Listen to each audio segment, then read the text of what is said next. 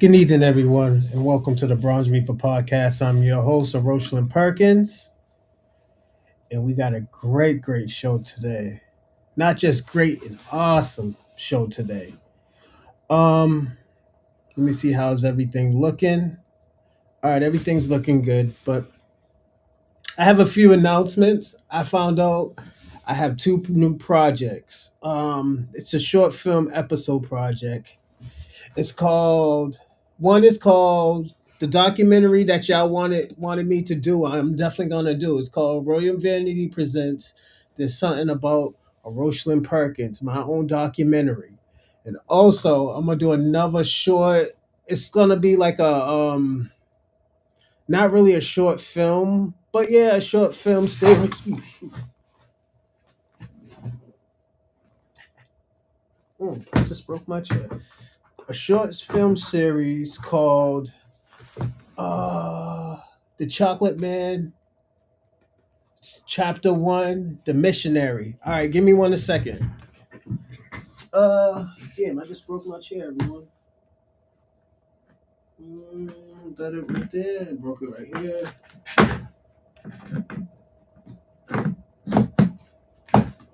All right. Fuck it, I'll buy a new one. Guess I gotta get a new chair this week. Or I can just use the donation money to get a new chair. Um, I want to say this. Uh, I'm super excited about this short film. I'm gonna try to get the short film series, the Chocolate Man series. I want that to be the first project I do. The reason why I wanted that to be the first project to be done because it's all gonna be in one area, so I'll have to get an Airbnb and just plan this all out.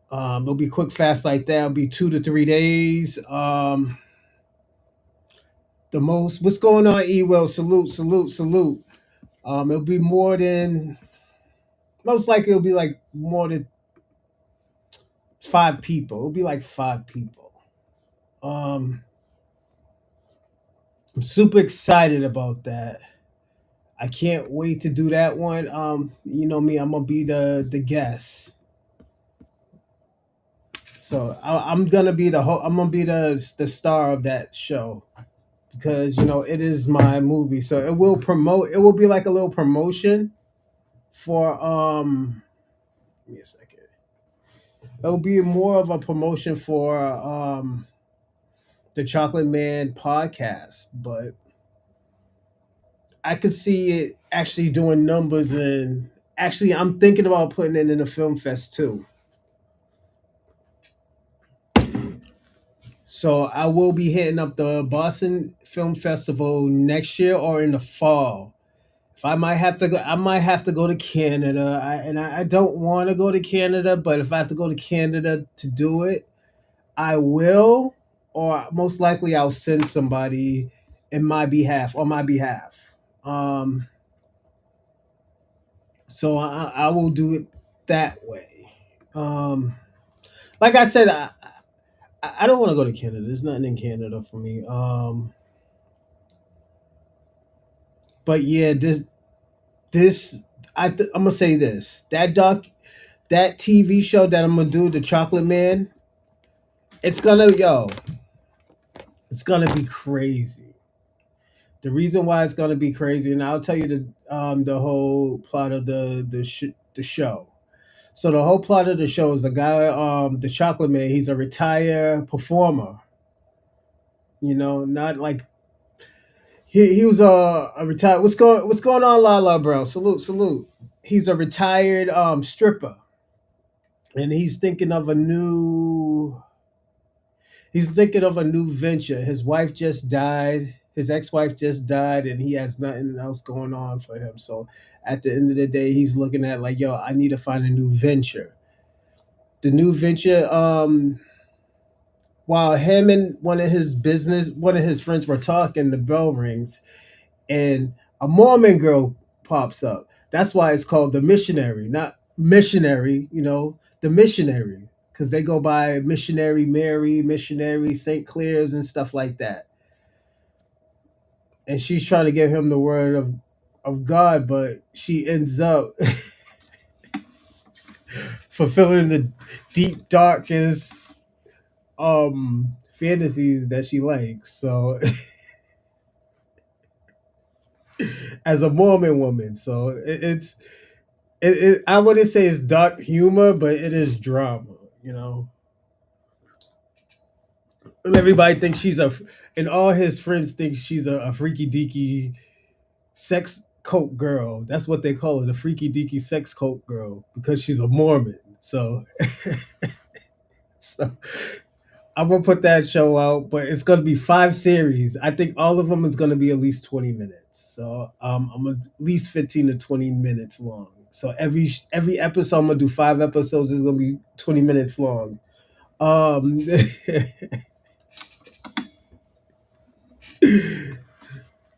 I was telling my boy about this today. He's like, "Yo, how do you think of these things?" I was like, "I don't know. Sometimes I just be sleep and like things just pop up in my head." And I was like, "Yo, I should write this." My boy was like, "Yo, that's not healthy, man." He was like, "Yo, you better go see a doctor or something." He was like, "No." I was like, "No, I don't need to go see a doctor." Um, and I was letting him read some of it. And the funny part about it is, here, hold on 1 second. Let me fix one thing. I forgot to put subscribers only in the who can participate. So I was telling him that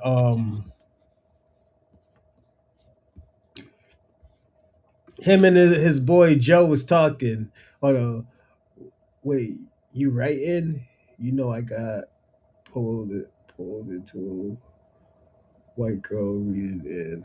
It's wild. Oh really? Oh, salute Lala. Okay, okay, yeah, man. I got into writing a few years ago, so um I do write a few things. This one, I'm actually gonna do a short film from it. I'm gonna rent a Airbnb, and I'm gonna do everything in the Airbnb. Um, I'm gonna cut and edit everything. When I was in New York, and this is one cool thing. When I was in New York, I used to have this friend. He used to go to school in New York University, and he taught me how to do all of that. They look they look like thanks.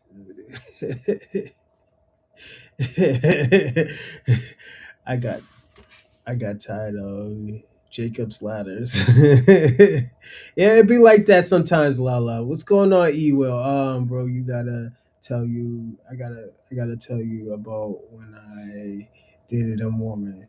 They are the coolest, craziest people on earth. Yeah, yo, you wanna hear something crazy? That's what I'm writing about. And like this is just entertainment, but when I write scripts, I don't use my knowledge or my I don't use my knowledge and education that I know about things. I use my ignorance, you know? So and that's how things become great, because at the end of the day, you know it's not true. It's just entertainment, you know? And everybody like it's crazy. Hold on 1 second. You real American Pie, man. Can't 304s. Oh, I wouldn't be surprised, Lala, either. I wouldn't be surprised if it's the real thing, like out there, like there's some freaks out there. Like, yo, want to hear something crazy?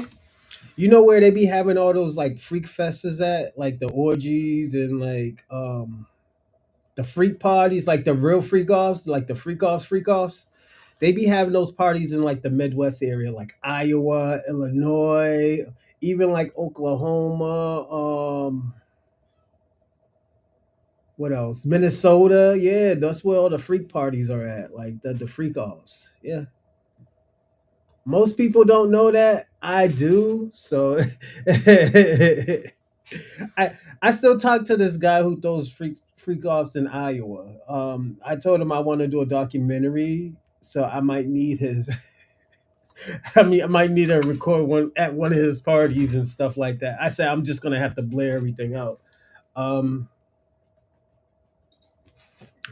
I don't mind. You meet some very interesting people there. I will tell you that. I can add you to some book groups. Stay a while, bro. Yeah, definitely. Add me into anything. Yeah, definitely. I want to. I want to know. I want to. I want to hear some writings about people and stuff. Yeah, definitely. It's very entertaining. Um, and this I know those freak offs because when I was single, that's how I used to market in when I did modeling. So, the Mormons for real get trained up and being good girls. Yeah, yeah, yeah. They do definitely, man. I at my job, I used to take this one of my clients to a Mormon church. So yeah, I know there's some freaks in there, man. They dress weird. I will tell you that they do dress weird. They'll dress in like some skirts with some like some military boots and shit like that, and you be like, "Yo, what the hell is going on with her outfit?" So like, what the fuck? Who told you that outfit was busting? But they're very nice people. I will tell you that they're very nice people. They gave me a Mormon book Bible somewhere. Look, if I find, can I find that Bible? Give me a second. I think I still got that Bible somewhere. I just don't hope I got it near some like porn movies or something. Give me a second. Uh,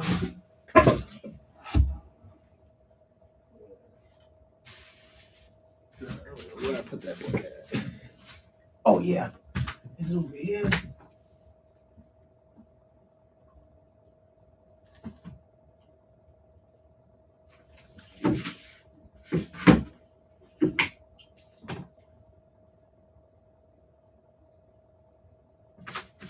Oh, man, I can't find that book, man.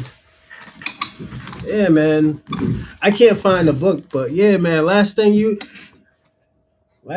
would wanna last thing you would want to do is have some adult entertainment movies near a Mormon Bible, so it's that's the last thing you would want to do. I can't believe I broke my chair. Give me a second. I'm gonna see if I can fix it. Nah, this shit's broken. My fucking son, man, he keeps on playing with it, going crazy with it. Broke my chair. But yeah, I will say that the Mormon. I will say that. So I'm super excited about that project. I'm already starting writing. The first episode is called Your Lord Jesus, your Jesus Christ, Lord and Savior. That's what's the first episode is called. So it's I'm done. Let's put his face in the cake in a cupcake, but that was for facts, facts, facts. It, I'll say this: it be like that sometimes, man. Give me a second, everyone. Something's looking kind of crazy over here. All right, yeah, my son was playing with something over here. Hold on, this man broke my fucking chair. Uh, Give me 1 second over here. Cash app. All right, over here. There we go. Yeah, man. It is. Yeah, man. Last thing you need is like, yeah, man. Bro, you gotta start in the show. Yeah, yo. That actually, I am, man. I was at yo, Ewo. Thank you. I was actually saying that to myself. I was like, yo, you know what? I'm gonna be the star in that show. You know, Bron, you gotta star in the show. Yeah, I'm definitely gonna do it. Until Yeah, I am E Will. Thank you, man. I was actually saying that. So it's funny too because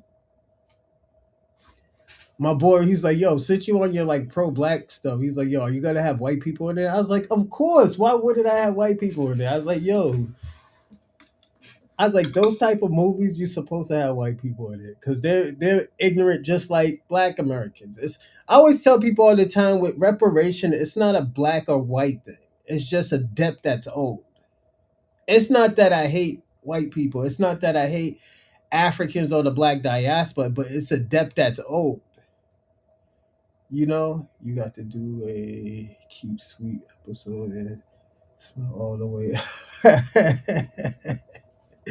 I don't know. I don't know. Yo, I'm gonna say this, Lala, and I'm gonna tell y'all all of this. I'm gonna tell y'all all when I do the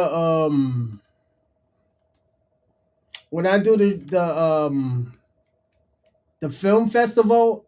I'm definitely sending this all to y'all, and I hope y'all can come. If you can't, it's all right. We'll record. We'll do a URL. Just just so y'all can all see it. If you can come definitely. It's gonna be lit, man. I'm gonna say that it's gonna be lit. Um, and I hope, and I'm gonna say this. I hope they let me do the all that episodes, all five of those episodes. You know, it's if they let me do all five of those episodes, man. Yo, you know how blessed I'll be because I know certain things they'll only let you do for 45 minutes. But I want to do all five. Like I'd rather them do it this way. You could put one episode on for like one out for one show. Then after that, have other people do it. Put another one, and then on a break. Then after that, do another one third. Because there's gonna be five. I try to do 5 episodes of everything. Um, it's crazy. Everybody was like, "Yo, what gave you that idea of having these like type of short films and stuff?" I was telling him I've been writing short films ever since I think I've been writing short films for almost I will say 10 years, 8 to 10 years. Yeah. The first film I ever wrote was called Frederick. It was a script. It was a short film script about a guy who used to sell weed and it was illegal, but it was just him and his uncle. All he just did was basically he wasn't in charge, but he just did the light work. And his once his uncle went to jail from re-upping, he had to take in charge, and he didn't want to be in charge at all. He already told he's like, I don't want to be in charge, and his uncle's like, well, you got to do it until I get out, until we figure out what's going on. Then he had to find a whole new connect because the connect got locked up with him too, so he had to start from scratch. It is crazy. It's called Frederick. Uh, I never put it out, but I still got the script. It's crazy, and it's 2 episodes. I mean, it's 2 seasons. I made 2 seasons. I think it's like 8 episodes. Yeah, it's like yo, and it's like a little prequel, a sequel where like this, like because at the end of the episode of I mean first season, Frederick just disappears. He just drops everything after his uncle gets out of jail and stuff because he beat the case. They was like, yo, what the fuck did y'all when he got out? He just disappeared, wrote him the letter, gave it to the little kid, and him and his friends just was longboarding all down Boston and stuff until he got to this car and just went off. And he disappeared. And his uncle was like, yo, what the fuck did y'all do to this man where he just quit after I just get out? And that's how it ended. So that's when season two comes back. Season two is when he comes back and like he's just different. People try to figure out what's going on with him. Like, why is he different from the one we know? It's crazy. And want to hear the funny thing about it? He's not atheist. He believes in some type of God, but his wife is Muslim. So, oh yeah, and the thing about it, he had a street therapist. He was running a street therapy company out of his house. So he'll sit in the back of his yard while like people come in there and ask him questions, and he solves their problem like a therapist, and they pay him. So he had like a whole bunch of like hood businesses and stuff like that. It's crazy, man. Definitely. Yeah, I used to write. I still do write a lot, but that's why if you ever see me in real life, I carry these little things right here. I write in them. See, I just started this one today. Oh, see, yeah,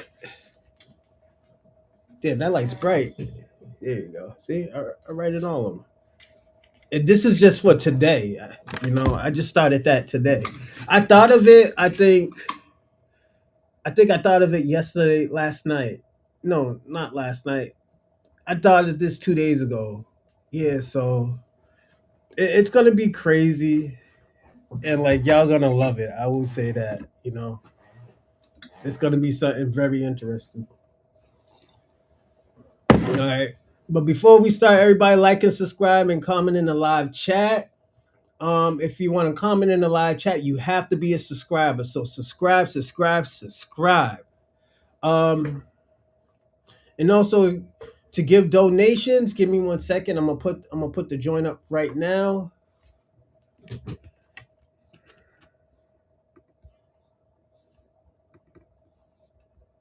Oh man, that's messed up. Give me a second. And to subscribe right there, that's Streamlab. Also, I thought it's Super Chat. I don't think it's a Super Chat. I don't know yet. Give me a second. I gotta put the information up actually.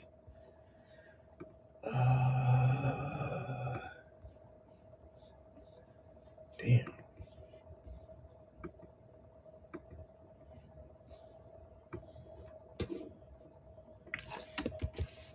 Hmm.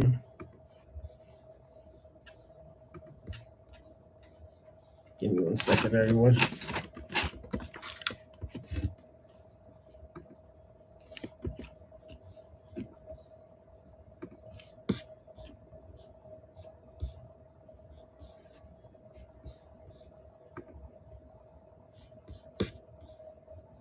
All right, that's Streamlab. This is Cash App right here. What's going on, Ohio?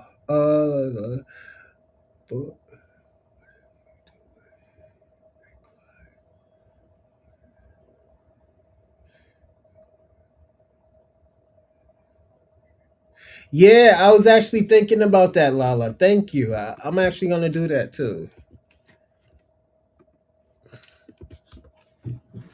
I think I'm gonna do that. It'll be a little bit of money. I think I'll have to spend like probably like 3 grand, 2 to 3 grand. So I got Cash App, I got Super Chat, and I got Venmo. Um, I don't know how to get the Super Chat right now. Hold on. Oh, they won't let me do it right now. I'll figure it out. But yeah, I was thinking about. I think I would have to spend like 2 to 3 grand. I'll have to get the. I think it'll be like, was it 8 to 9 hundred for the Airbnb for 3 days, depending on how it looks. Um, I will have to pay for an actress and a few actors. Um, then I might have to pay with some extras. You know, I might have some friends that's some extras too. Probably see if my uncle wants to do something. You know, so yeah, definitely it'll be great. Give me a second, everybody. I can't believe my son broke this fucking chair. That's why I was like, yo, don't be doing that to the chair. Um, he was going crazy with the chair too, like just shaking him. Like, yo, what the hell? But yeah,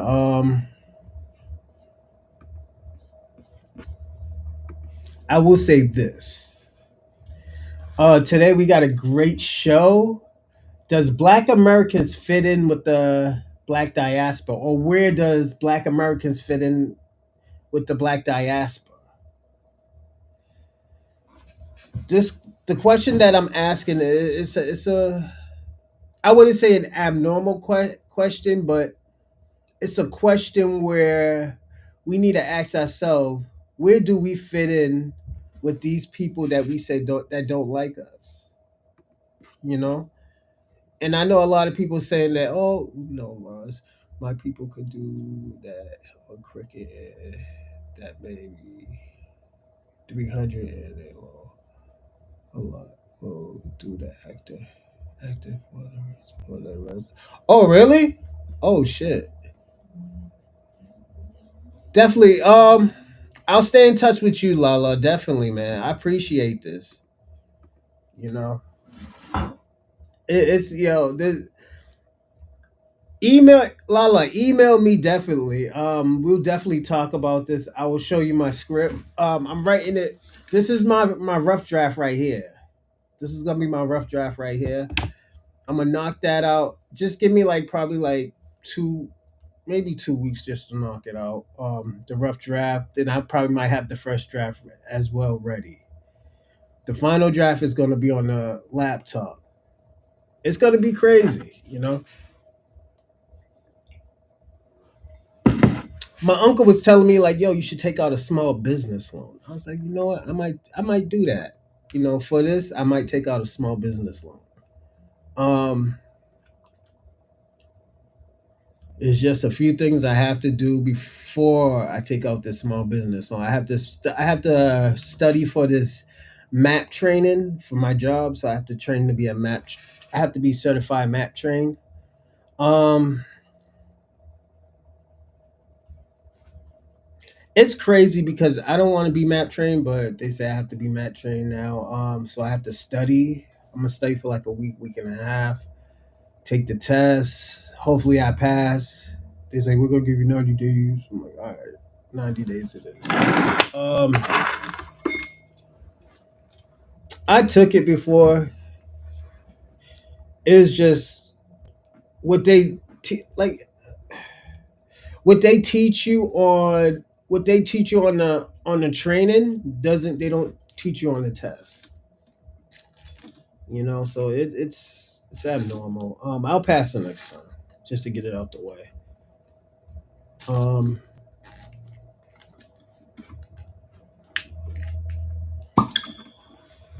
so I will say this: anybody who subscribes today, I will take a shot for them. I'm drinking whiskey today, Crown Royal. So yeah, definitely. Yeah, could do it. Said, no runs my people could do that on cricket, and that maybe 300 and a lot will do the acting. Oh, okay. Yeah, and you know what? It's gonna be when I say like, yo, it's gonna go like this. It's gonna go like this. And the reason why it's gonna go so fast is because they're just 20-minute skits. Hold on one second. And plus, on this Facebook thing I was looking at on my business Facebook. Um, Give me a second.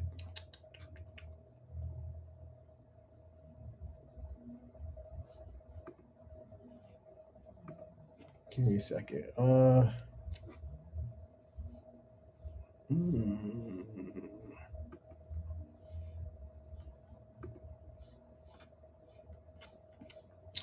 Yeah, on my business Facebook,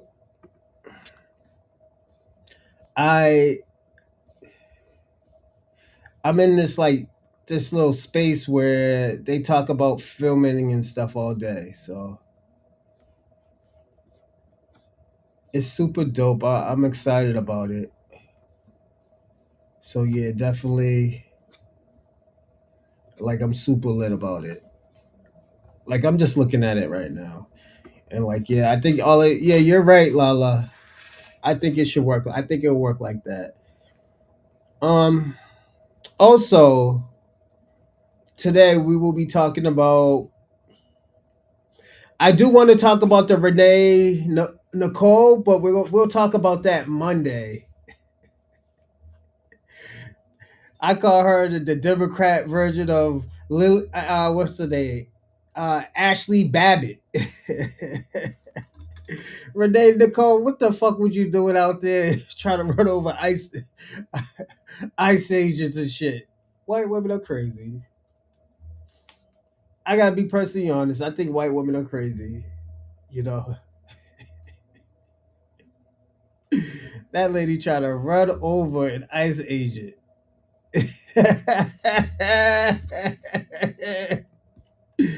Yo, what the fuck was she thinking, man? Oh man, that was a bad hit right there, man. Um, but hey, man, she got what she wanted, man. She wanted that smoke with the ICE agents, and she got what she wanted, man. You know, hold on, black women don't belong in the line. But I'm gonna say this, and this is just starting. I've been telling I was telling my uncle, I was talking to my uncle today, and I was telling him, I was like, yo, I feel like black Americans don't have a place in the black diaspora. And he was like, what do you mean? I was like, if you look at black Americans, we have done everything to support, to influence, to inspire the black diaspora. You know, we inspired them to even come over here. If you really look at it, and we still get disrespected. You know, we still don't get no respect from them at all. So it's to me like, why help them? You know, why help them? And the people when they do send people over here, look who they send over here. They send the worst of the worst. You know, they send the worst of the worst. You know, and we were like, oh yeah. And the thing about it, that we all brothers stuff, and I'm glad that shit's ending. I will be personally honest. I'm gonna be personally honest. I'm glad that shit's ending. You know, there's no need for that. I don't think there's no need for black Americans to be like, oh yeah, we're all brothers. Brothers of what? Every time y'all get a little bit of something like that, it goes to your people. And forgetting the people that helped y'all. You know, so it's like I said, you know, what I see that white lady, I heard skirt. White folks be crazy. Yo, Lala, they nuts out here, man. They out here, yo. I'm gonna say this, Lala. I don't even think half them motherfuckers know what they're fighting for. I'm gonna be personally honest. I don't even think they know what they're fighting for. You know, and that's my problem. I think they mean well, but they don't know what they're doing. They don't know what to. They don't really know what it is to be a leader. Like, let's personally be honest. They don't know what it is to be a leader. You know, when you do talk to them, you're like, "Oh, yo, what you fighting for?" They come up with, "Oh, yo, we're fighting for the cause. You know, we're fighting for people to come over here." No, you. At the end of the day, you don't know what you're fighting for. That's why you seeing these little white boys out here just popping people from off buildings and shit, man. You seeing all of that stuff, man. You seeing all of that, all in full flesh. These little kids is out here popping people, you know. And I always tell people all the time, we can't keep on, you know. Hold on one second. Okay,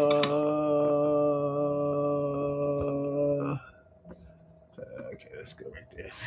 And we can't be like, oh yeah, you know what? They don't mean no harm. They don't know what they doing. Yeah, they do know what they doing. They do know what they doing. At the end of the day, we gotta stop using that excuse that they don't know what they doing. You know. And you want me to tell you who I really do blame? And I know people get mad at me when I say this. I blame I believe I blame the ass kissers. I always blame the ass kissers. The reason why I blame the ass kissers because at the end of the day, they're selling us down the river just so they can feel comfortable. Hold on one second. I break down Thatcher's lawsuit paper. Whack, you're late, bro. Come on. Whack 100 talking about Fat Joe. Niggas already been knew that about Fat Joe. You know, there was. I've been telling people there'd been allegations about Fat Joe telling. Do I care? No, I don't care. I don't hang around Fat Joe. You know, so it's just like I said. It comes with the territory when you do dirt. You know, you're gonna have one of these motherfuckers will sell you out for a box of cookies. You know, so it be like that. Oh, hold on, where's my lighter at? Get this candle going, baby. You know, but yeah, people been knew that about Fat Joe. Fat Joe been had those type of allegations. It's just it was never publicized out there. And New York is different from certain other states and stuff like that. So it's what's going on, Shabaka? Black Americans, if not careful, will soon be engaged in a war somewhere. Trump must save the American dollar. ICE is 21st century. Gas is it Gasopo? What's Gasopo? I don't get Gestapo. I don't know what that is. Shabaka. Uh, Trump represents Christian nationalism. Trump fed FBAs. Know what? I'm gonna say this, Shabaka. Niggas been told y'all that shit last year. The shit that you're yelling now, niggas was telling you that shit last year. Niggas told y'all that shit last year. You know what y'all said? We don't give a fuck because you know what? He's gonna Trump is gonna do dirt to y'all niggas. Trump is gonna send y'all niggas back. Trump's gonna, fuck y'all over. We don't give a fuck. Y'all was, and I'm being personally honest, and it was mostly y'all tethers doing that. While we trying to look out for y'all niggas is shitting on us. That's why you think niggas was laughing at y'all when Trump got into office. Like, let's personally be honest, Shabaka. Niggas was laughing at all of y'all niggas. Y'all niggas was the saddest I ever seen y'all niggas in a long time. That shit was worse when Trump got into office the first time. Remember when Trump got into office the first time and 1,000 people got locked up? Within what 5 hours, 1,000 people got locked up in DC at his inauguration? Like, come on, let's not do that. And I'm gonna say this: the only lit inauguration was fucking Obama's. His was the only lit one. You know, I'm gonna say that. Um, so I like I said, man, I don't got a problem with Trump. I don't give a fuck what he's doing. The 4 years is gonna be up like this. We got three. We're already in like we're almost like halfway there. We're almost halfway there. And y'all nigga, and the thing about we've been told y'all, this shit's gonna be a shit show. I've been told y'all it's gonna be a shit show. Trump ain't gonna do nothing. Trump. I'm gonna say this. This is the first time I've ever seen Trump actually do anything. Stephen Miller and his wife talking cash. You going fat. You going fat. Stephen Miller, you going fat. Who's going fat? I'm not getting fat. No, I actually lost weight, man. I'm down at 214. Yeah, I'm trying to be 215, 220. That's my max right there. Hey, what's going on? What's his name? Dark what? Hey, no problem, player. No problem. But yeah, like niggas been told y'all, like, yo, Trump ain't gonna do shit for y'all. That nigga's gonna deport all y'all niggas. The only people who were scared was Africans. Africans was scared. They would talk about they were gonna deport black people. Ryan goes off on people who say that the Minnesota ice shooting was a bad shot. Shut the fuck up. You never had to be in their life or death situation, like a death situation in your fucking life. You soft as cookie dough. Myron's always talking shit. You know, I'll say this. Oh damn. You know, it just.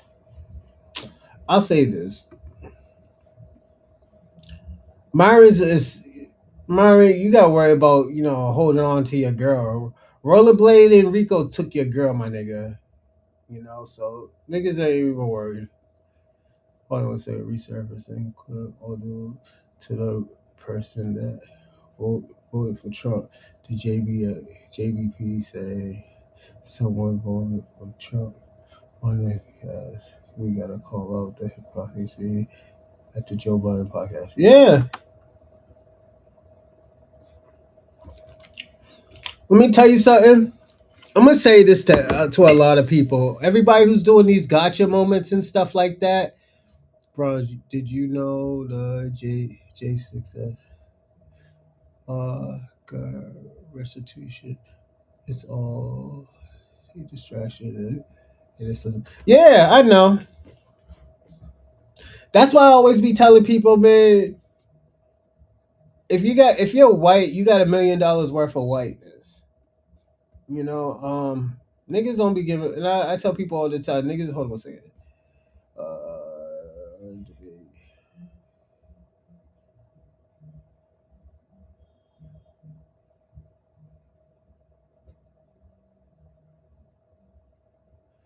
Um, Hold on a second. Roy and Maul debates Esco from the backfield about Chief Keef in Chicago and if they are the originator of the drill music. Nope.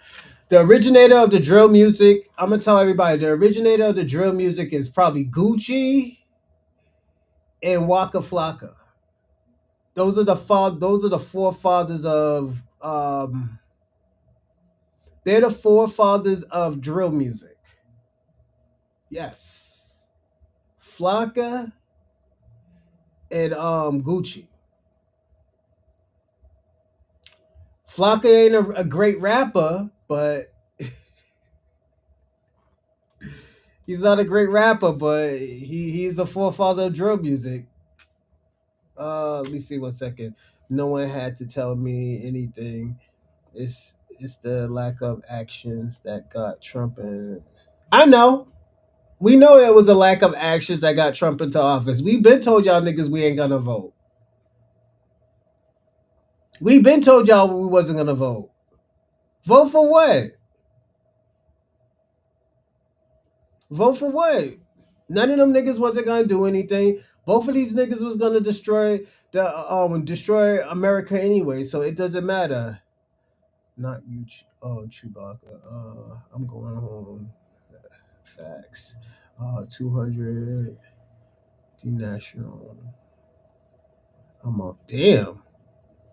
$200 or 200K? If it's 200K, that's crazy. No, it's probably $200. Some niggas is getting nigga pennies, you know. But most of those niggas live in meth labs and trailer park homes anyway, so I'm not surprised. Hmm. I'm not surprised, Lala. You know, and I'm gonna say this to you, Shabaka. All this complaining that you do about Trump and the Republicans, that's your people's own doing. That's your people's own doing because at the end of the day, we have told your people, it's like, y'all gotta, what are you doing for Black Americans? Y'all want to give us some gestures and stuff like that. Nobody don't want no honorary gestures. Niggas want money. Niggas want some policies. Niggas want laws. Y'all niggas wasn't giving no laws, so you know what? We know Trump ain't gonna do nothing, so we rather not vote for none of y'all niggas and let y'all niggas figure it out yourselves. You wanted the Latinos to figure it out for you, so hey, there you go. The Latinos was the ones that got Trump in office because black people didn't vote. I'm just being personally honest. The Latino community got Trump in office. Like, let me ask you a question, Shabaka. Why don't you got that same smoke for the Latino communities? And they're the ones who put that nigga in office. You know? I'm just being personally honest. They put that nigga in office. You know? All I see is, oh, yo, you black Americans did this. You black Americans did that. You out here nigga splaining, Shabaka. You got to stop that shit, man. And at the end of the day, I'm being civil with you right now. Give me a second. Where the fuck's my phone at? Oh, it's on the floor. This nigga Shabaka out here nigga splaining. You know? You can't be like that, Shabaka, man. You can't be out here nigga splaining. You know? And like Shabaka, you should be happy for me because, like, yo, you know what? I stand 10 toes down with black Americans. You know?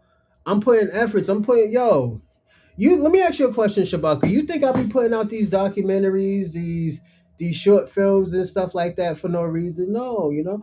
I do this because I know, first of all, my black Americans is always gonna support me. Black Americans is always gonna support me. You know? And definitely white people like my I don't know why, but white people like my scripts.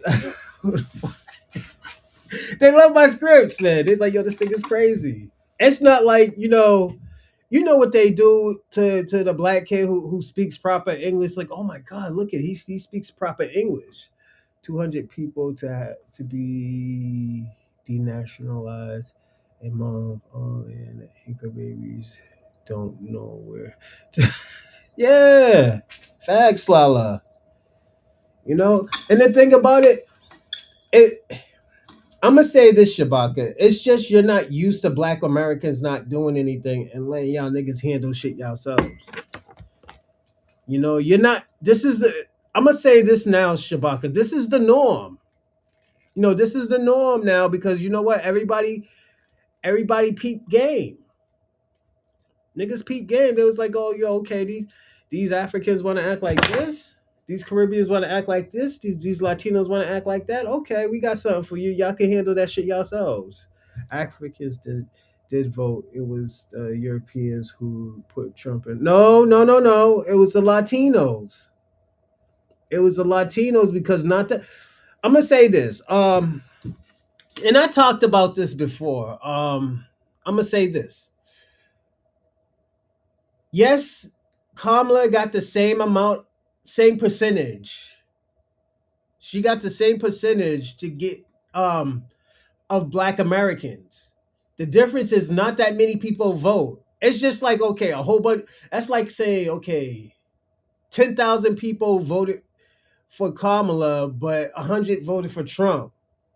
Kamala's gonna win, but if only like I'm gonna give another example. If only 1,000 voted for Kamala, but 100 voted for Trump, yeah, it's gonna be the same average, but it's not gonna have the same power, the moving power like they used to have. Like the reason why Joe Biden won is because niggas just wanted this nigga out the office. They just wanted Trump out the office, and a lot of people didn't even vote like that. Even with Hillary lost because not that many people voted. Nobody didn't want to vote for Hillary. They're like, yo, this bitch is racist too. Bitch out here calling people super predators and stuff like that. Like, come on. Let's not do that. Say goodbye to any thoughts of reparation. I'm gonna say this. Shabaka. You can't scare black people, man. White people been trying to scare black people for for hundreds of years, my nigga. And what you're doing is just like, yo, you're just selling wolf tickets. You know? You're just selling mad wolf tickets. Like, I understand why you're selling wolf tickets. You scared. You haven't been in this situation in probably a very long time, especially if you're like 70 years old. Which you like 72, Shabaka? Shabaka's an old nigga. Like Shabaka, you wasn't around them times when niggas was getting hung on trees, my nigga, or niggas was burning crosses on on crops. I have seen niggas burn I have seen the KKK burn crosses on crops. I have seen that shit. That's why, and I'm gonna be personally honest. That's probably one of the reasons why I don't have that much sympathy for a lot of these white supremacists, because these niggas know what they're doing. They know what they're doing.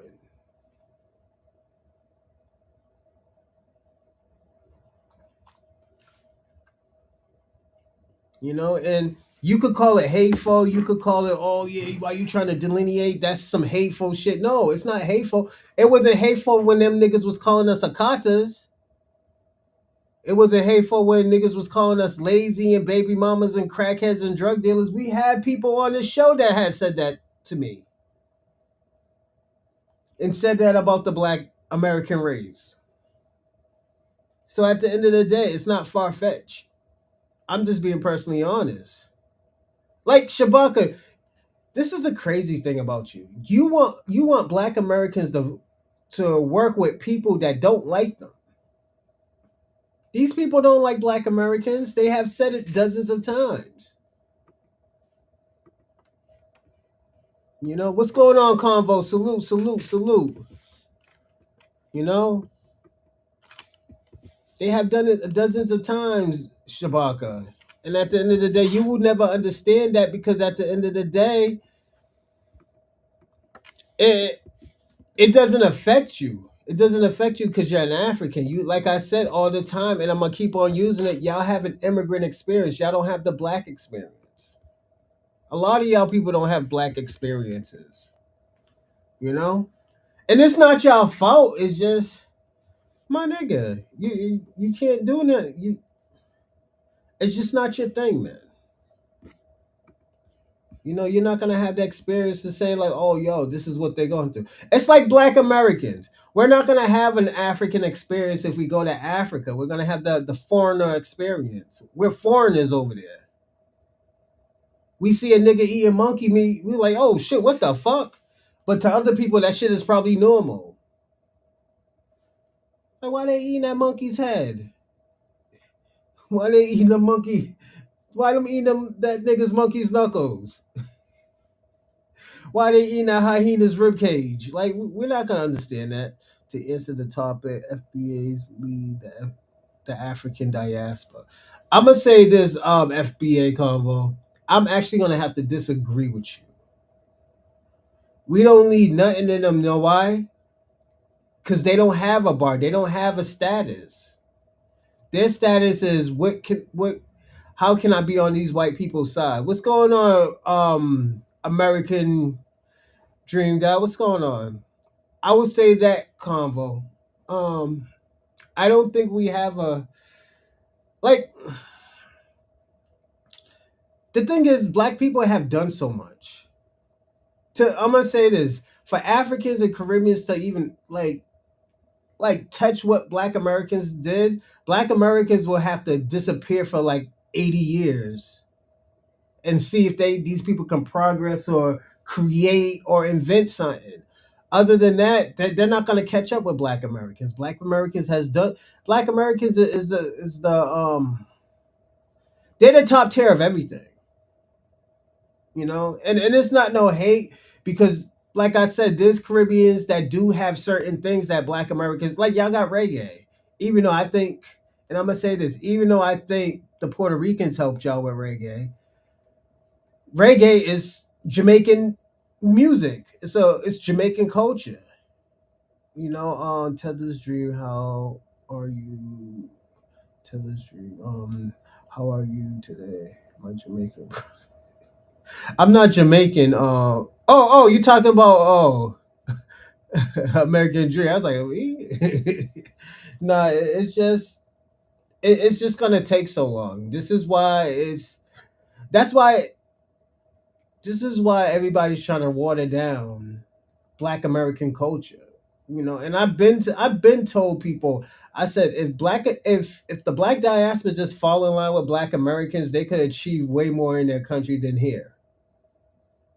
You know, it's just they don't want to. FBA Dumbos. The title says black diaspora. Black Africans are a part of the black diaspora. So, but when you think of black diaspora, you think of black Americans or you think of Africans. So I understand why somebody would say African. If they don't think about black Americans, they're gonna think about Africans. So yeah, I get it. I get why people like at the end of the day, I'll say this American dream. It's not wrong. It's not wrong. It's just you you're targeting just you're simplifying what they're talking about. So it's not wrong, American dream. Like if we talk about the black diaspora, like yeah, you could talk about black. If I could just say, even if I even switch it around, we could still talk about black Americans or the black diaspora. Like we're not wrong. So at the end of the day, FBA Dumbles doesn't think Africans. They're not black. Africans are not black. Um, they're not black. I don't believe they're black. And the reason why I say I don't believe they're black because the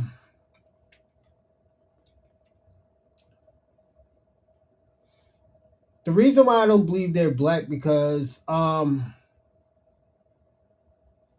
Africans have their own title. Africans have their own title. So, and at the end of the day, I'm gonna say this American dream. Don't take that as an offense. Don't take that offensively when people say, "Oh, yo," because me, I used to take Africans saying that they're not black offensive, but I understand where they're coming from. So at the end of the day, I can't shit on black people or Africans saying that they're not black or they are black, but they're not black. You know. Um, this is one thing I do want Africans in.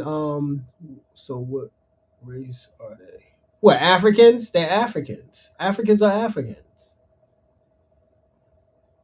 The reason why they say it's black, they're black because at the end of the day, they're just more than just African. They're more than just having African lineage. And this is just how I think of it. You know, that it's more than just African lineage. There's native lineage. There's a little bit of European. There's even Aboriginals. The Red Indians. I wouldn't even call them Aboriginals, but the Red Indians. It's just the Moors. It's just Africans are just pure Africans. I will say that. And this is the thing, American Dream. This if we're ever gonna come, if you ever want Black Americans to come together with y'all, that's one thing y'all got to stop taking offense when people say, "Yo, you're not black, you're African," or "You're not black, you're Jamaican." You know, even though I think y'all more than just African, I think y'all Jamaicans is more than African. Y'all have other lineages, so and that's why I say you're in the same category. I wouldn't say category, but you're in the same situation as Black Americans, and this is why you're seeing a lot of Jamaicans saying that they're not African. They're more because they had a ethnogenesis. Yes, you're starting to see that more from Jamaicans now.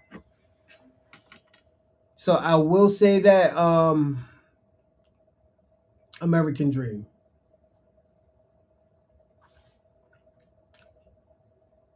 Where do the word black explain in nationality? Black word is used for the word African. We were Africans, you can lie to yourself. Look. It said, look the hell in the mirror. Africans from being. Your mother said. My mother took a 23 and me, my nigga. What are you talking about, Shabaka? Like this is the thing, and Repo. What race are you? I'm black. I'm Black American. or you could say foundational Black American. Whatever. Let me tell you something. Whatever. If y'all want to call me ADOS, Foundational Black Americans, Black Natives, Solon, y'all could call me that. I don't mind. It's not a. To think about it, it's not a big deal. It's not a big deal. It's all in the same group. It's all in the same name. It's like saying, let me give you an example. Like, I'm gonna give you an example. The Rock. If you call him Rocky Maivia, you could call him Dwayne Johnson. It's still The Rock. It's still the same person. It doesn't matter. It's just at the end of the day, y'all making a big deal out of it when a person changed the title of their name to where they feel comfortable at. If a person wants to be called a foundational Black American, what's the problem with a person becoming a foundational Black American? It's still Black American. It just gives a little bit more detail of who they think that who they are or who they feel that they are. Like you can't make a big deal out of something that is nothing. And I'm gonna be personally honest, because at the end of the day, you're gonna fuck yourself over, and that's the last thing that you would want to do. Um, so the example I'm giving you is just the title. Dwayne Johnson is The Rock's real name. They call him The Rock, Rocky Maivia. You know, the was a Brahma Bull. It's still The Rock or it's still Dwayne Johnson. It doesn't matter what you call him. It's still the same person. So when you call somebody FBA, Foundational Black American, Solon, ADOS, it's still the same thing. It's still the same thing. It's just you shouldn't try to complicate anything. This is the thing about Pan Africans and all these immigrants. Y'all try to complicate something that's not really nothing to be complicated. Like, you know, I will say this. Uh, I'm gonna say this to American Dream, to you and Shabaka. I don't think y'all should be mad at Black Americans. When Black Americans was doing the whole Pan African thing, was doing, oh yo, I'm your brother and stuff like that. Y'all was the one that's saying that I'm not your brother. Those were your people. So now when these people agree with you, you're mad. You can't get mad about that because Black Americans don't want y'all as their brothers. Y'all the one who stood 10 toes down saying that yo, these niggas is like, I have no idea what you're talking about, bro. About what? About race? I just gave you an example. That was an example. The example what I use with The Rock is that it's still the same thing. If you call The Rock, Dwayne Johnson, Rocky Maivia, it's still the same thing as Dwayne Johnson. It's still Dwayne Johnson. That's all it is. It's just a different title of who that person is. You know, I don't think you should get mad about that. Um, and I'm gonna say this: a person who used to be a Pan African, they can't even lead a fucking cow to water. They can't lead a mule to water, my nigga, and they can't lead nobody. Pan Africans can't lead anybody. I'm just being personally honest. They can't lead anybody. They had 90 years. They had like what, 80, 90 years to show that they can lead somebody and they couldn't lead anybody. Like everything went to fucking hell when they were like involved. So are you African as a so, I have African genetics, you know, but I'm more than just African. That's what makes me different from a person from the continent of Africa. Is because I have other things in my genetics than just African.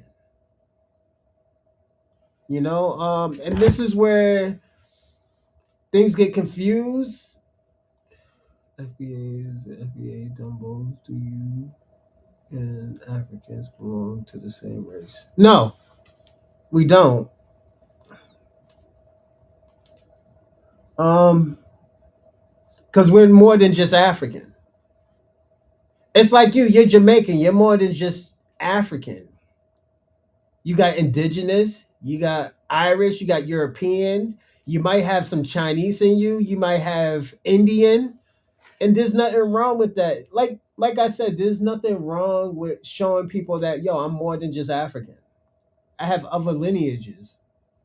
You know, this is why I always tell people all the time, like, I'm not mad about that shit, man. And I think this is why, and I'm gonna personally say this: this is why Black Americans, and sooner or later, and it's gonna be the next people who's gonna delineate from the Black diaspora is gonna be Jamaicans.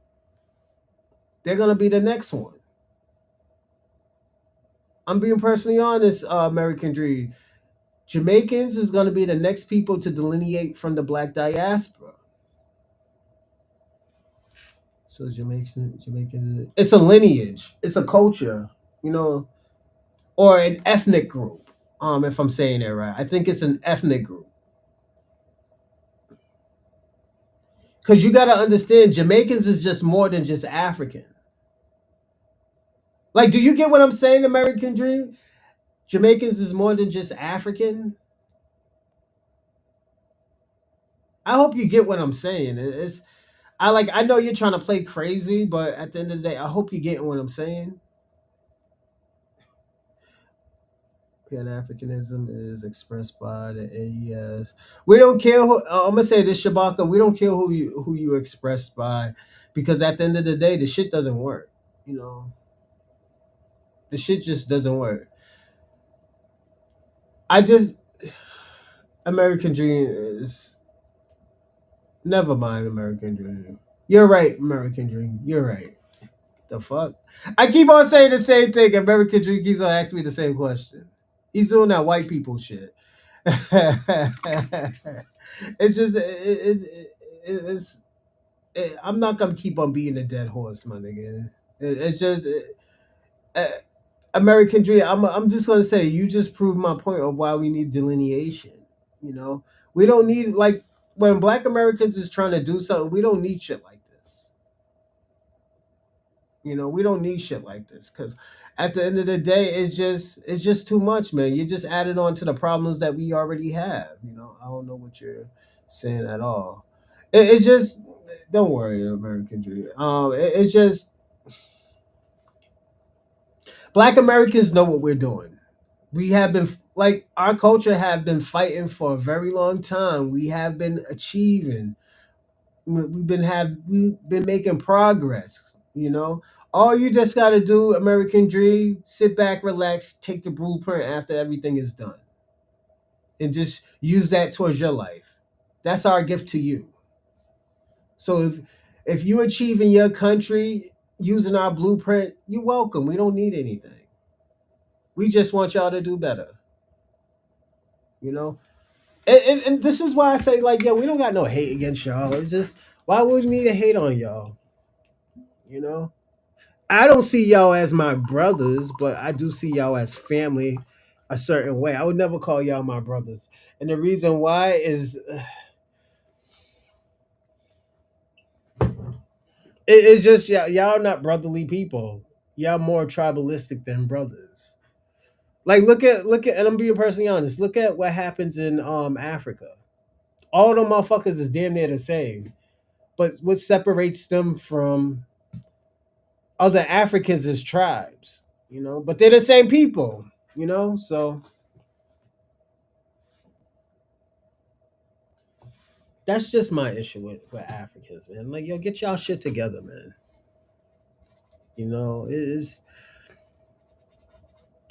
It's like this is why, like in Black culture, you could be from the East Coast, West Coast, South, the South. We're still family. We'll say, "Hey, yo, what's up, brother? You want to go over here?" Yada yada yada. Now we have to ask questions where it's like, okay, you know what? Where you from? Once we find out where you from, oh no, oh yeah, I see you later, brother. Have a good one. You know. But if you from like, oh yo, oh my auntie's over here, da, da, da, oh yo, come to the cookout. You know, we can't do that anymore with everybody, man. And and it sucks to do that, but at the end of the day, it just doesn't work, man, with y'all. It just doesn't work with y'all because you can't adapt to Black American culture.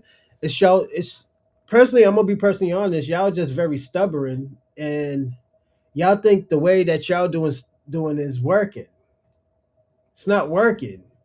It's just putting yourself on the radar with the white supremacists where they're gonna try to take your shit. They say, yo, these people don't need to be here. They're stealing.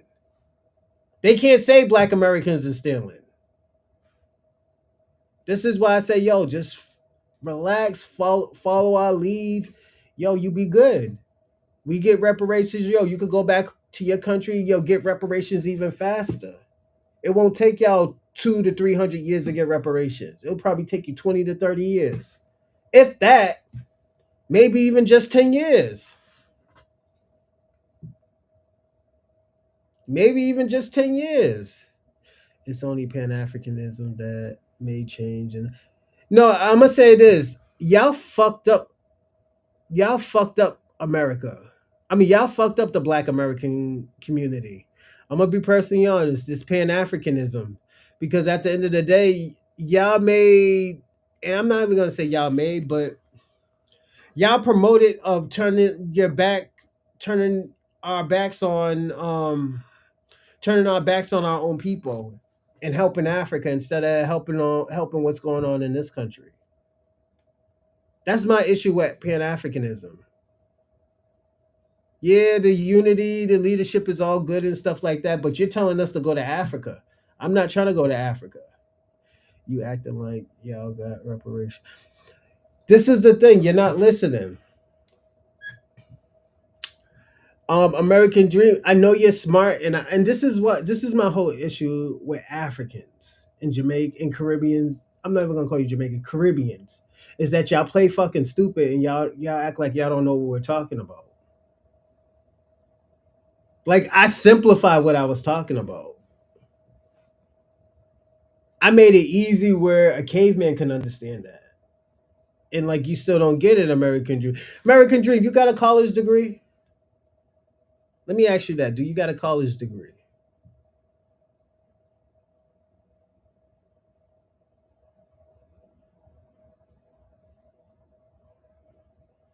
If you got a I'm gonna say this: if you got a college degree, man, you shouldn't be acting the way you be acting. You should already know what I'm talking about. You know, and I know it's a white man's education and stuff like that, but come on, man, we can't do that. Like you're being very disingenuous, and I don't like when people being begging will never achieve.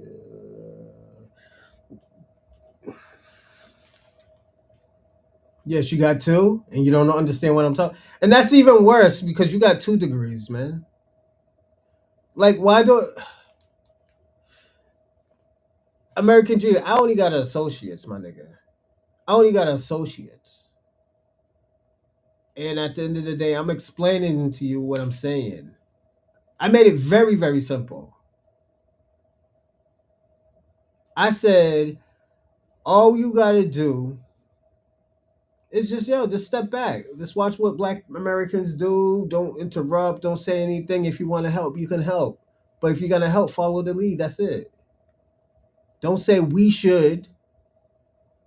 Just follow the lead. And when we achieve, you could bring what you learn from Black Americans to your country, and your country will be 3 times better than it is. What is wrong with that? That's what I'm saying. It'll be 3 times better than what it is. First of all, y'all don't even want to try in y'all country. Second of all, y'all gave up on your country. Y'all in America, y'all in England, y'all everywhere else except your country. But the thing about y'all have so much things to say that America is so. I mean, my country is so nice. Yo, I could pull fruit off the trees and I could just open it and eat it.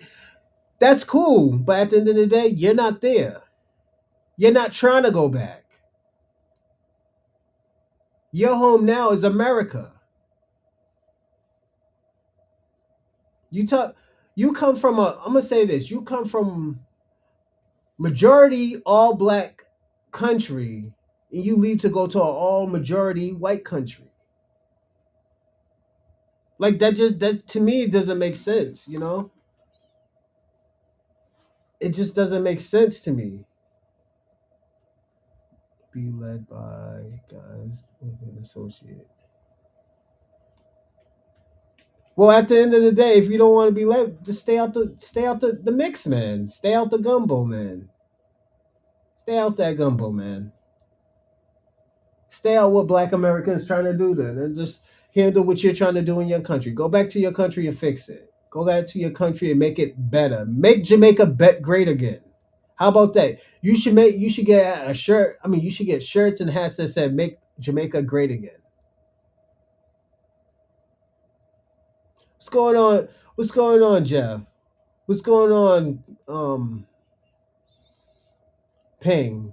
American Dream, Love Storm, his little BS degrees at every. But the thing about it, Will, them shits don't even work. This nigga still don't understand. This nigga still don't get it. He said I'm confusing him. You got 2 degrees and you still don't understand what I'm saying. I could be the most difficult person, but at the end of the day, if you got two degrees, you should know what I'm trying to say, or what I am saying. Make the hood great again. No, make Jamaica great again. Don't worry about us. We good over here. Liberia. This nigga talking about Liberia. We are here because you were there.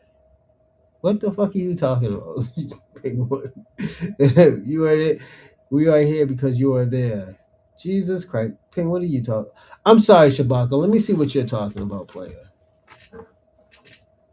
Um, only FBA's. Let me see what this nigga said.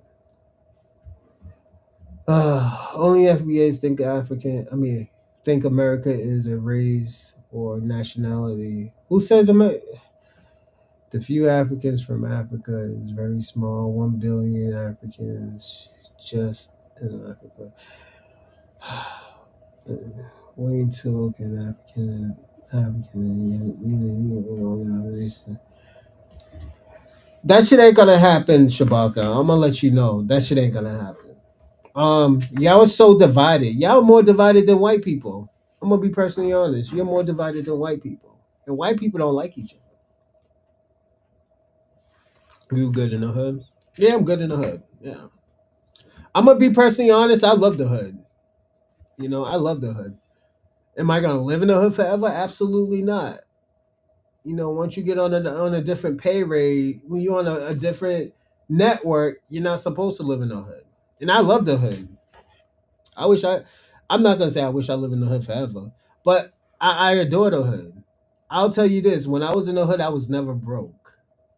I was never broke in the hood. Once I left the hood, I'm sorry, and that's the projects. When I left the projects, I lived in the projects. When I left the projects, I was never. When I left the project, I was broke. When I lived in the projects forever, I never was broke. I didn't know what broke was. But when I left the motherfuckers, I was like, damn, man, my pockets is touching, player. You're too dumb to know what it is. Okay, yeah, okay. Okay, cool. What's his name? Ping one. But yeah, I'm good in the hood, man. Oh no, I'm fixing up the hood. What are you talking about? My projects, yeah, we're fixing them up. And the thing about it, I don't think you know American Dream, but my projects, we have a board member that knows what's going on with. Like we have community centers, we got everything, and my projects is very dangerous. I'm being personally honest. We got a community center. We got project management. Yeah, we got everything. I'm being personally honest. We got project management. Niggas talk about what's going on and stuff. All this, and that. Yeah, you be living in a car soon, fool. No, I don't live in the projects no more. But I'm just saying, Black Americans live in the hood. like immigrants leave the. That don't make no sense. American dream. Americans live in a hood, like immigrants leave their country. Uh, American dream. Let me ask you a question. Do you know like 85% of Americans don't make that much money? They probably make most average people make like 30 to 40,000, 30,000 a year, 27 to 30,000 a year. I'm just being personally honest. You're making it seem like all these immigrants are making a whole bunch of money. No, they're not making money like that. I'm just being personally honest. A lot of these people don't got money like that. American dream. Like I know that. You're making it seem like all these people have all this money. No. The average person makes like 30,000 a year. Yeah. Let me see what y'all was saying. That's why I say, yo, my projects is dangerous, but it's yeah, it's different, man. Should stop fleeing the hood and stay. And the thing about we're not fleeing the hood. You know, most of us still live in the hood. Most of us be trying to fix it. Most of us still go to the board meetings. Do we got a small percentage of people who do monkey shit? Yes. Like and also too, I'll say this American dream. Yeah, most people stay in the hood, man. This is what I'm not getting. What are you talking about? That don't even make no sense. Stop fleeing the hood and fix it. This is what's gonna happen, and this is the difference between my situation and your situation. Let's say I do fix the hood. All the city is gonna do is take it and give it to somebody else because we fixed it. Just like they did with Boston. Just like what they did with the South. When black people fixed the South, everybody else came into the South because it was so cheap, and all they did was raise up the rent. This is why there's a such thing called integration. It wasn't the black people that fucked up the South, or fucked up black communities. It was integration. Integration fucked up the projects and the hoods and the all these other places. Integration. I'm just being personally honest. This is why I say, yo, what the fuck are you talking about? Like, yo, you got me so confused right now. And you got 2 degrees, man. I go fix Jamaica. Wow. And hold up. We are fixing the hood. All they doing now is they just take us out the hood and give it to white supremacists. They give it to the rich people. For example, Boston. They've been trying to get black Americans out of Boston for the last 15 years. They've been moving white people into Boston. They're trying to integrate Boston. And you know what they did? These people ain't moving. These people ain't moving at all. They're like, yo, we staying here. They trying to sell their properties, doing all. No, we're not leaving. Better get your shit together. So, like, that's why I say your situation is different. You're fleeing a whole fucking country just to go to another country. American dream. Like, I'm gonna say this, American dream. I know you're embarrassed about your situation. I know you're embarrassed about your situation, but at the end of the day, you can't blame other people. You can't try to shit on other people because your situation is bad. Like, I'm saying this. If you notice and you know the historical facts that you've seen black Americans have got out these situations, won't you ask a black American how to get out this situation? Historically, we always get out these situations. So historically, we always make it. You know, you're the only one that hates on black Americans' success.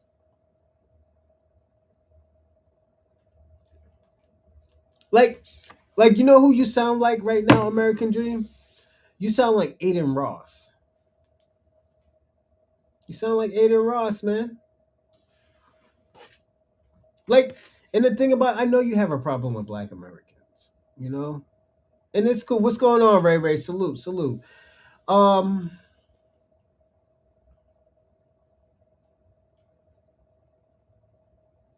Who said no? The hood is not no shithole, my nigga. The fuck? Yo, American Dream. The projects is not a shithole. The hoods is not a shithole. You know why? They will shut the who's it? The inspector will come and shut that shit down if it was a shithole. Like, let me give you an example. If my hood or my project look like your country, they will shut that shit down and fix it.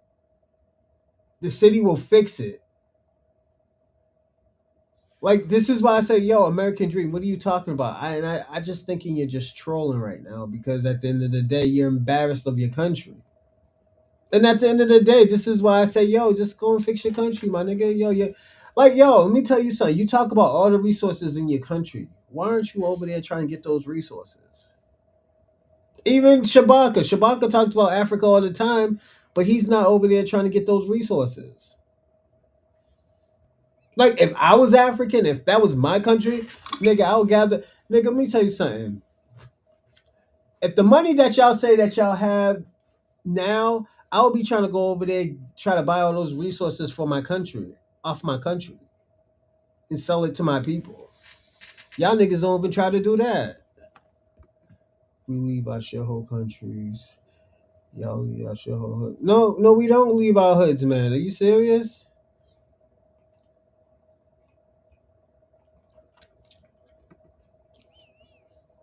It's just, I'm gonna say this.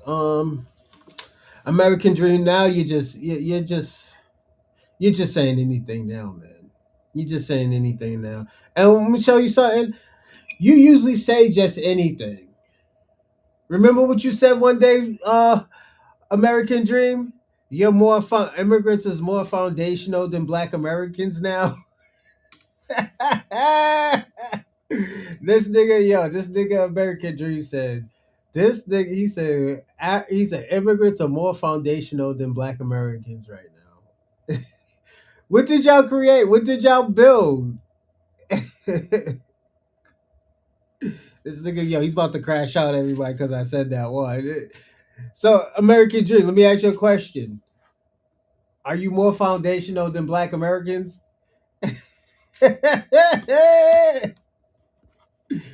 Don't let me do it to you. You know what? I'm gonna do it. I'm gonna do it to this nigga. Hold on. This nigga's cooked. I was on American Dream. This is why I tell you I watch all of y'all. I watch all of y'all. Don't ever say I don't support all of y'all because I watch everything that y'all do put out. I watch everything that y'all put out. And you know what? I'm gonna show you. I'm gonna do y'all. I'm gonna play is it? I'm Jamaican, y'all from the hood.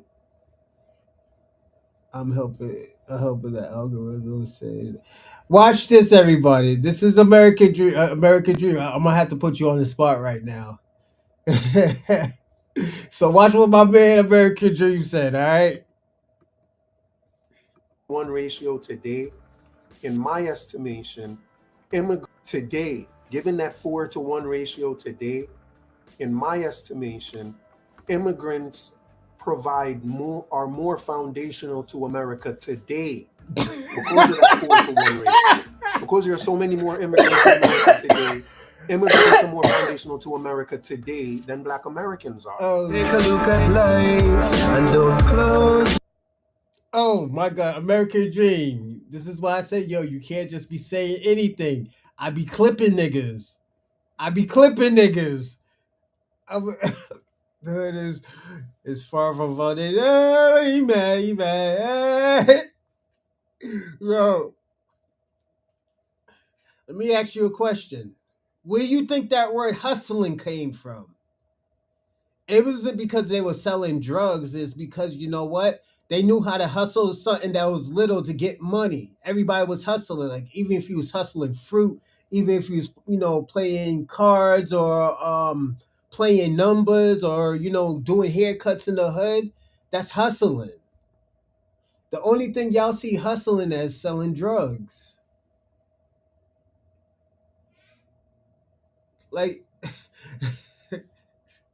my man American Dream said, like immigrants is more foundational. Let me ask you a question, American Dream. If you're more foundational than Black Americans, why do y'all have the minimum successful people, like rich people? Black Americans have more rich people than your whole country. Y'all been over here for 60, 70 years. Don't forget, Black Americans had to start all over. Y'all started with handouts. You, y'all think the hood is a fun. See, he's just making up anything right now. American Dream, don't do that. Don't play yourself like that. This nigga just making up anything. Like, look at nobody didn't say nothing about no foundational in the hood. Like, yo, this nigga is he's ill. This nigga just making up anything. He's back, yo. This is what you call certified babbling, man. Go on, American Dream. We're clipping it. We're clipping it, American Dream. Like I said, I clip shit. I was like, oh, yo. And I said to myself, I was like, yo, my spider senses is kicking in. I was like, yo, I know American Dream's gonna talk crazy today. Yo, let me clip this shit right here. I was like, no, this nigga did not say that. No, this nigga did not say that. That nigga said immigrants are more foundational than Black Americans. What possessed you to say some crazy shit like that, American Dream? Jamaicans aren't the only immigrants, dude. It doesn't matter. What possessed you to say any crazy shit like that? Foundational to what? What are y'all foundational to? What are you foundational to?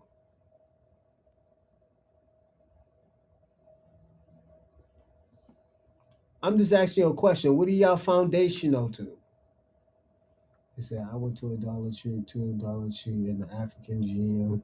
They told an FBA who was stealing, she was more American than me too, because he was trying to tell her to go back to her country. Shout out to Emma. What was it Emma's BS Squad Gaming? Salute to you. Damn. Yeah, it's rough out here for these folks out here, man. We clipping stuff over here. American Dream talk about he's more foundational than Black Americans. Like, yo, what the hell? Yo, my man is wilding right now. Shout out to American Dream, man. He be trying. I'm gonna say this: American Dream be trying, man. He be trying so hard to. He's you know what you know remind me of? American Dream. You remind me of Little Toot. You know who Little Toot was? The little toot boat, toot toot. He's so small and he just keep on tugging, just be tooting away, just tooting away, and just trying to go as fast as it is, trying to beat all the small boats he can, and he just can't do it. But he's just slow tooting away, just keep on tooting away, toot toot. You know, and he just think he's gonna get his little Cinderella story. Just keep on tooting, toot, chicken. You just can't do it. American Dream. You just can't do it, man. A store owner is definitely more foundational than a thief. Yeah, American Dream is trying, man. Yeah, you little toot, man. You're that little toot, man. And you're trying, man. I can't knock you for trying, man. Damn, though. It is. Hold on. Yeah, man, it's sad, man. Y'all niggas is in a sad situation right now, man. Y'all in a sad situation right now. Like, yo, you got these white people dying for you now. Let me ask you a question, American Dream. You got these white people just dying for you, man. You know, the Asian that could. Yeah, the little two. I call little two. There you go. So yeah, man, just little two. Just he just kept on chugging, chugga. Yeah, man, it's all right, man. It be like that sometimes, man. I'll tell you that, little two. Everybody, don't forget to like and subscribe and comment in the live chat. Um, if you want to comment in the live chat to be with American Dream, Shabaka, Emma, who else? Lala, Adam Beasy, who else? Oh, Ping One, Ray Ray, all these folks up in here. All you do is gotta do E Will. All you gotta do is hit that subscribe button. I'll take a shot for you. And you can get busy in the live chat. Also, to give a donation, I just put it up there. We got Cash App, we got Super Chat, we even got Venmo. All you gotta do is hit the link. But with Venmo, you might have to hit Venmo, and that's my I can't even think right now. That's my username. What's going on in my American Dream? That GM also owns a store selling African accessories. She is living the best life. She's in Morocco right now on vacation. Shout out to that person who's in Morocco, you know? Hey, if you work hard, man, might as well. Fuck it. You know? I'll say that, man. If you work hard, man, go on vacation. But you can't hate on niggas who's trying to come up in life. I'll just say that.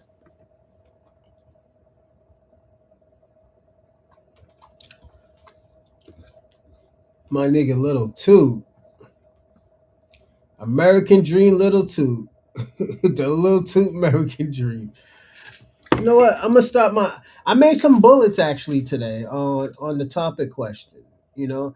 And I'm gonna say this, I think Black Americans doesn't fit in anywhere with and that Stephen FBA's is foundational to our prison cell.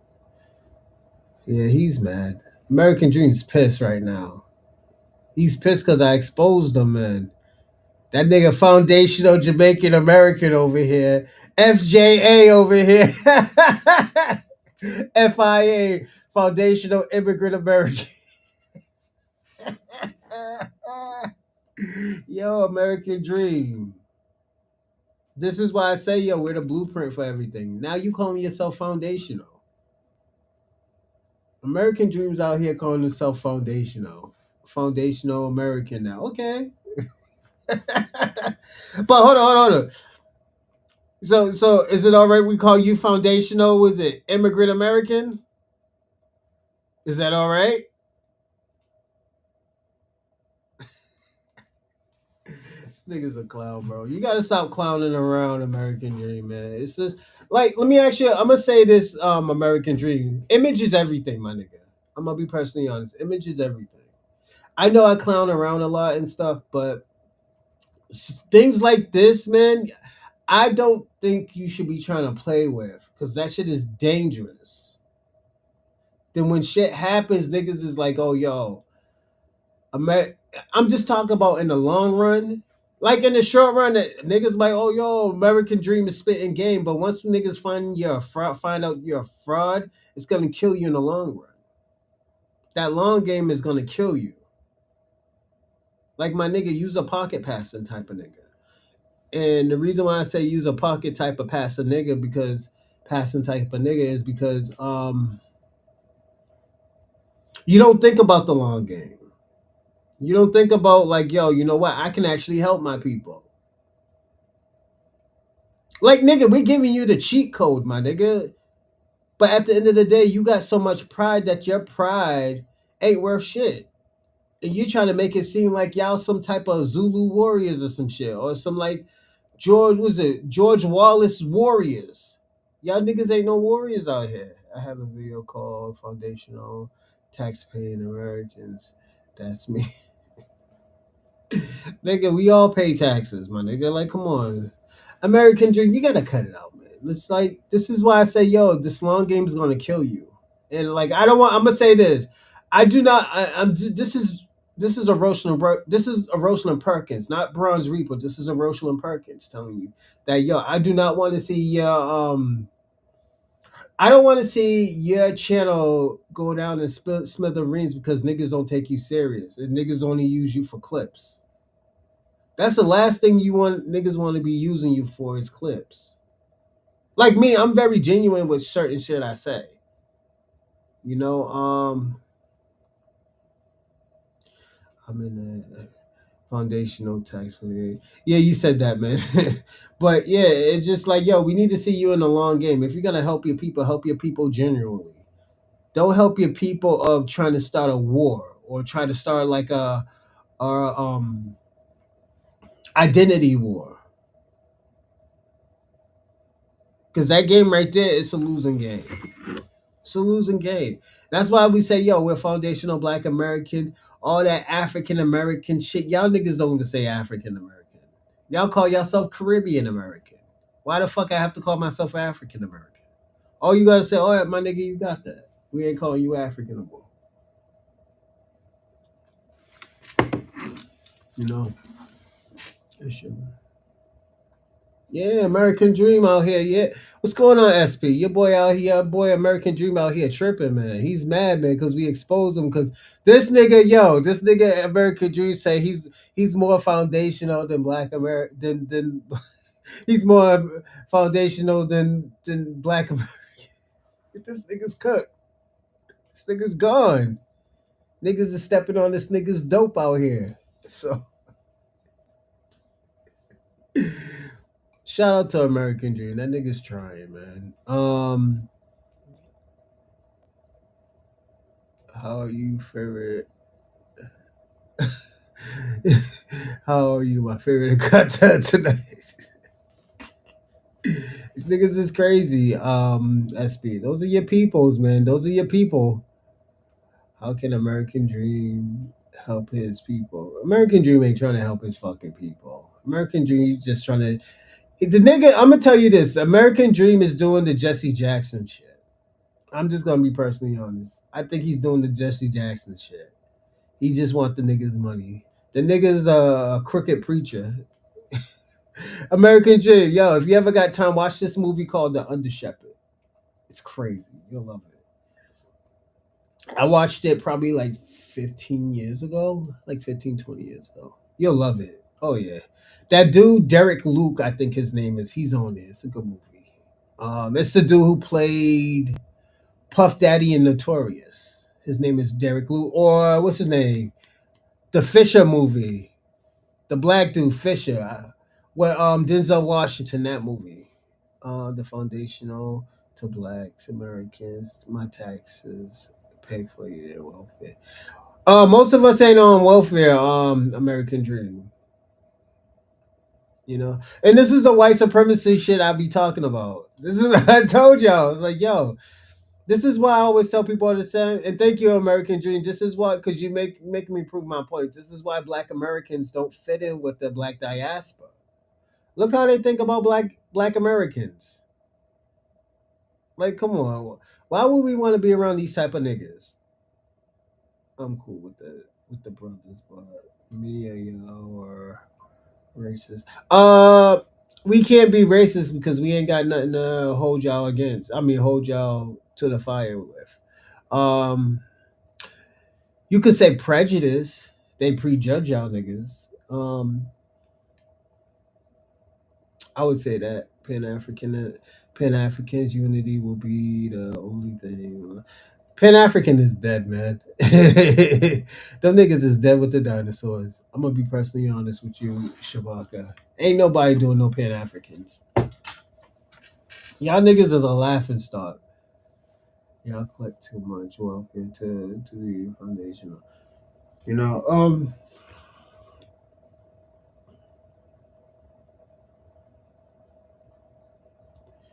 he's going. He goes top.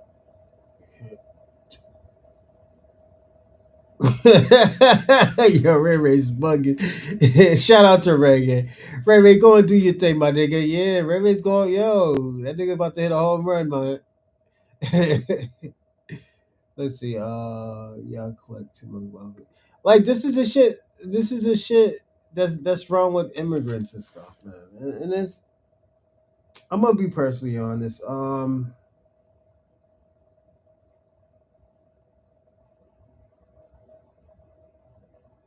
Hmm. I'm gonna say this. One second. I'm gonna say this. You ain't got no power. Then, oh, what are you talking about? We don't got no power, my nigga. Nigga, y'all niggas is crashing out because we're not helping y'all. All y'all niggas, from the blacks to the Latinos to the whites to the Asians to the Native Americans, to the white supremacists. Like, yo, y'all niggas is crashing out on black Americans. And black Americans didn't even do nothing. We didn't even do nothing to y'all. Like, let's personally be honest. Let's have a great talk. Let's have a real talk. American dream. What did black Americans do to you? What did black Americans do to y'all?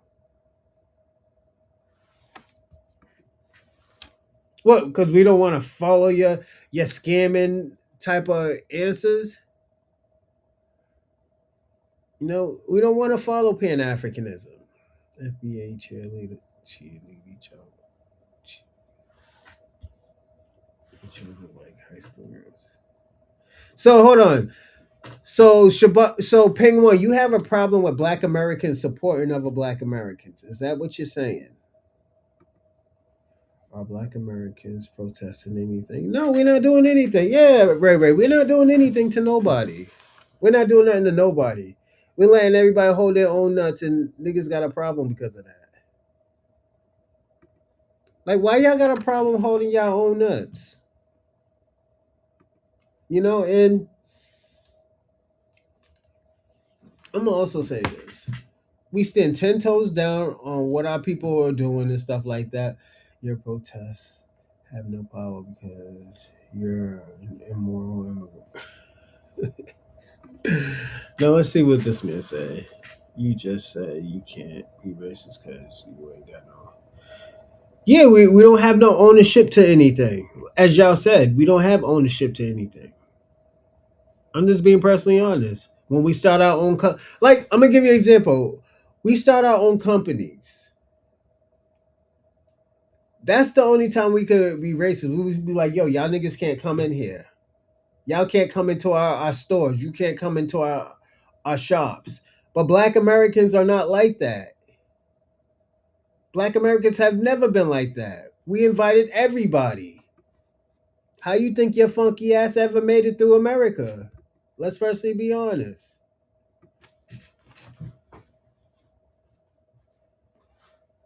Like, let's personally be honest. We're successful. We got money and stuff like that.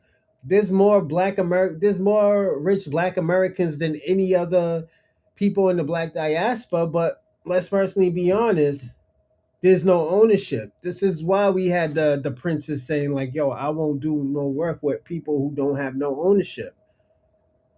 This is why a lot of rappers couldn't do ownership with Prince or Michael Jackson. So it's I'm gonna say this right now. This is where people are having ownership. So it's like, I gotta be personally honest with American Dream before I start this show.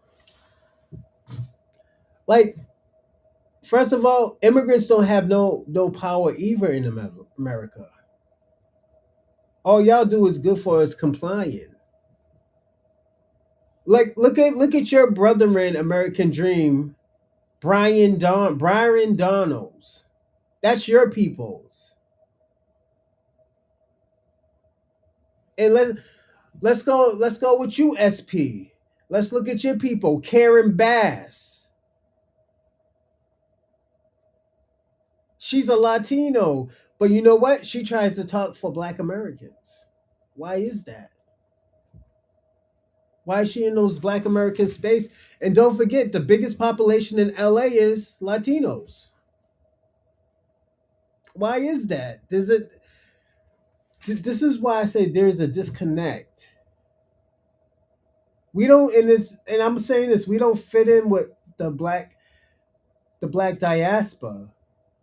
Like, why do y'all want us to fit in with y'all? Like, this is what I'm not getting.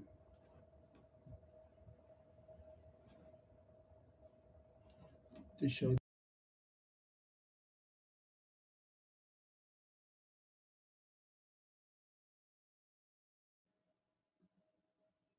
So no, the show didn't start yet because we didn't get into the videos yet. The show. So what we do usually is we talk. We talk for 45 to an hours Monday through Thursday. Two on Fridays we talk for 1 to maybe 2 hours.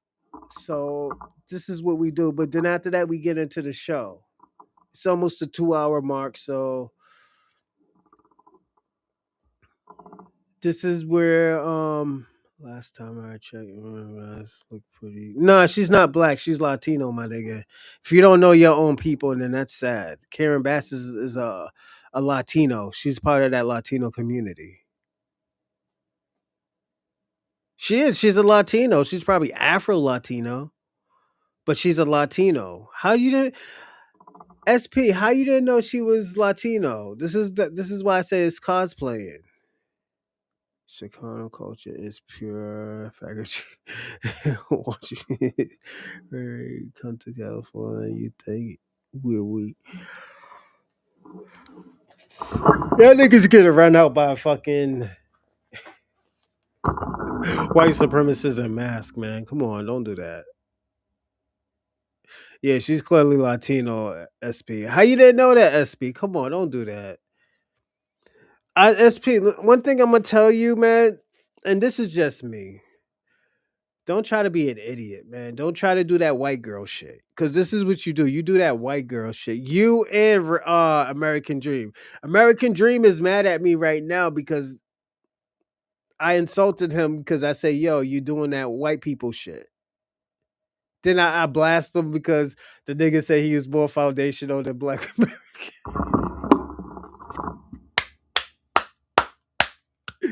Shout out to SP and American Dream. I fucks with y'all niggas, but y'all niggas is crazy. Um But yeah, niggas ain't stressing y'all niggas and Latino. Yo, y'all niggas is about to get run out of California soon, man. Yo, Donald Trump. I'm mark my words. Some nigga 2026, Donald Trump is gonna try to run y'all niggas out of LA. All jokes aside. Yeah. He don't forget, yo, don't be surprised if the nigga don't evoke y'all fucking citizenship. I'm being personally honest. He's gonna invoke y'all citizenship, and y'all niggas gonna have to go back. Y'all niggas is gonna be hiding like roaches because of that shit. Put up a picture. Okay, nigga, you really want me to do this?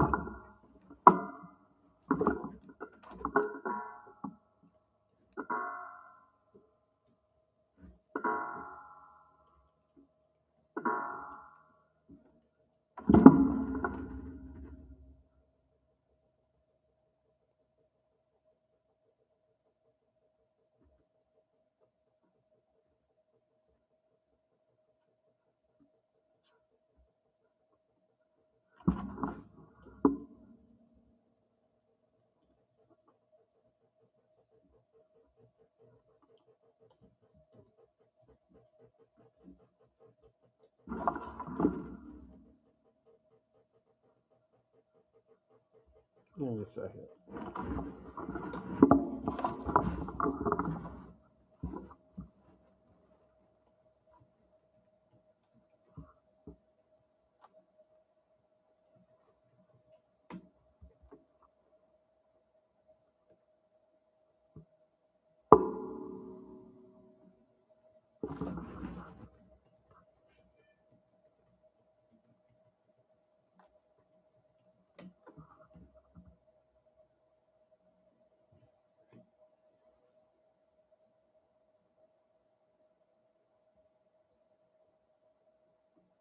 Damn, you really got me doing research right now. Hold on.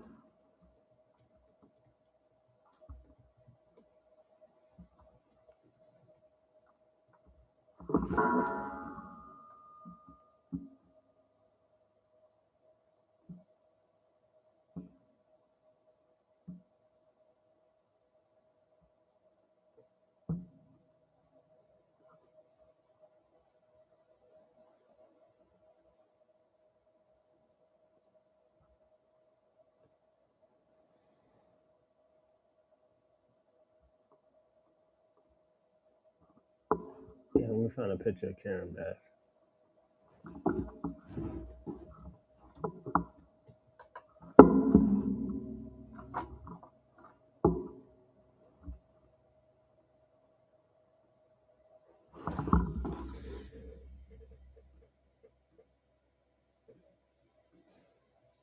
So that don't look like somebody's Iblela?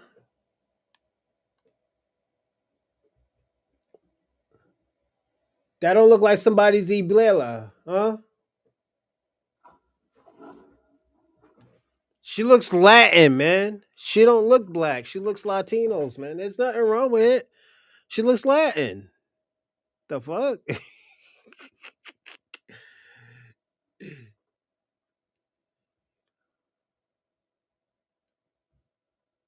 Yeah, she looks yo. She looked like somebody's Iblela, my nigga. I'm just being personally honest.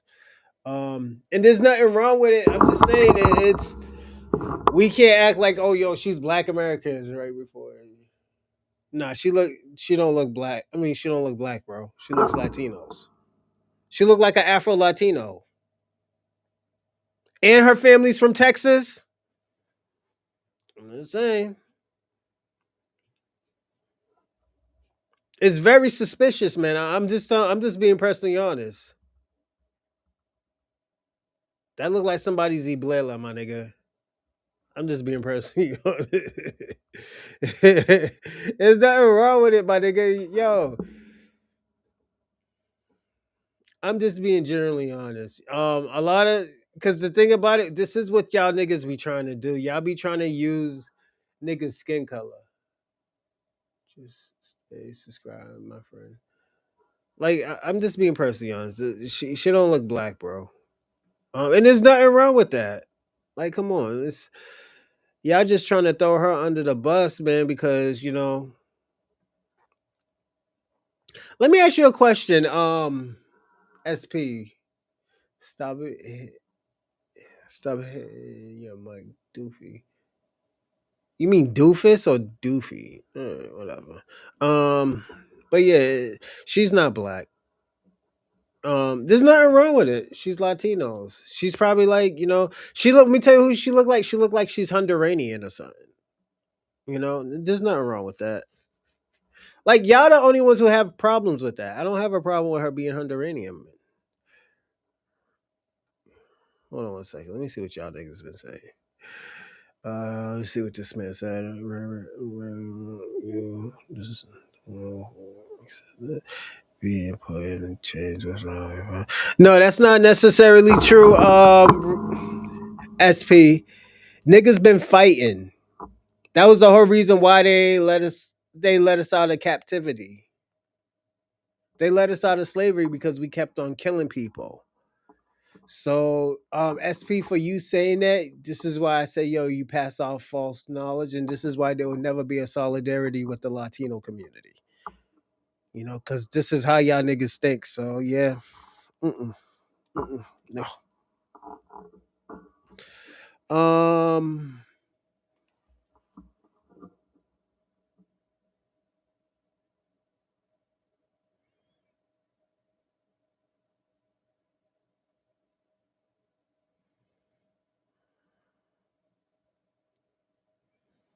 mm. Yeah, she looks Honduranian. Honduras people, they're dark skinned. They can actually kind of pass for black or Panamanians. You know, like Elpo Martinez, from New York. He looked like he can pass for black, but once you see his name, Alfonso Martinez, you know he's Spanish.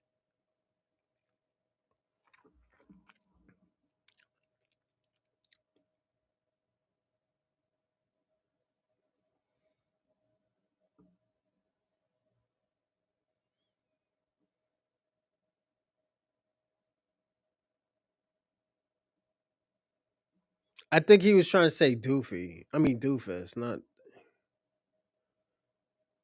because doofy sounds stupid, man. But if you trying to say doofy, all right, I'll just try to help you out, player. Let's see.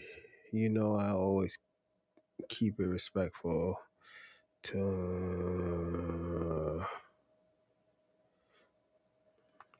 getting very disrespectful in the comments.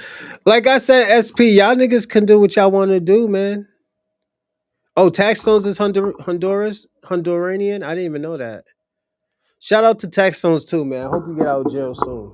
but he's doing like 35 years right now. But yeah, it's yeah. Honduran yeah, niggas who's Honduras, there's nothing wrong with it. It's just, they can pass for black, you know. FBAs do not black. Do that black woman thing.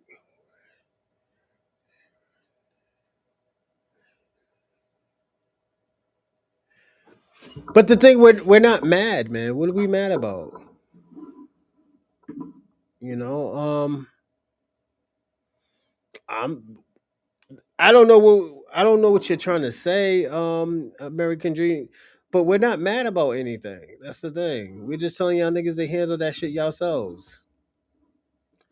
Like, and the thing about you kind of know she's Latinos is because like, yo, she's going too hard for y'all. She forget about her own people. She even sounds Latino, my nigga. Come on, don't do that to her like that. Like if you say Maxine Waters, I'll be like, oh, okay, my nigga, you niggas got a point there. I came on here. But SP, if you want to go crazy, my man. I already told you SP, and the thing about it, it's probably because of last time. So niggas ain't giving you no pass. Niggas ain't giving you no pass, but like my nigga, have a good time, man. Fuck it. Let your balls hang. Do your thing, my man. Like this is what I'm gonna say. I'm not gonna stop y'all niggas from doing what y'all want to do. Y'all niggas want to get busy, player. I fucks with all y'all heavy, you know. And like it's like SP. What I always tell you, I was like, yo, if you want to get busy, my nigga, get busy on my channel. Like, look at American Dream talks crazy all the time, you know. Read it again, Reaper. So I'm not reading anything slowly again. Because then I'm gonna have to stroll up. Um,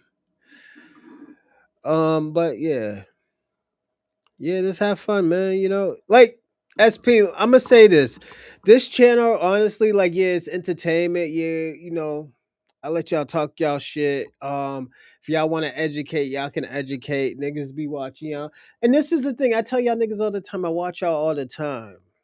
I watch y'all shows. I watch y'all live chat. I got shit. Yo, shit is on and popping right now. So like, just relax. Just like as Shabaka, this nigga Shabaka talking about fucking. This nigga's talking about Pan Africanism. Niggas don't give a fuck about Pan Africanism. Not even SP. SP's a Mexican. He don't give a fuck about no Pan African. Yeah, just talk crazy, SP. Like SP, you act like Black Americans or foundational Black Americans can't handle that shit. Nigga, we get busy over here. We get busy over here. We don't have that type of problem, you know.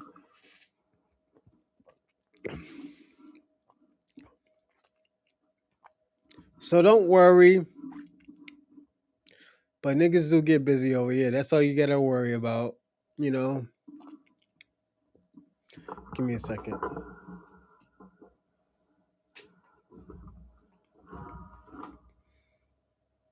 But yeah, that girl look yeah. SP Karen Bass does look Latino, my nigga. Like yo, my nigga, I'm gonna be personally honest. I can pass off for a Dominican, but I'm not Dominican. Yo, nigga, I told y'all what happened to me one day. Nigga, I went up to my kid's school. They thought my son was Dominican. I'm like, nigga, we're not Dominican. The fuck? My baby mother started laughing.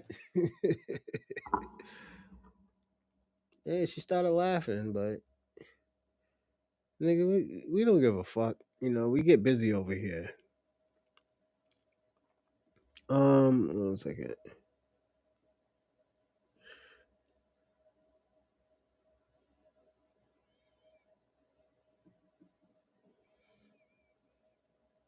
No, give me a second.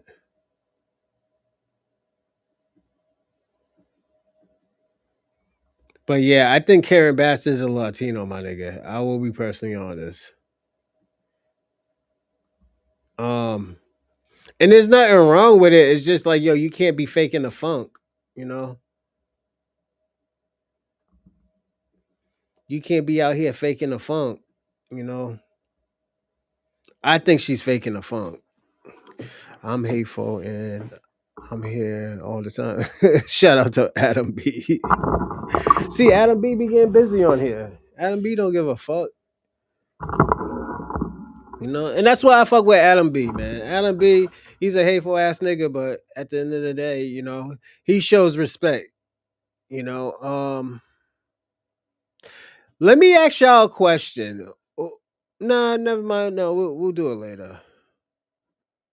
Give me a second. I want to see this. I want to see this joint right here, and we're about to start the show. Hold on.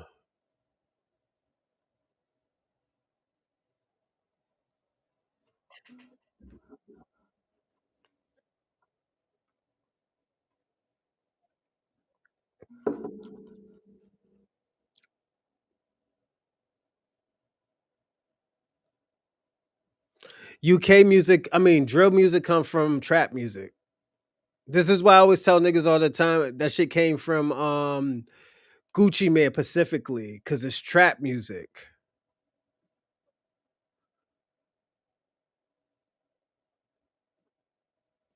Hold on one second. Let me tell these niggas.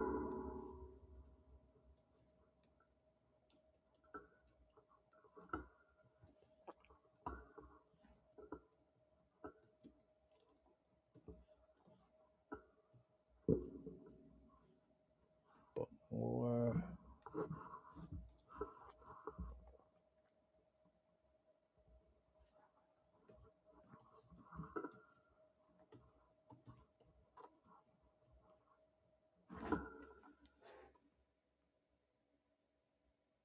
Damn, I spelled trap wrong. Jesus Christ. Drill music came from trap music, but more goes to Gucci. Yeah, niggas is crazy. Um, but I will say this, everyone. I'm sorry, everyone.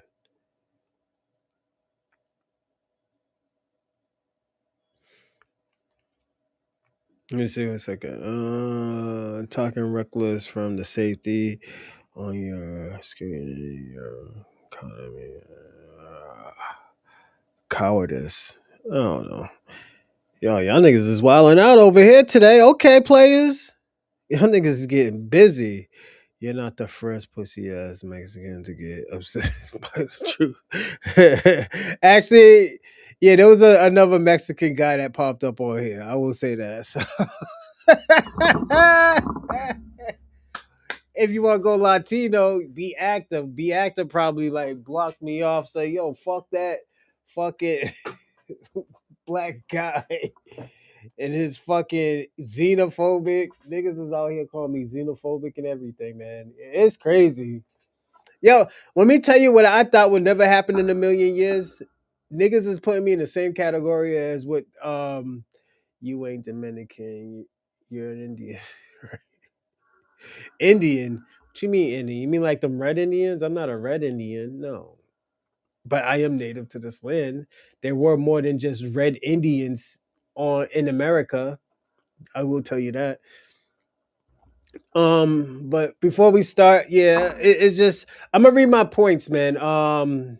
Does Black Americans fit in the Black diaspora? So the first thing I was thinking about when I first heard that is foundational Black Americans agenda in America. Foundational Black Americans wants to fix Black people in their Black American community. FBAs are pushing to have their own people in politics to represent them. Hold on a second. He said, "Bronze, help me." Yeah, too. He said, "Yes." Shout out to Ray Ray. Ray Ray. Ray, you don't need help, man. You be getting busy, my nigga. Hateful ass niggas that shows respect. What else? FBAs are staying on code and get and getting their respect back into getting respect back to their lineage. So that's another thing. Also, FBAs are calling out the white supremacy from all walks of life. So what I mean by all walks of life, I mean by immigrants, by white white supremacist communities, from politicians. It doesn't matter who they are. The white supremacy ideology is being called out. Just like American Dream. I think American Dream has white supremacist, I'm sorry, white supremacist ideology. He thinks all black people live in projects, or most black Americans live in projects in hoods. You know, there are a good amount of black people that live in middle class homes, live in upper class homes. So it's um but like I said, uh what's my man's name? Give me a second, everyone. Like I said, I mean not Ray Ray, I'm sorry, Ray Ray. Uh American Dream, he has a white supremacist ideology. He probably learned from family members and people who taught him, because that shit is influence. It's not like, oh, yo, American Dream was born this way. It was just an ideology that was taught to him, you know? And it is what it is, you know? So it's, what can we do, you know? American Dream is going to be American Dream. The next thing that I wrote is foundational Black Americans pushing to get reparations from America. Um, so when I was writing this, I'm gonna say this. When I was writing this one, I think this one was really important, because this is where, and I want to thank SP for this one, because at the end of the day, we talked about Karen Bass. Black Americans been talking about reparations. We haven't heard Karen Bass talk about reparations. Maybe Maxine Waters, yes, but Karen Bass, absolutely not. Also, I wrote down Hold on.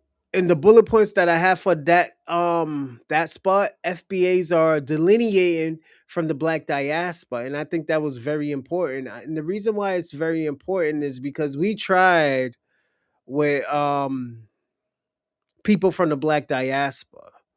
All the thing they care about is Africa. And at the end of the day, we can't do anything with them if they only think they care about Africa and not what's going on in America. I think that's a big concern that we should be looking at. You know, the Black diaspora refused to help Black Americans. The reason why I say they refuse to help Black Americans is because they want to help Africa. Their number, their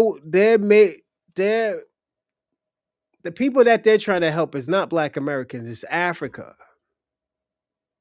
Is it a long game? A longevity game? I don't know.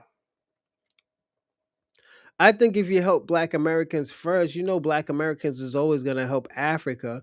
But at the end of the day, butt broken Akatas. This nigga's calling them Katas. This nigga's cooked. But yeah, we try to work with Africans. That African shit, it just doesn't work. And the reason why it's, first of all, they don't like us. They have never liked us. You know, and at the end of the day, it's like I said, and I had to explain something to my coworker. I always tell them, I was like, when somebody give you something free, it ain't free. Ain't nothing for free in life. Oh, would you try to help? No, you can't.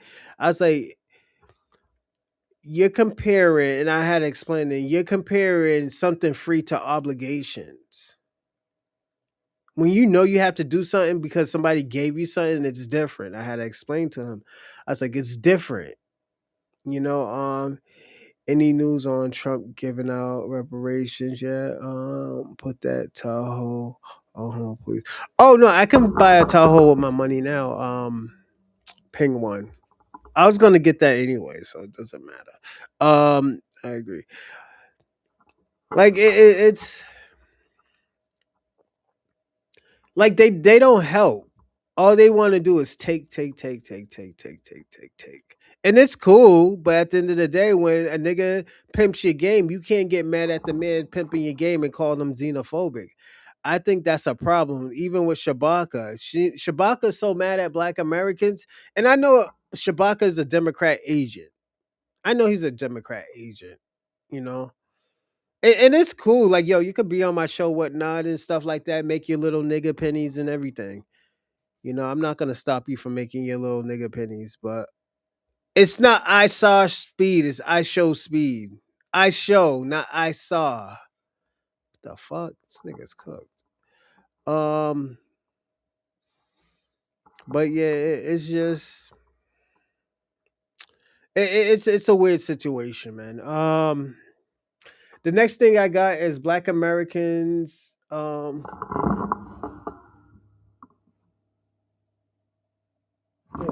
Oh yeah, understand. Black Americans understand that reparation is a debt, not a handout. As many times I have told Shabaka, American Dream, SP, all these people who has immigrant backgrounds, reparation is not a handout. It's a debt that's owed towards a lot of people's families. You know, like we don't give a fuck. And I'm gonna say this: we don't give a fuck because we don't give a fuck what your situation is because you didn't care about motherfucking situations when you was fucking selling these niggas kids. You're just the whole situation with y'all is y'all just mad because niggas ain't you ain't getting free labor anymore. You have to do the shit yourself. Ask Reaper, I was cool with y'all too.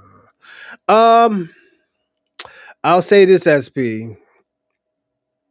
It's not me. I'm always cool with everybody. You see how I'm cordial with oh, Kwame's on a run right now. Ice is looking for him. Yeah. Ice is looking for your boy Kwame. Yeah. Ice is looking for Kwame, yeah.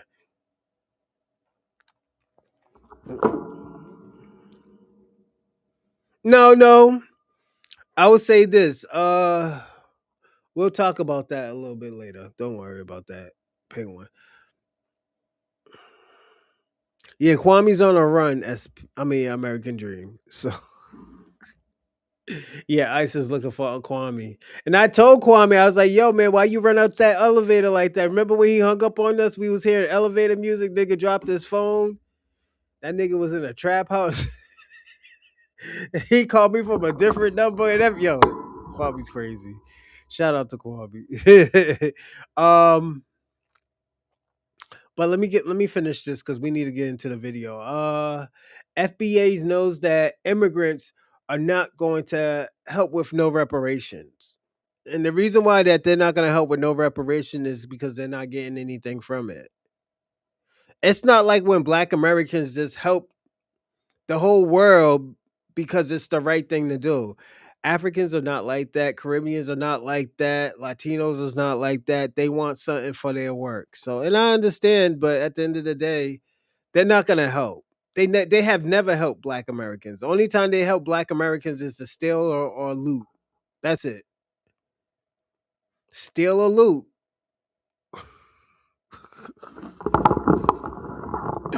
Steal or loot. That's all I'm gonna have to say. Now the next thing we're gonna talk about is Africans never really liked foundational Black Americans. foundational Black Americans try to get along with Africans. I will say that we have tried to get along and it just don't work. Foundational Black Americans fought for the Black diaspora's rights to come to America. Not only the Black diaspora, the Latinos, and I know the Latinos fought to be white. That's the crazy part. We fought for y'all to come over here and have equal rights, but y'all fought to be white. And this is why I call SP a white Hispanic, because your people fought to be a white. So technically, SP, you're a white Hispanic. You're not indigenous. You have no African um alliance or lineage. You're just a white Hispanic, my nigga. Um, and I'm not shitting on you or anything. It's just this is what your people's fought for. Foundational Black Americans protest in America for the Black diaspora's oppressions in their own countries. Like we have fought for that for y'all.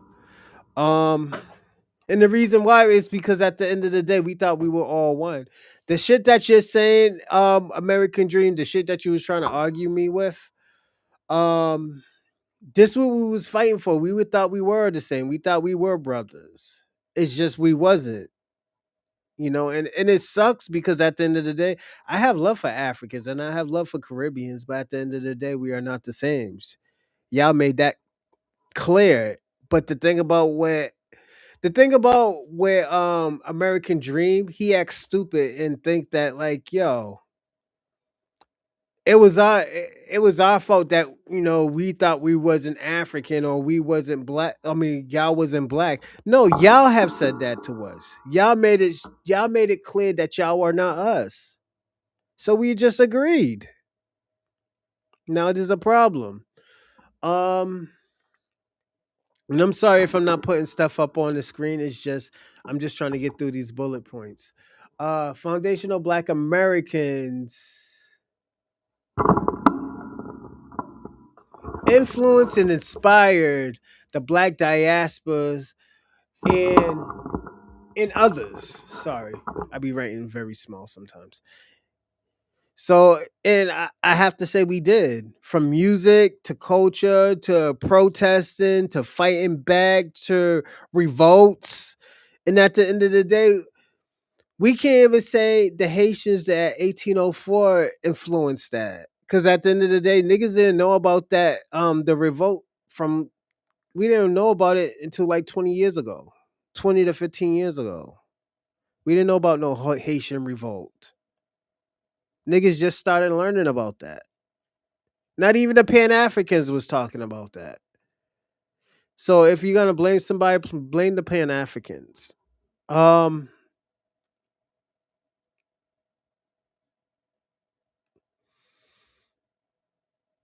Now the next bullet point we're gonna talk about is foundational Black Americans stop helping the Black diaspora and the Latino community. Foundational Black Americans stop worrying about the Black diaspora because of the years of disrespect. And like we're still seeing it. We're seeing it on this channel right now. Shabaka, SP, American Dream. Like this is what we're seeing. This is what we're seeing. And I'm gonna say this. This isn't no. This isn't no. No, I'm not bullshitting around. These ain't bots that's saying that. These are regular people that are saying it. These are regular people that are saying this. These are podcasters that are saying. These are people on channels that are saying this disrespectful shit. And this is why people get mad at Ray and all these other people who do fight back. Like SP is getting mad, but at the end of the day, SP can't get mad at Black Americans because the shit that SP is saying, we dealt with for almost 60, 70 years. It's just this generation of people are fighting back, like people like me. Haitians did not just revolt, they were the first to offer humanitarian help to other nations. Yeah, but the thing about it, I'm gonna say this, Emma, They signed a treaty. I know y'all like to, I know y'all try to rock with that treaty shit, but the treaty make y'all look weak. And the reason why I say the treaty make you look weak because at the end of the day, it just means you're complying. Yeah, we could say you won the war, but you're complying to what these French people are telling you to do. So at the end of the day, that's not a flex. I always tell people all the time that's not a flex that you signed a treaty. That's why I was telling Kwame, I was like, yo, that's not cool that the black Maroons or the Jamaican Maroons signed a treaty, and at the end of the day, they left the other Jamaicans in there as slaves. So I think that has always been a problem with me, and it rubbed me the wrong way about the Maroons in Jamaica. How the fuck you leave your whole people, your brothers and sisters, and those are their brothers and sisters to be fucking sexually assaulted, to be victimized, to be violated in front of their mother, in front of their wife and children. Then let's not even think about what they were doing to their women. And this is why, and now we asking this question: why does these immigrant people have this white savior complex? So like, oh, these white people are gonna save us. This white man today told me today, he's like, yo, African white people come into my country and they appreciate my country. Nigga, real okay. Nigga, that's what you're going with? All right. Okay. White people appreciate Africa. Okay. Just because I said that, like, yo, ain't nothing for free in life. The treaty was signed later by a mulatto, half French. Yeah.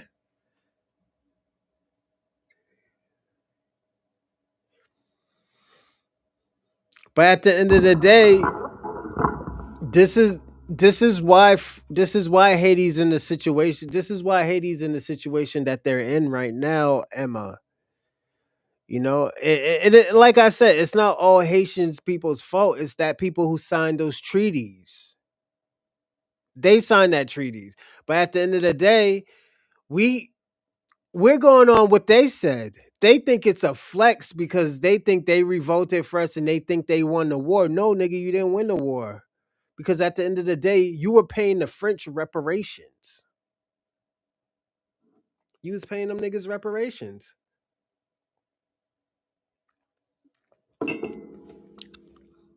I have a big concern about that. I have a problem with that because at the end of the day,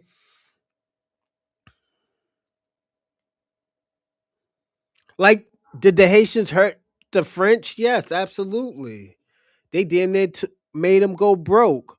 But at the end of the day, they made them sign that fucking treaty so they can have more money. If they would have stayed fighting, they would have been bigger than um black Americans by a slight bit because we were creating, we were developing, we were doing all this type of shit in America. They were sending us to other countries and had to send us back because we were too violent. Black Americans were too violent. We was fucking slaughtering fucking the white supremacists. And they say, yo, we can't keep this nigga down here because at the end of the day, this nigga gets busy and we don't want these people to get influenced to think that they can do this. Don't send any more to these indigenous black people down here. It wasn't the Africans that they sent from Africa. No, they sent the black people that were already in America. Why you think that shit stopped? White slave masters got reparations. Yeah, they did. Yes, they did. You're right. Emma, you're right. When blacks or indigenous people or foundational black Americans got freed, they gave those people who lost their slaves reparations. They gave white people who came to America reparations. They gave them land and something else, I forgot. But they did get land, you know? So you are right. That is right. I'm not gonna say that's wrong. That's right. but at the end of the day, it's because these niggas kept on getting killed out here. These niggas down south wasn't eating right like that, like these niggas are saying that. Don't forget, these is this white supremacist stories. Niggas was getting busy down there. Niggas was killing them people off. Those they already taste blood. Why you think they were hanging people and dismembering? Like, yo, we gotta get rid of these people. Why you think? Let me ask you a question. I'm not gonna ask you how old are you, Emma, but when I was growing up, they used to always tell me that Nat Turner was a homosexual. He was a sex freak.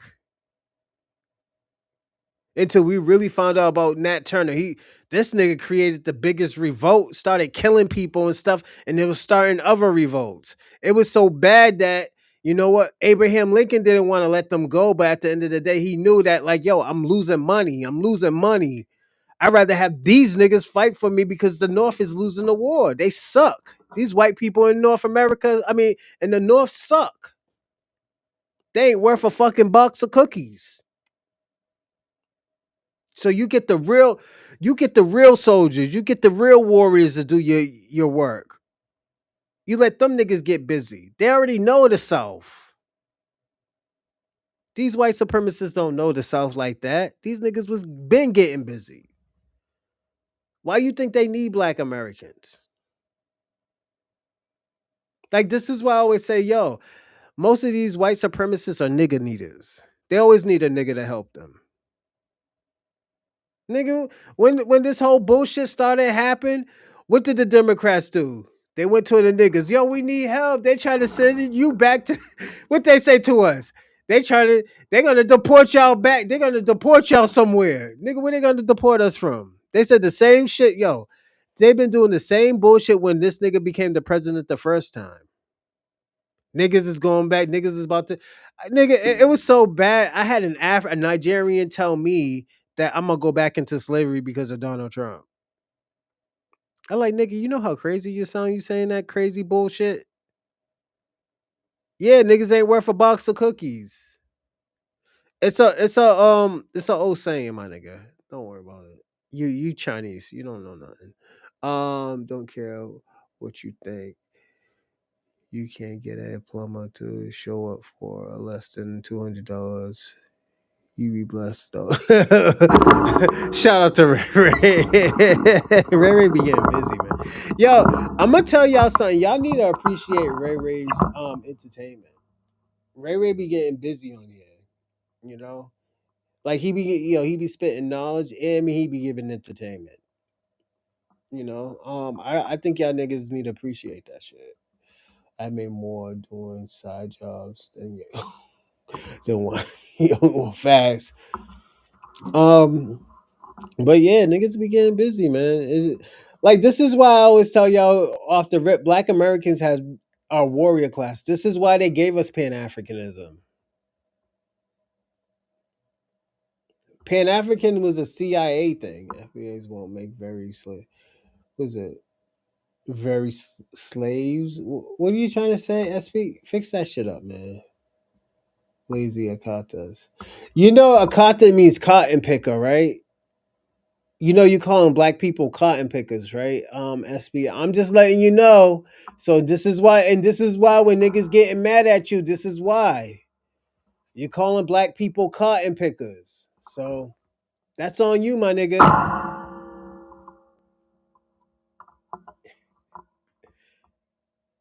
I'm just being personally very good slaves. Very you show up where the shit is. Yo, Ray Ray's the man. American Dream. Let me tell you something. I bet you, yo, if you have American Dream on your show, you'll get more views than what you getting now, my nigga. You know, I'm just being personally honest. Ray Ray be getting busy. You know, and like this is why I say I always appreciate foundational Black Americans, Black America. I appreciate all of y'all, my nigga. Don't get it fucked up. I do appreciate all of y'all, but FBA, my nigga, they stand 10 toes down. They always get busy.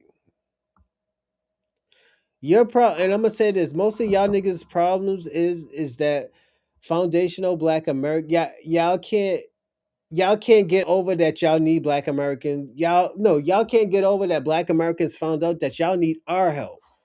You need our help. We don't need your help. Wait, I thought Africans says a cotton. No, that shit means cotton picker. Yeah, that means cotton picker. Don't let them Africans lie, especially Nigerians. Them niggas is scammers. They'll scam the shit out of you. Nah, a cotton means cotton picker. They don't mean that shit in no good way. That's a derogatory term. Don't let them niggas fool you. Yeah, Emma, that shit means cotton picker. Ray Ray out here calling niggas cotton pickers. Nigga, I mean not Ray Ray. I'm sorry, Ray Ray. SP out here calling niggas cotton pickers. Niggas crazy. This block allow nigga. Yeah. Yeah, and it means cotton picker. Nigga, I know what it means. SP, it means cotton picker. Don't let these Africans fool you, my nigga. That's a real word. A kata means cotton picker, nigga. What you mean, nigga? The fuck?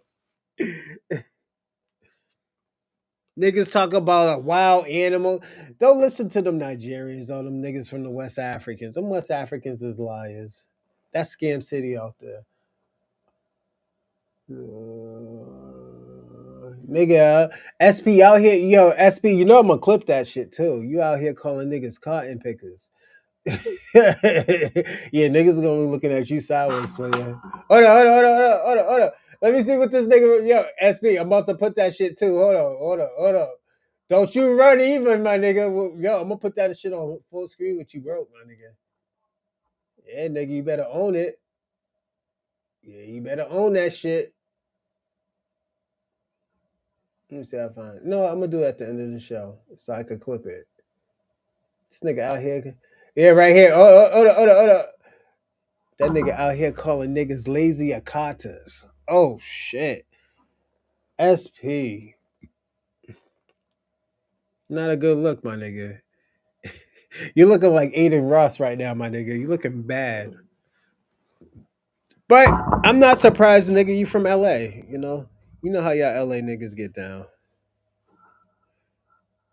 My mom used to babysit two little black boys. Oh, so that makes it that makes it better because that makes it better when you call black people akatas because your mama used to babysit two black people. Nigga, stop doing yo. You doing that white people shit, SP. I'm sorry, you doing the Karen shit. I gotta call you out on it. My mama used to babysit two little black boys. Nigga, you don't know how racist you stop saying that shit. That's like me saying, like, look at all these spics out here. They're like, oh, yo, nigga, that's a derogatory term. That's racist. Oh no, it's not a derogatory term. My mama used to babysit two little Mexican babies. Little two Mexican beaners. Nigga, you look at me crazy, my nigga. Like, yo, what the fuck?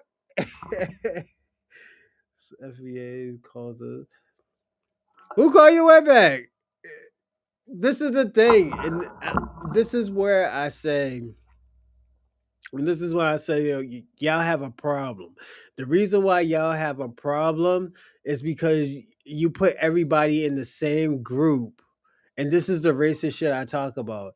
If a black and there's radical black FBAs out here. Yes, I do agree. Niggas is radicals out here. There are some radicals out here, and I do agree with you. But you put everybody in that same category. You put me in the category of calling you a wetback. I'm being personally honest, SB. That's how you say, oh, we got some FBAs call us wetbacks. So you saying all black Americans call you wetbacks? This is what you're saying, and this is where it's fucked up, and this is where you're gonna lose at. You know, like look at Ping One. Ping One always talks about, oh yeah, stop Asian hate. He comes to my channel and say, yo, stop Asian hate. Like I'm the one doing it. Talk about, yeah, niggas got beat the fuck up in New York. Asian people got beat the fuck up in New York. Like I'm in New York. Nigga, those are all immigrants in New York. You got beat up by a fucking probably a Nigerian or a Haitian. Like nigga, we don't give a fuck about New York. New York hasn't been black since the probably the 70s or the 60s. Like, come on.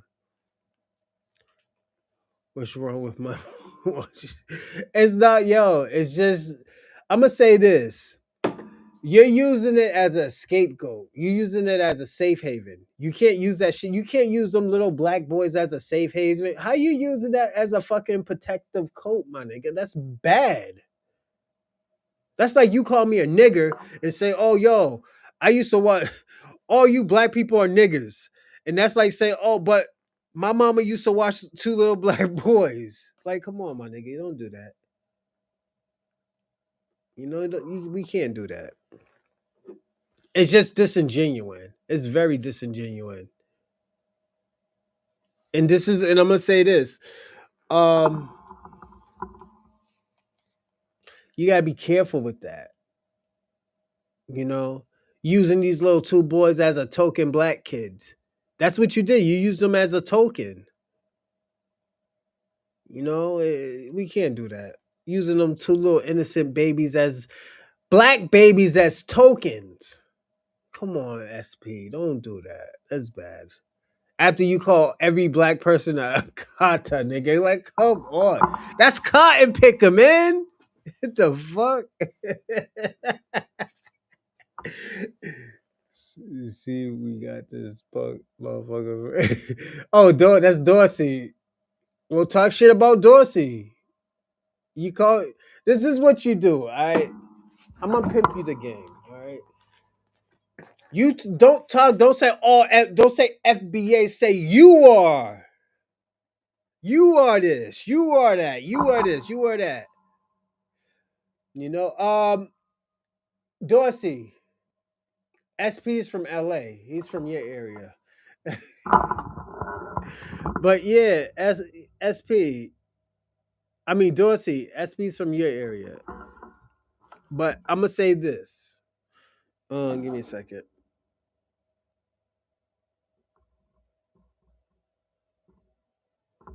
I'm gonna say this, everyone. Oh, I got a little coffee left. I love those little boys. You're tripping, but yeah, I know you love them, but you're using them as a token. Do you know what I mean as a token? It's like saying a white man saying all this racist shit and stuff like that, and the nigga saying I got all black friends. This is how it feels like. Like, damn, my nigga. It's like me saying all this racist shit about. I'm gonna be an example. It's like me saying all this racist shit about your Latino community, then it's saying like, yo, I got Latino cousins. You be like, yo, nigga, that don't make no sense. Why the fuck would you say that? That still don't give you the right to say that.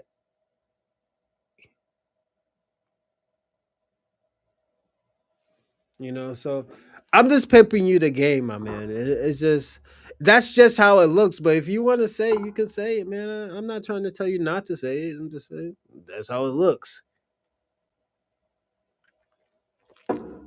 You know I fuck with you heavy, but at the end of the day, I fuck with all of y'all. I don't give a fuck what y'all is. Let me tell y'all something. If y'all have a question and y'all want to email me and y'all ask me a question in my email, of course I'm gonna answer you back and I'm gonna answer with you civilly. Cause most black people are civil. You know, most black people are civil.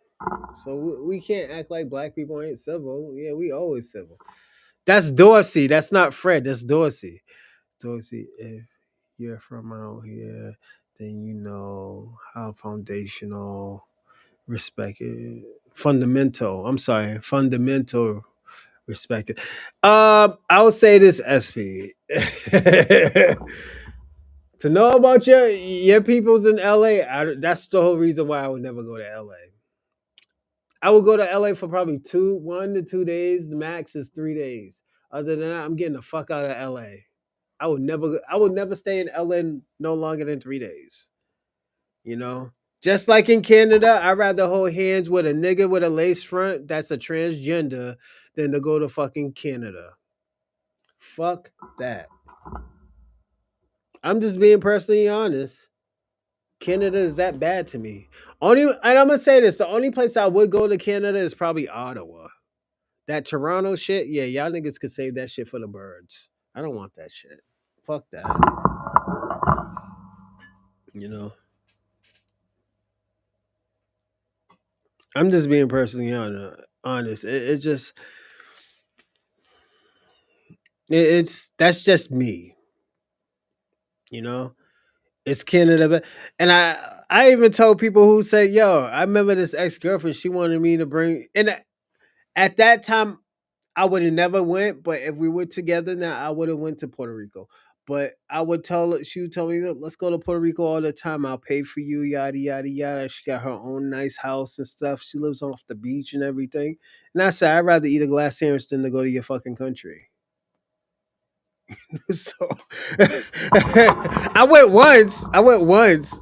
I had a decent time. Don't get me wrong. I had a decent times, but I wasn't fond of roosters waking me up at 5 o'clock in the morning, 5:30, 5 o'clock in the morning, hungover. No, I wasn't too happy. I wasn't too happy. This motherfucker had roosters, so it's that's why, yeah, I just personally me, I just try to stay in America, man. Fuck that. I've been to, and I already said I already been to enough places. I already filled up on a whole bunch of passport books and shit like that. I'm good. I was living life, you know. Come out the closet now. Come out the closet for what? The fuck? Why? Because I don't want to go to your fucking country, nigga. I don't want to go to Canada. The fuck? I'd rather eat a glass sandwich than to go to your country, my nigga. Your country's a piece of shit, my nigga. Only place in your country I'll go to is Ottawa, my nigga. That's it. I'm not going to Toronto. I'm not going to all that other shit. Fuck that, my nigga. I'm not going. I'm not going. The fuck? He's mad because I don't want to go to Canada. Don't allow roosters. Yeah, they got roosters in Puerto Rico, man. That's my problem. I didn't like that shit. I was all fucking hungover. I was fucked up. I was a drinker back in those days. That's all you hear. I was like, I almost ate that motherfucker too. I almost killed that fucking rooster and ate it. Nah, I'm just being joke. I'm being honest, man. That shit is crazy. Come out the closet for what? Like, yeah, what's up with this nigga? Yeah, what niggas that come out the closet? Like, yo, let me ask you a question. Ping one. Most of your people, and we did a research show on your peoples, and I know SP. I mean, I'm sorry, SP. And ping one. I know you struck that page. You put a copy strike on that page. They blocked that page because of you. I don't know what the fuck you did for your family to come first, then your wife, then your kids. But you gotta represent your neighbor. What? What's it? Oh, I don't know what you're talking about, Dorsey. But yeah, it's just like, yo, it's a wrap for me, man. It's just I'm not doing all of that. It's like Canada. Don't get me wrong, Canada's cool, but nigga ain't out here trying to eat moose meat and stuff like that. Oh, they do. Okay. Shout out to Vancouver. I will go to Edmonton because I'm a big Edmonton Oilers fan. Other than that, I'm not going to Canada. The fuck is in Canada? Nigga, moose meat? Nigga don't want to eat no motherfucking moose meat. You know, I will say this to American Dream.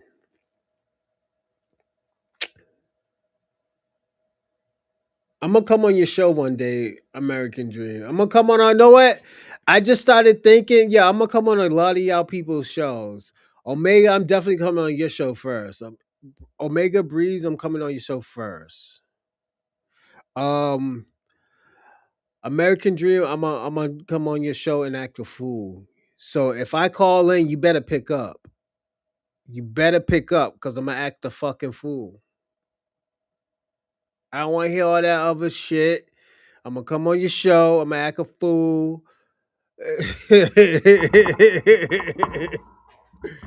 I'm gonna say some Jamaican. I'm gonna say some harsh Jamaican shits to you and stuff like that.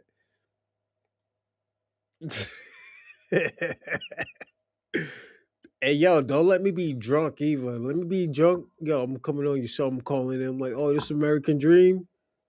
This is a nigga out here selling fucking Jamaican patties. I was like, yo, this nigga came to Boston selling imported Jamaican.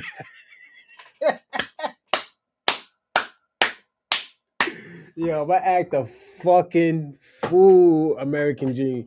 Just know, American Dream, when I come on your show and you got that call in button, nigga, you're gonna hate me, my nigga.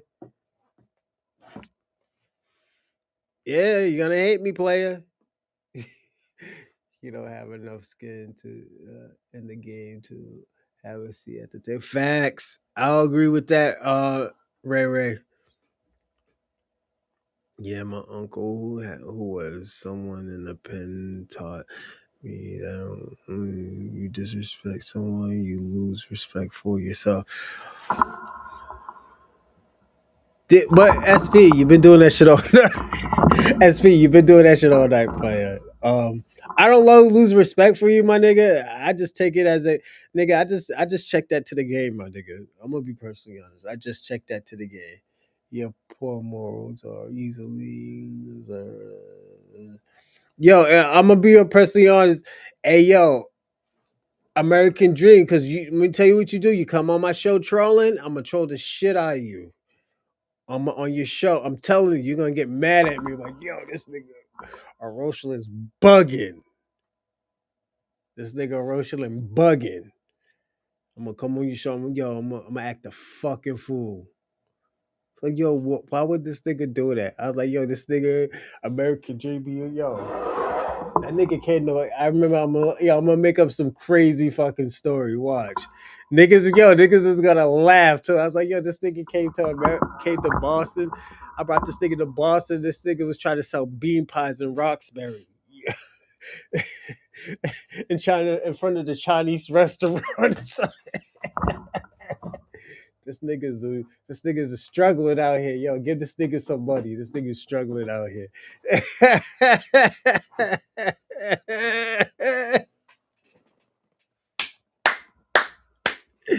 Yeah, this nigga out here is trying. Let's fucking get. But yeah, man, it's But yeah, man, let's start the show. Niggas been talking for like 3 hours, my nigga. The first video I got. Give me a second. Let me get that Karen Bass shit off. Oh shit, let me charge my laptop. That shit's dying right now. That shit's on 22%. Mm, yeah, American Dream's gonna be heated at me when I do that shit. But yeah, American Dream, you know I do that shit for fun. All right, we're gonna watch something. No, let me not gonna do that first. We're gonna do this first. This was an AI lady who's AI, but at the end of the day, she's talking about how the Black Americans are rejected the Black diaspora. If I'm hearing it, if I heard it right. You cannot spend decades rejecting Black America, calling us lazy, separating yourself from our struggle, and then act surprised when we finally say enough is enough and focus on our own liberation. Assalamu alaikum. I am Sister Samila, and today we are going to have a conversation that many people do not want to have, but it is necessary, it is overdue, and it is rooted in truth. We are going to talk about the fractured relationship between Black Americans and our brothers and sisters from the African and Caribbean diaspora. And One thing I say, I never say brothers or sisters. I might call a girl little mama, but I'm not calling no brothers or no sisters. And the reason why I never say brothers or sisters because, excuse me, I never said brother or sister because they're not my brothers or sisters. They already have told me that multiple times. As much as I love the black diaspora, they're not my brothers and sisters. I gotta be honest with myself. Reaper, you know I was cool with you. Still cool with me, my nigga.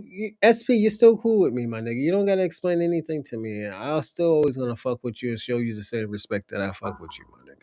But at the end of the day, I just warn you, as a person that is genuine, I warn everybody. Like if you I'm gonna say this, SP, have you noticed I warn everybody when shit happen? I even want ping one before this shit happens.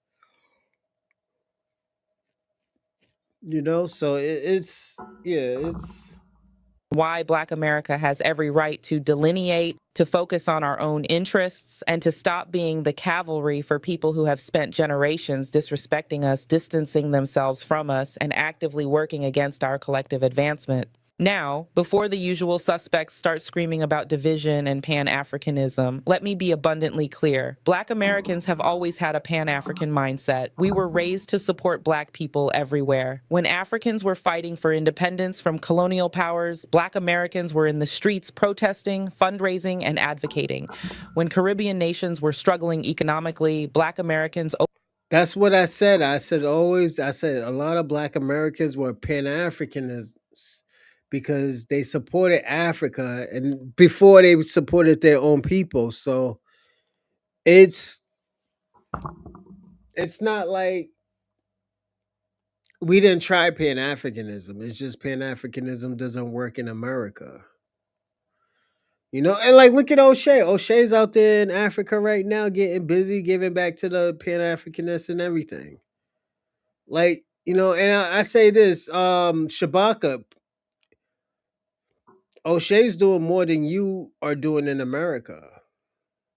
You know, so that's a he got his own shows, he's influencing. He's very influential in Africa. No matter how much you hate him, Shabaka, he's very influential. You know, so we can't get mad at what um O'Shea's doing, Shabaka. And shout out to O'Shea. I'm gonna clip that too, man, because at the end of the day, I think he deserves the respect and Pan Africanism in the Pan African world and in the African world too. So at the end of the day, y'all need to give him his respect because at the end of he could have just went off and became a fucking doctor. This nigga got a doctor degree. He could have been a fucking doctor, but he wanted to help his own people or his brothers. And y'all niggas still can't appreciate that. Shabaka, what have you done for the Pan African community? What have you done for Africa? What have you done for the Black Americans? What have you done for the Caribbeans? I bet you haven't done more than O'Shea has done. O'Shea been busy for like what 10 years, almost 10, 15 years. This nigga come from a hardship in California. I think Sacramento, if I'm right. And this nigga has done more than most people who are Pan Africans in Africa and in America. So we don't want to hear that shit. opened our arms and our communities. When immigrants from the diaspora came to this country seeking opportunity, it was Black Americans who had fought for the civil rights that made their immigration possible in the first place. We marched, we bled, we died so that the 1965 Immigration Act could be passed, opening doors that had been closed to non-European immigrants for decades.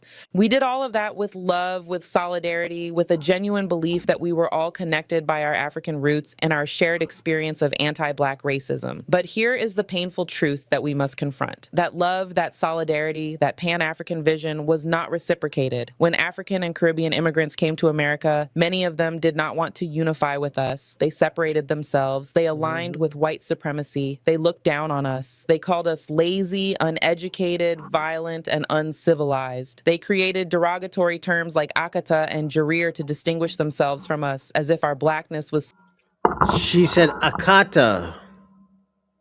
SP, Akata. It's a derogatory term. I told you. And that's why I said I was telling you, because at the end of the day, it sounds crazy. It sounds crazy, but at the end of the day, this is what they do. And this is why I say, SP, this is why I say you're less indigenous and African, but you're more white Hispanic. You're more of a white Hispanic or a conquistador.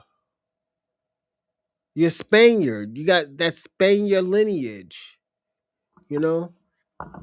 And it wasn't me hating on you, it was me being truthful. You don't have that. You don't have that indigenous. Like you probably might do a little bit of dances and stuff like that, and but you don't carry the culture. You carried more of the Hispanic culture. Something inferior, something to be avoided. Let me break down what those terms mean for those who are unfamiliar. Akata is a Yoruba word that some Nigerians and other West Africans use to refer to Black Americans, and it carries a deeply insulting connotation. It suggests that we are wild, uncultured, and disconnected from African identity. Jarir is a Somali term used to describe. Hold on, and she forgot cotton picker.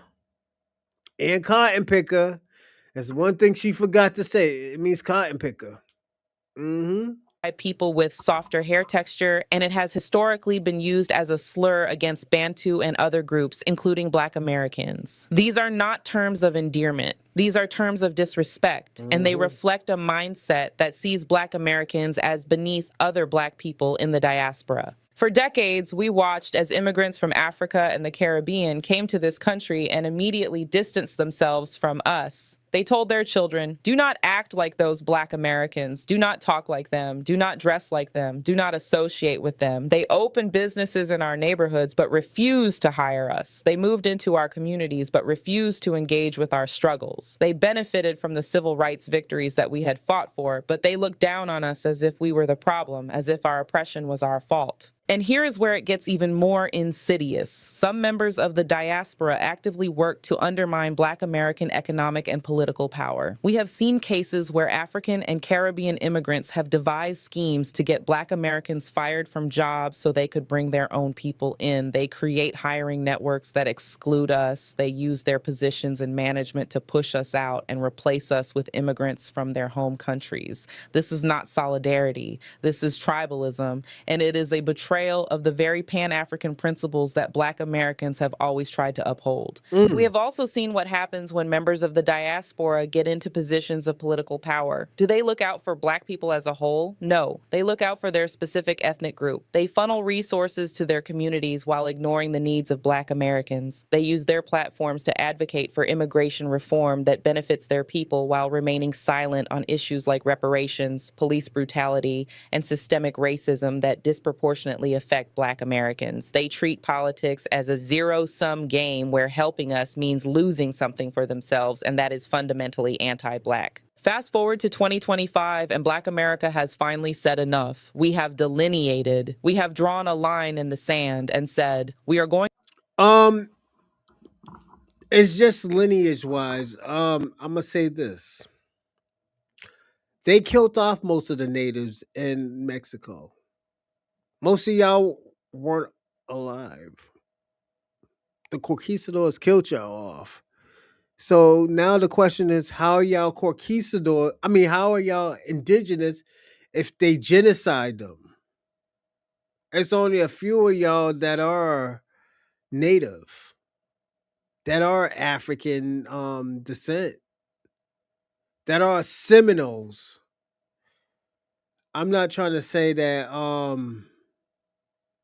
most. I'm not trying to say some all of y'all aren't, but most of y'all are Hispanic. Most of y'all are conquistadors. They took over that land. Then don't forget when the Africans try to, try to level everything out, y'all killed the African. You killed the African Mexican. Y'all niggas is brutes out here. Like, I'm just being personally honest. I'm just going by your actions. So that's why I'm saying the shit that y'all do now in America and all this other stuff, I'm not surprised. If you kill your own people off because of a different skin color and colorism, then at the end of the day, why should I trust you? Why should I think like, yo, you won't kill a black American off? Why would I even trust y'all with my fucking kids? And this is historically. To focus on our own advancement, our own economic empowerment, our own political power. And now, suddenly, people from the diaspora are upset. They are talking about division. They are accusing us of being anti-African. They are saying that we have abandoned Pan-Africanism. But let me ask you this. Where was this concern for unity when you were calling us Akata? Where was this solidarity when you were telling your children not to associate with us? Where was this Pan-African spirit when you were siding with white supremacy to distinguish yourself from us? The truth is, you cannot have it both ways. You cannot spend decades rejecting Black America, distancing yourself from our struggle, and actively working against our interests, and then turn around and demand that we continue to show up for you when anti-Black racism comes knocking at your door. Those days are over. We are tired of being the cavalry. We are tired of running to the rescue of people who have never reciprocated that energy. We are tired of prioritizing Pan-African unity when that unity has always been one-sided. Now, let me address the Muslim dimension of this issue because it is particularly troubling. Islam teaches us that all believers are brothers and sisters, that we are one ummah, one community. The Prophet Muhammad, peace and blessings be upon him, said in his final sermon, all mankind is from Adam and Eve. An Arab has no superiority over a non-Arab, nor does a non-Arab have any superiority over an Arab. A white person has no superiority over a black person, nor does a black person have any superiority over a white person except by piety and good action. This is a clear, unambiguous statement about equality and the rejection of racial superiority. And yet, many Muslims from Africa, the Middle East, and South Asia who come to America have participated in the very anti-Black American behavior that I have been describing. They have looked down on us. They have excluded us from their businesses and social circles. They have perpetuated stereotypes about us being lazy, violent, and inferior. They have aligned themselves with whiteness, hoping that their foreignness or their religion will shield them from anti-Black racism, not realizing that in America, Black is Black, and white supremacy does not care about your passport or your prayer beads. This behavior is not just un-Islamic, it is a violation of the most basic principles of our faith. When you discriminate against someone because of their ethnicity, when you look down on someone because of where they were born, when you refuse to support someone... Not all of them. Not all of them, SB. Yeah, not all of them.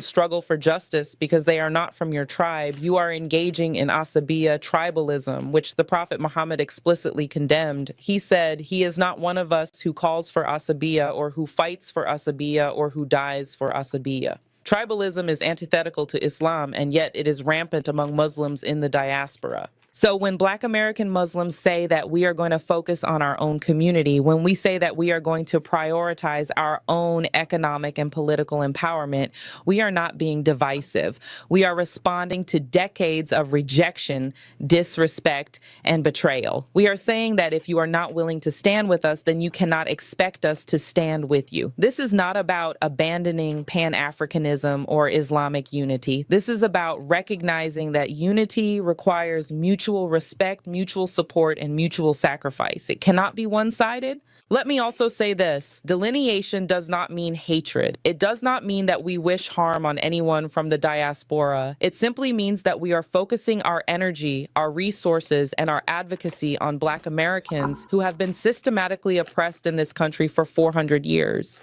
We are saying that reparations should go to the descendants of American slaves, not to recent immigrants who have not endured that specific legacy of trauma. We are saying that affirmative action policies should prioritize Black Americans, not be used as a loophole to benefit everyone except us.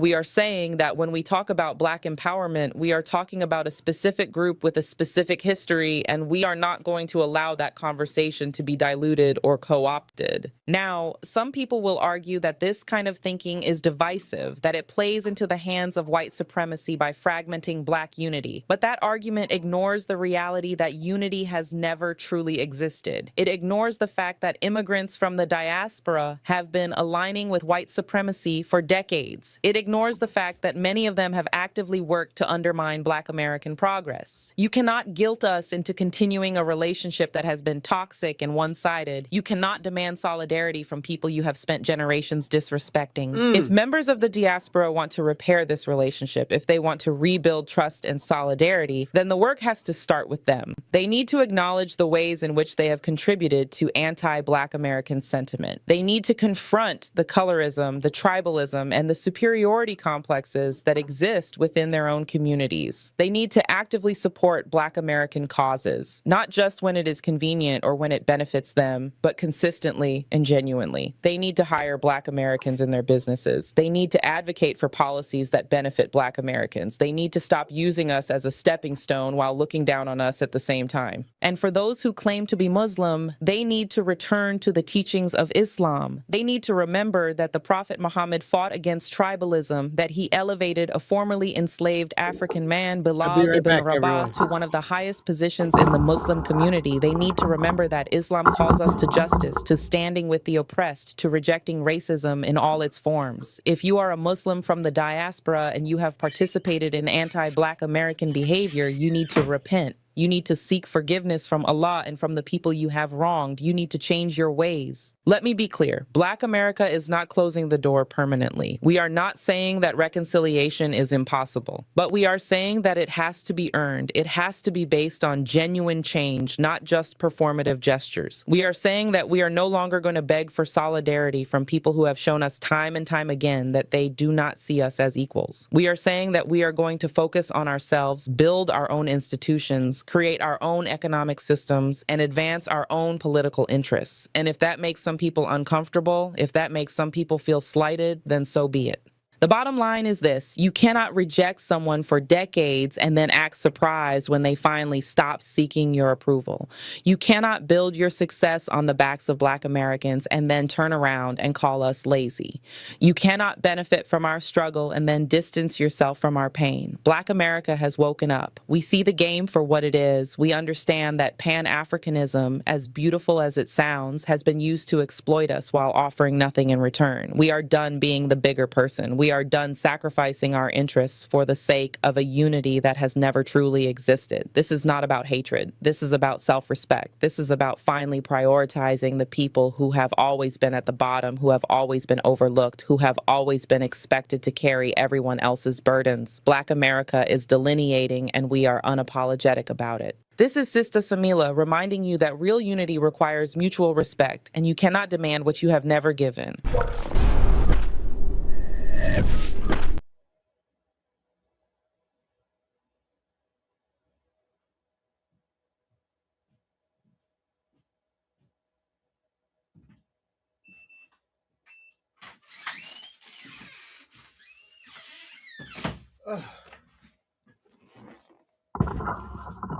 Hope everybody liked that one. I came back. I thought I was gonna have a ginger ale, but my daughter stole it. Yeah, my daughter stole my ginger ale, so I think I got some water in the refrigerator, but yeah. Hey guys, before we start the video, I just want to let you know that the Discord is finally up. So here you can chat with everybody, post the videos. You can check out the videos that I post. The stuff that I can't show on YouTube is on Discord. If you have a job opportunity or a Black-owned business that you want to put up so that everybody can know that they can support, is there. My clothing store is also on the Discord, so you can check out what's new. Yeah, so it's like a gathering spot for every last one of us. All you have to do is go to the post that I recently added and just click on the link, and you do 1, 2, 3, you can join.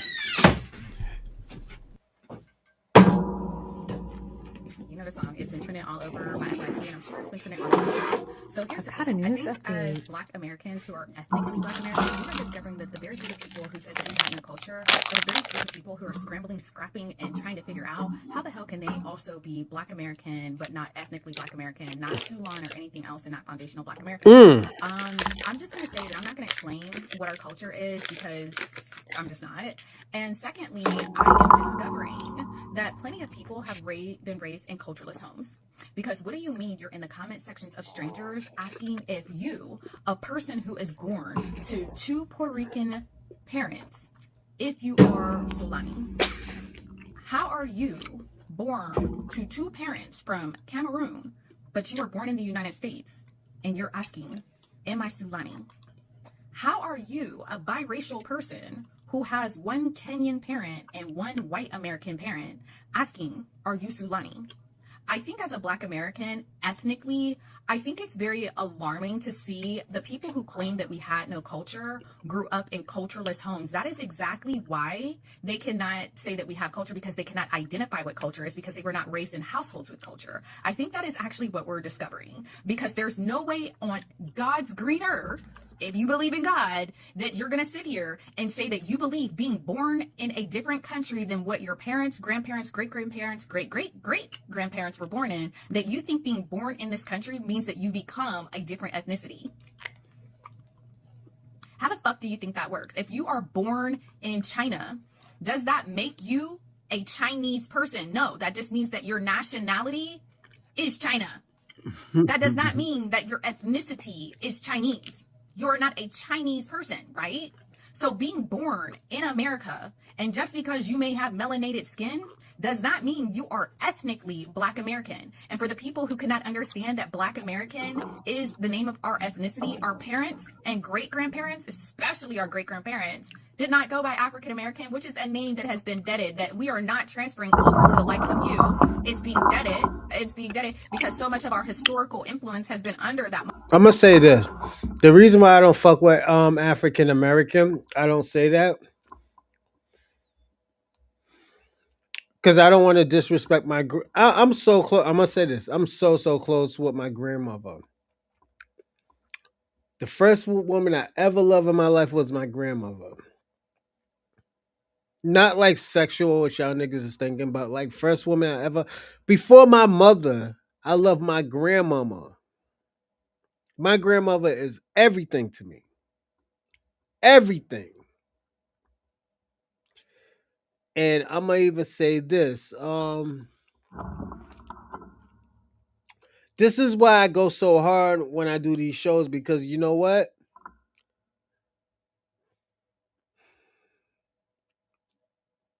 I want my, and I'm like I said, I have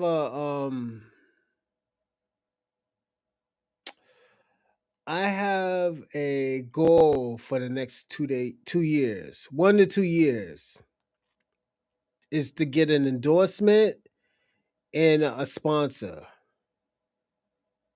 This is why I'm doing the short films. This is why I do a lot of stuff, and this is why I don't mind with y'all trolling and stuff like that, because I know it's for a good cause. But at the end of the day, my sorry, not my great Grammy. Both of my great Grammys are passed away, but my Grammy, she means everything to me, and I want her. If she's gonna pass away, I would rather her pass away peacefully and living her life out to the best, to the fucking best. Because at the end of the day, and I hope, and this is the thing, most people won't understand it, but we're supposed to, as Black Americans, we always supposed to take care of our grandparents. We're supposed to always take care of our grandparents. We're not supposed to have them in the nursing home. My grandmother used to work for a nursing home. No, not sexually. Penguin, what the fuck is wrong with you? Like, Penguin, are you fucking weird? Penguin, don't let me put you in timeout, my nigga. I'm gonna put you in timeout for doing weird shit, because that was very weird. I would say it's offensive, but at the end of the day, I already know you're a pervert. So it's I'm not gonna give you a timeout just yet, but you do got to strike. Well, actually, that strike one turned into strike two. I'm not even giving you strike one. I'm giving you strike two. You fuck around again, I'm giving you 30 minutes. So you fuck around and find out what's going on. Greatness, salute, salute, player. You know, let me put you up on here, man. We got a new site and everything. My man, greatness. Yo, what kind of question is this? We fit in the fucking top. We don't have shit to do with these. Yes, facts. I'll say this, and I'm talking about diaspora. Do we fit in with the diaspora? We don't. And I agree with you. We don't fit in with the diaspora. Everything's good, man. Living the dream, man. You know, yeah, I'm living the dream, man. You know, just, like I said, this is kind of rough right now and stuff, but at the end of the day, it's going smoothly and surely, but smoothly and stuff like that. We into the videos right now, and we're getting my Grammy. I said my Grammy or my grams. You know, yeah. We don't call we don't do the clicking and poppins to say grams because we don't do the clicking and poppins like what you do, what you call your grandparents, like, you know, or bing yong or some shit like. I'm sorry, Penguin. I was just fucking with you, my nigga. I know you get offended, Sofa. Oh, so I'm hates. Yeah. Nah, my baby mother's teaching my kids Khmer, so that's super dope.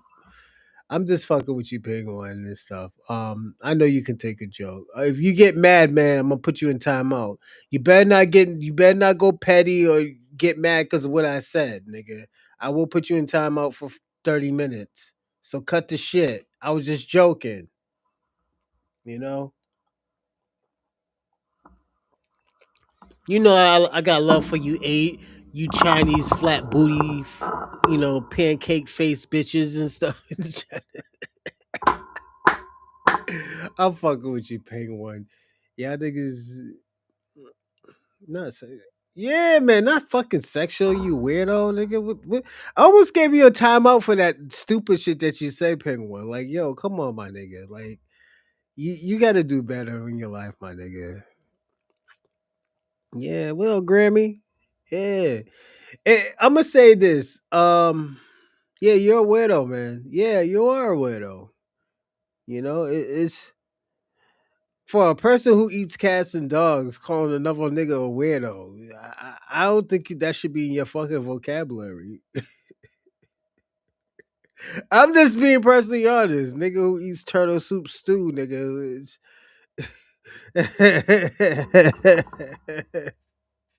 I'm fucking with you, Penguin, man. I hope you're doing good, my nigga. Let's finish this. Penguin, I was just saying, you know what? I'm putting you time out, my nigga. I said I was joking with you, my nigga. I told you about that bullshit, my nigga. Like, yo, time out. You know what? Yeah, you getting 30 minutes, my nigga. 30 minutes. Yep, Penguin got 30 minutes, man. He can't be doing that. Yo, you said not. You said it. Nah, Penguin. No, no. Penguin, I know what you was doing. You playing victim. I don't like that Penguin, as many times I tell you I hate that, you playing victim and shit. And you know what? I'm saying time out, my nigga. 30 minutes. 30 minutes. I have to, Penguin. I have to, man. Yo, you can't play victim. Penguin, as much stuff you say, you call black people monkeys, you disrespect black people and all this other stuff. I'm putting you in timeout, my nigga.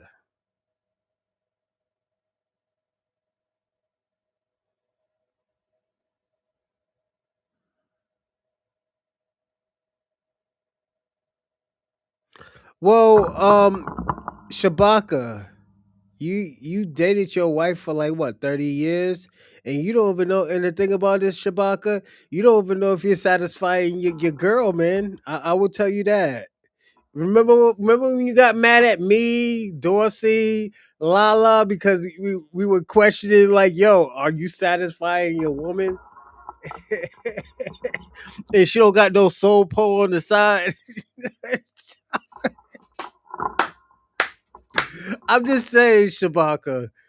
Last time you got mad at us because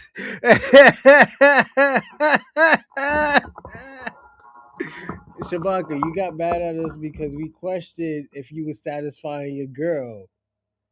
And you don't know if she got a side guy that was taking her to Pound Town. That's all I asked you, and you got mad at us. Don't you possess the understand insight to be an American? I'm just saying, Shabaka, because who knows, my nigga? Somebody could have been taking your wife to Pound Town. It's like, yeah, yo. I'm gonna say this, Shabaka. I've been watching a lot of these Asian movies and stuff like that, and a lot of these women got side guys. Some guys don't be fucking. Listen to the foolish. They shit don't stay. You should be in time out with your. Come on, Shabaka, don't do that.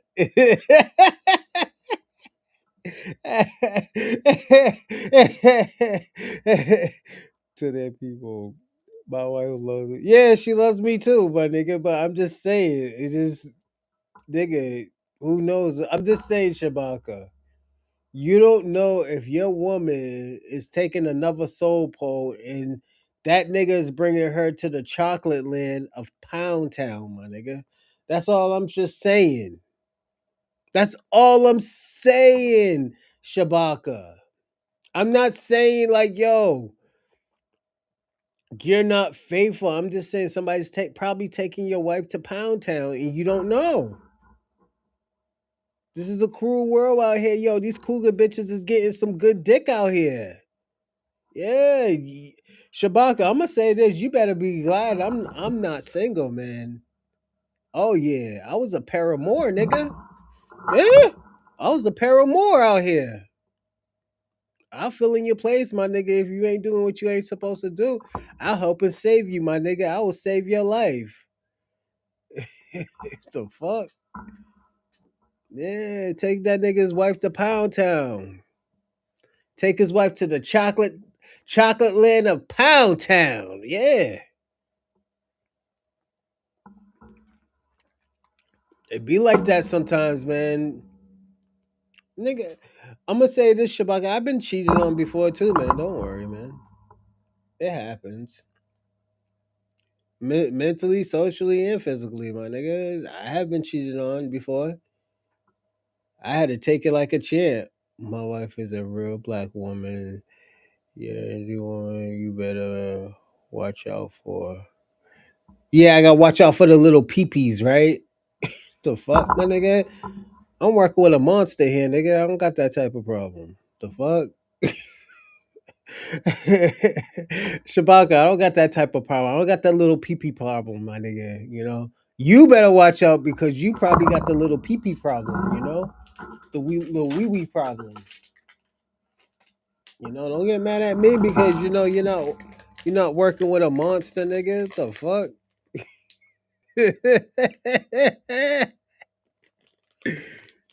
Yeah, you got the Jet Li wee-wee, nigga. Yeah, Shabaka's gonna kill me one day. Oh shit. You just can't get mad at me, Shabaka, man. It's just like, yo. That nigga mad. See, you getting personal? I'm gonna show you, Shabaka, what he wrote. That nigga getting personal. That nigga mad right now. I mean, he mad because you got a little wee wee, nigga. How you mad at me because you got a wee wee, little wee wee, nigga? Come on. Not everybody can have a dragon. The fuck?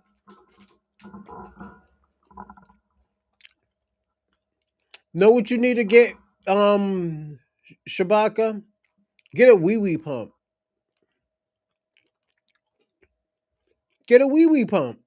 You'll be good. You'll be in the game. Your wife won't cheat on you no more. I'm just being personally honest. I'm trying to help you out, my nigga. Get a wee pump. Boom, boom, boom. Whoop, whoop, whoop, whoop, whoop. Bam. Because they got a tadpole army. Oh, shit. Shout out to Greatness. My nigga say you got a tadpole army, nigga.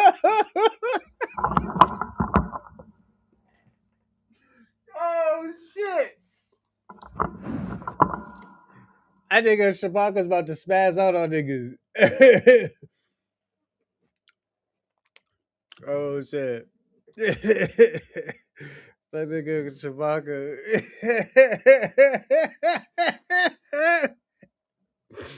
That nigga about to write a book about us right now. Yeah, people, when you broke ass donated money.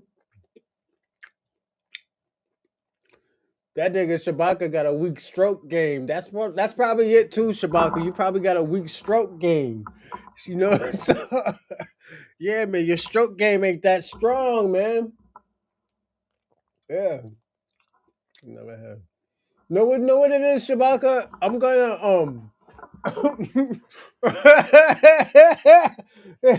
Hey yo, Shabaka.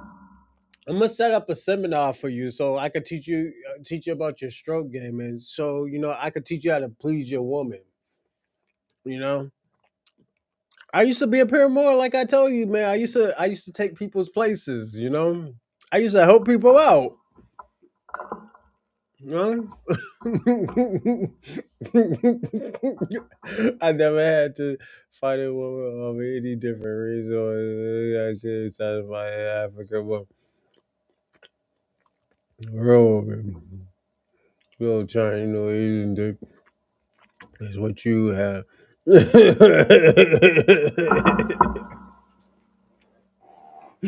nigga Shabaka's mad at niggas. That nigga's eating.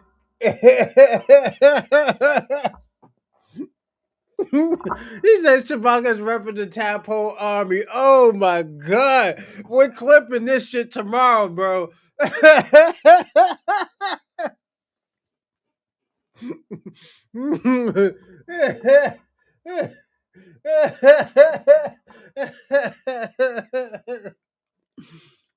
Oh shit. He's a good nigga called Pink and Perfect. Oh shit.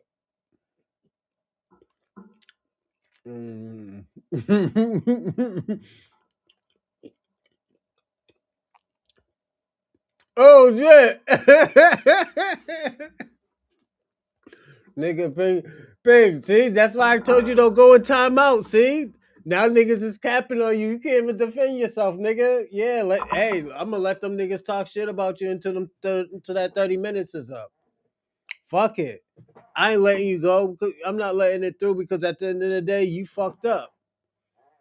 What's it? Satisfying an African woman is easy. Just get the my name. Yo, shout out to Ewo. He said satisfying an African girl is easy. Just get them a green card. Oh shit. He says sticky fingers ping. Oh shit. Niggas is getting on you ping. Yo, and the funny thing about it, Pink can't even defend himself. That's funny.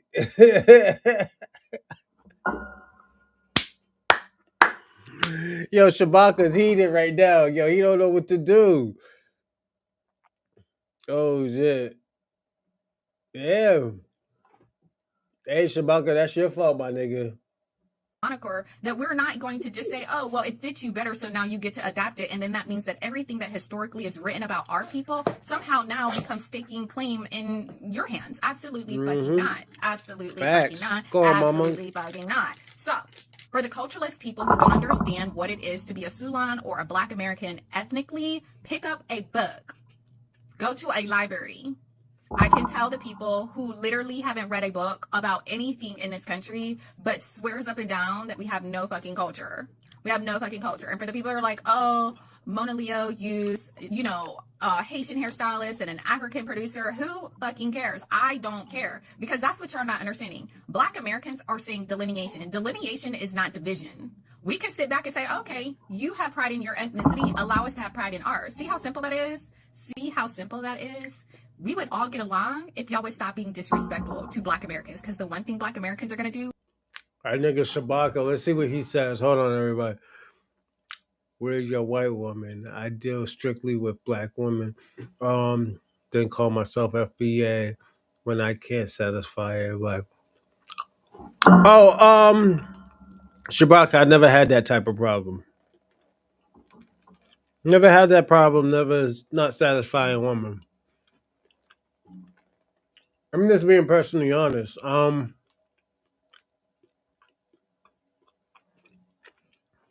You're the only one that has that problem, bro.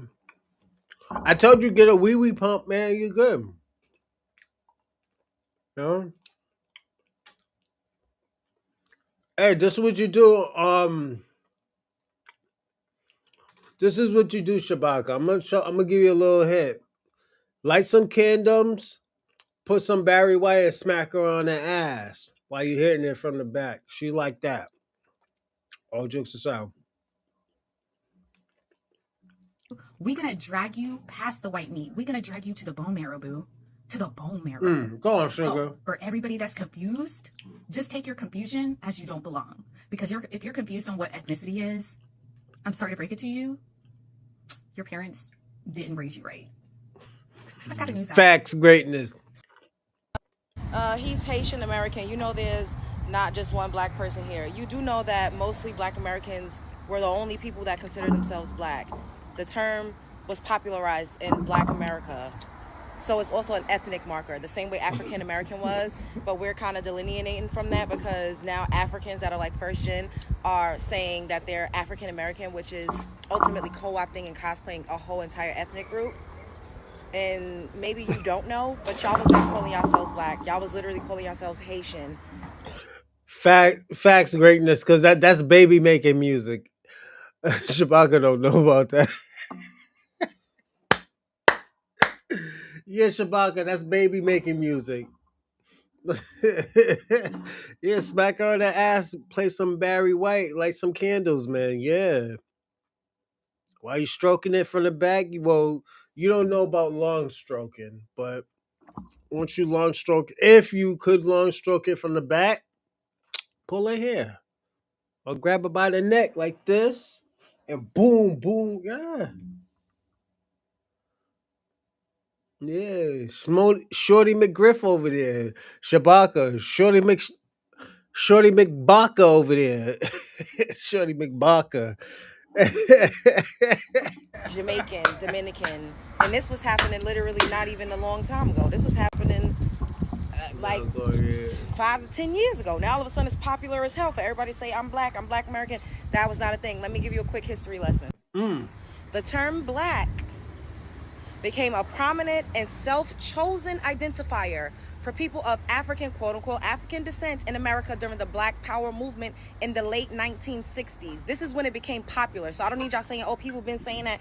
I'm talking about when it became popular, when it became an ethnic marker, replacing earlier terms like Negro and challenging the passive identification with colored people. Leaders like Stokely Carmichael, and I know he's probably Caribbean, so I don't need y'all to say, oh, a Caribbean. Nope. He got that from a book that was written and coined by a Black American man talking about Black power. And I'm Black and I'm proud.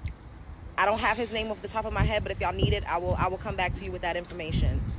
Popularized the term as a political statement of pride and empowerment, a shift that was cemented in the aftermath of Martin Luther King Jr.'s assassination and championed in songs like James Brown, which is a Black American man. Say it loud, I'm Black and I'm proud. He's Haitian American. You know this. So to differentiate the different Black people in South Florida, Black equals African Americans. I was talking to this guy yesterday, and I was just like, "What are you?" He was just like, "I'm Jamaican." And he said, "What are you?" And I was just like, "I'm Black." And he immediately understood he knew what I meant. There is definitely a psychology behind the sudden embracement of quote-unquote Blackness when it comes to melanated immigrants coming to this country. Now that we as Black Americans have begun to assert distinctive boundaries around our identity, many of these melanated immigrants have suddenly become more eager. Give me a second, everybody. I forgot to look at something. I might have to take a shot.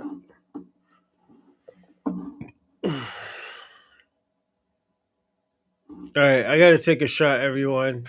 Give me a second.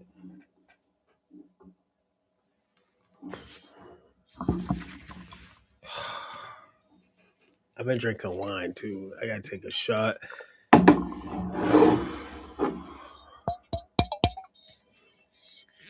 You know I'm older because I did it. Oh man, I'm an old. When a nigga do this, yeah, he old as fuck. He's a older nigga.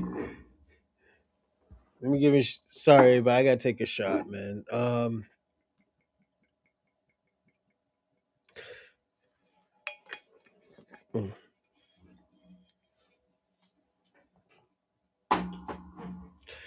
Shout out to the subscriber who subscribed today. Thank you. I appreciate it.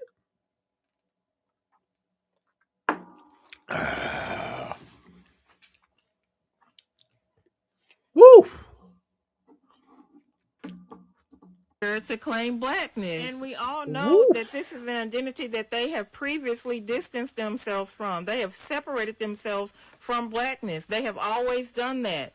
Now, this whole thing about everybody's black, we all black, kumbaya, that is not organic. It's not genuine. It's actually a defensive response to exclusion. Now, if you look back, many of the Caribbeans and the African immigrants often saw themselves as Nigerian, Jamaican, Ghanaian, or what have you, and even looked down upon us as Black Americans and seen us as being culturally inferior. They often took on the talking points of white supremacists, calling us lazy, uneducated, disconnected from our roots and even mocked us for being descendants of slaves. I don't know if Africans are aware that Caribbeans were a part of the slave trade as well, because every time they get on here calling us cotton picking Akatas, they're indirectly throwing shots at the Caribbean. Remember I said that. I said Akata means cotton pickers.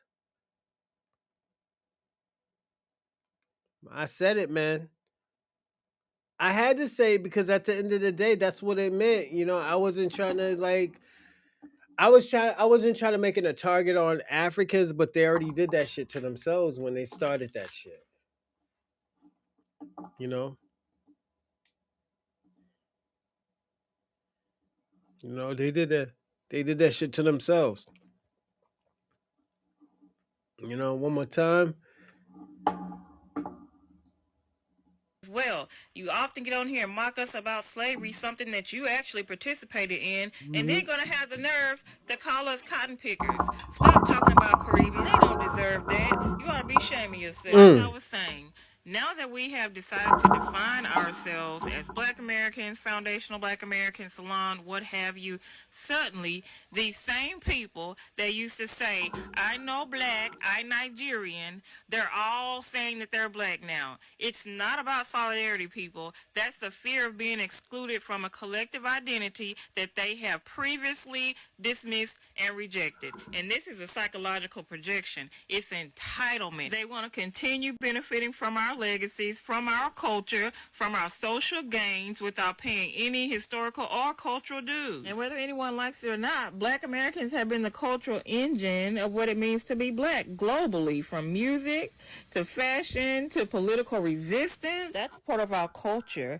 And being black ethnically and being black and proud, that is something that was started here with us, because in the past, none of them wanted to identify with being black. It was always where they were from and their tribes or whatever island they were from. They didn't want to be black before, because being black in America meant that is something that was started here with us. Meant being ghetto or being loud or being uneducated, because if you can remember, these are things that they were saying. They have gotten up on social media and admitted to their parents saying these things too. And they're still saying stuff like this till this day. I'm going to wrap it up. I'm not going to hold y'all. But just to summarize things, just to sum it up, this sudden push for flat blackness and we're all black, blah, blah, blah. Now, this is only after we as Black Americans have established boundaries. It's not about unity. It's fake allyship. Because a lot of these people that are here, it's opportunists. They want to just be exploitive. It's about the fear of being excluded, and it's the loss of access to benefits. That's what it is. They have never wanted to be black because black has always been attached to struggle, but they wanted to reap the reward but reject the struggle, which was blackness. Now, I'm gonna say this, everyone. I'm sorry to stop the show. I know he's an immigrant or even so-called tether.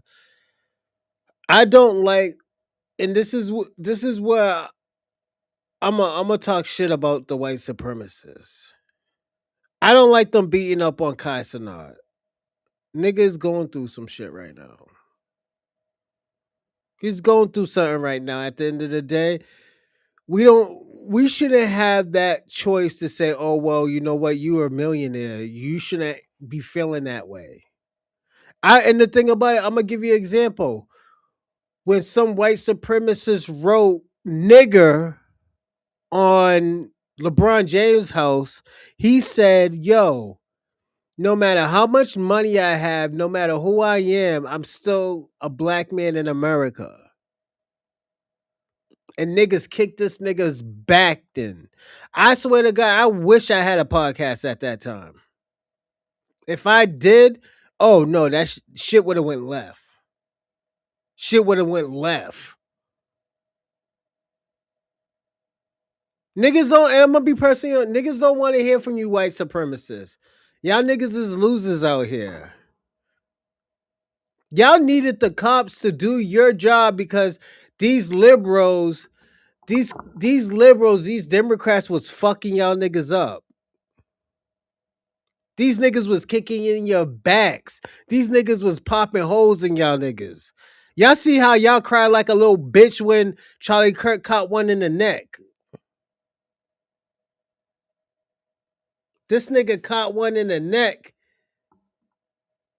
LeBron is a double agent. He's a double agent. He might be a double agent, but at the end of the day,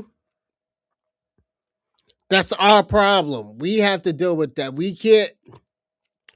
I'm gonna give you an example, like Jesse Lee P.E. Peterson's. That's our Sambo. So we have to deal with that nigga. We have to kick that nigga's back in.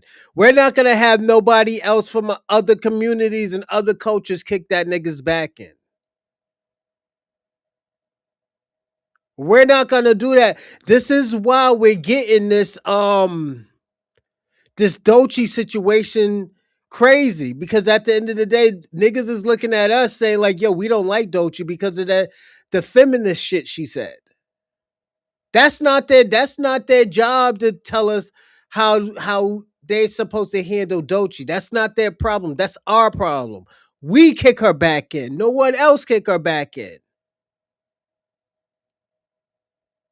It's like you got a little brother. You beating up on your little brother. You know, you're not going to have no outsider come over there and put their hands on your brother. That's a no-no. We're not going to do that. Kai Cenat is not our people, but at the end of the day, we have to give him the benefit of the doubt. For his own people to handle that. We don't need no white supremacists saying their point and saying that, oh, well, he should. No, nigga, that's not your job.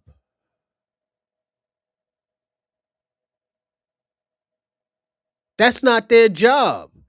And this is the thing about white supremacists. When we let them know, that's when they want to play that, oh, I didn't know. Nigga, how you don't know?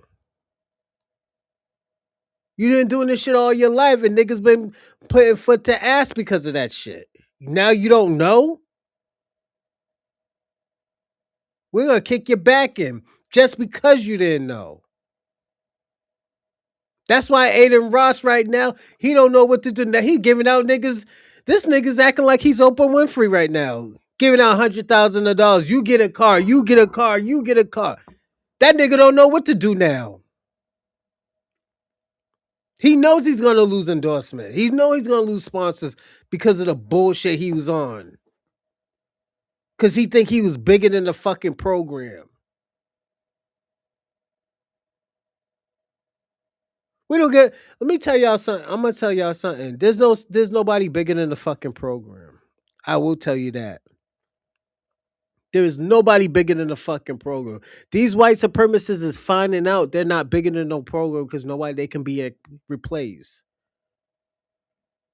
The only difference between a black American and a white supremacist, they have a chance to make up for it. That's the only difference. We gotta jump through hoops to get a second chance. And that's if. Some people don't get second chances. Kai Cenat is from Trinidad and Haiti. He's a double immigrant. He's a double failure. But at the end of the day, that's not the white supremacist. I'm just saying this. This ain't the white supremacist or that white racist man situation to be talking on Kai Cenat. Cause them niggas is catching hot slugs. These white supremacists is catching hot slugs. From Ashley Babbitt to Renee, what's her name? Renee Nicole Goods. They both are Ashley Babbitts. They thought they were bigger than the program and caught hot slugs. I'm just being personally honest. Dolce is black American, but she's a feminist. She's an Angela Davis. And I love me some Angela Davis, but Angela Davis is a carpet muncher. She don't like niggas. So I understand why, she's a feminist.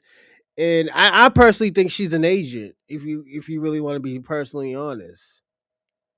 And I love me Angela Davis, but I think she's an agent.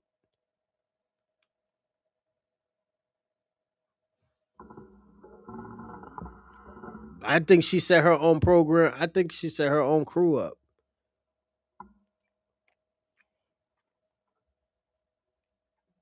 When people only show up once you set boundaries, you have to watch out for people like that. It's not solidarity. It's about opportunity. That's it.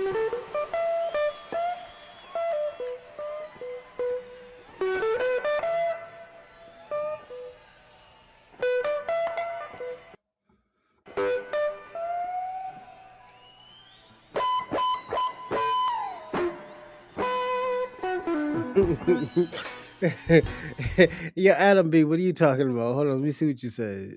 Does AI hold on one second. Let me see what my man's talking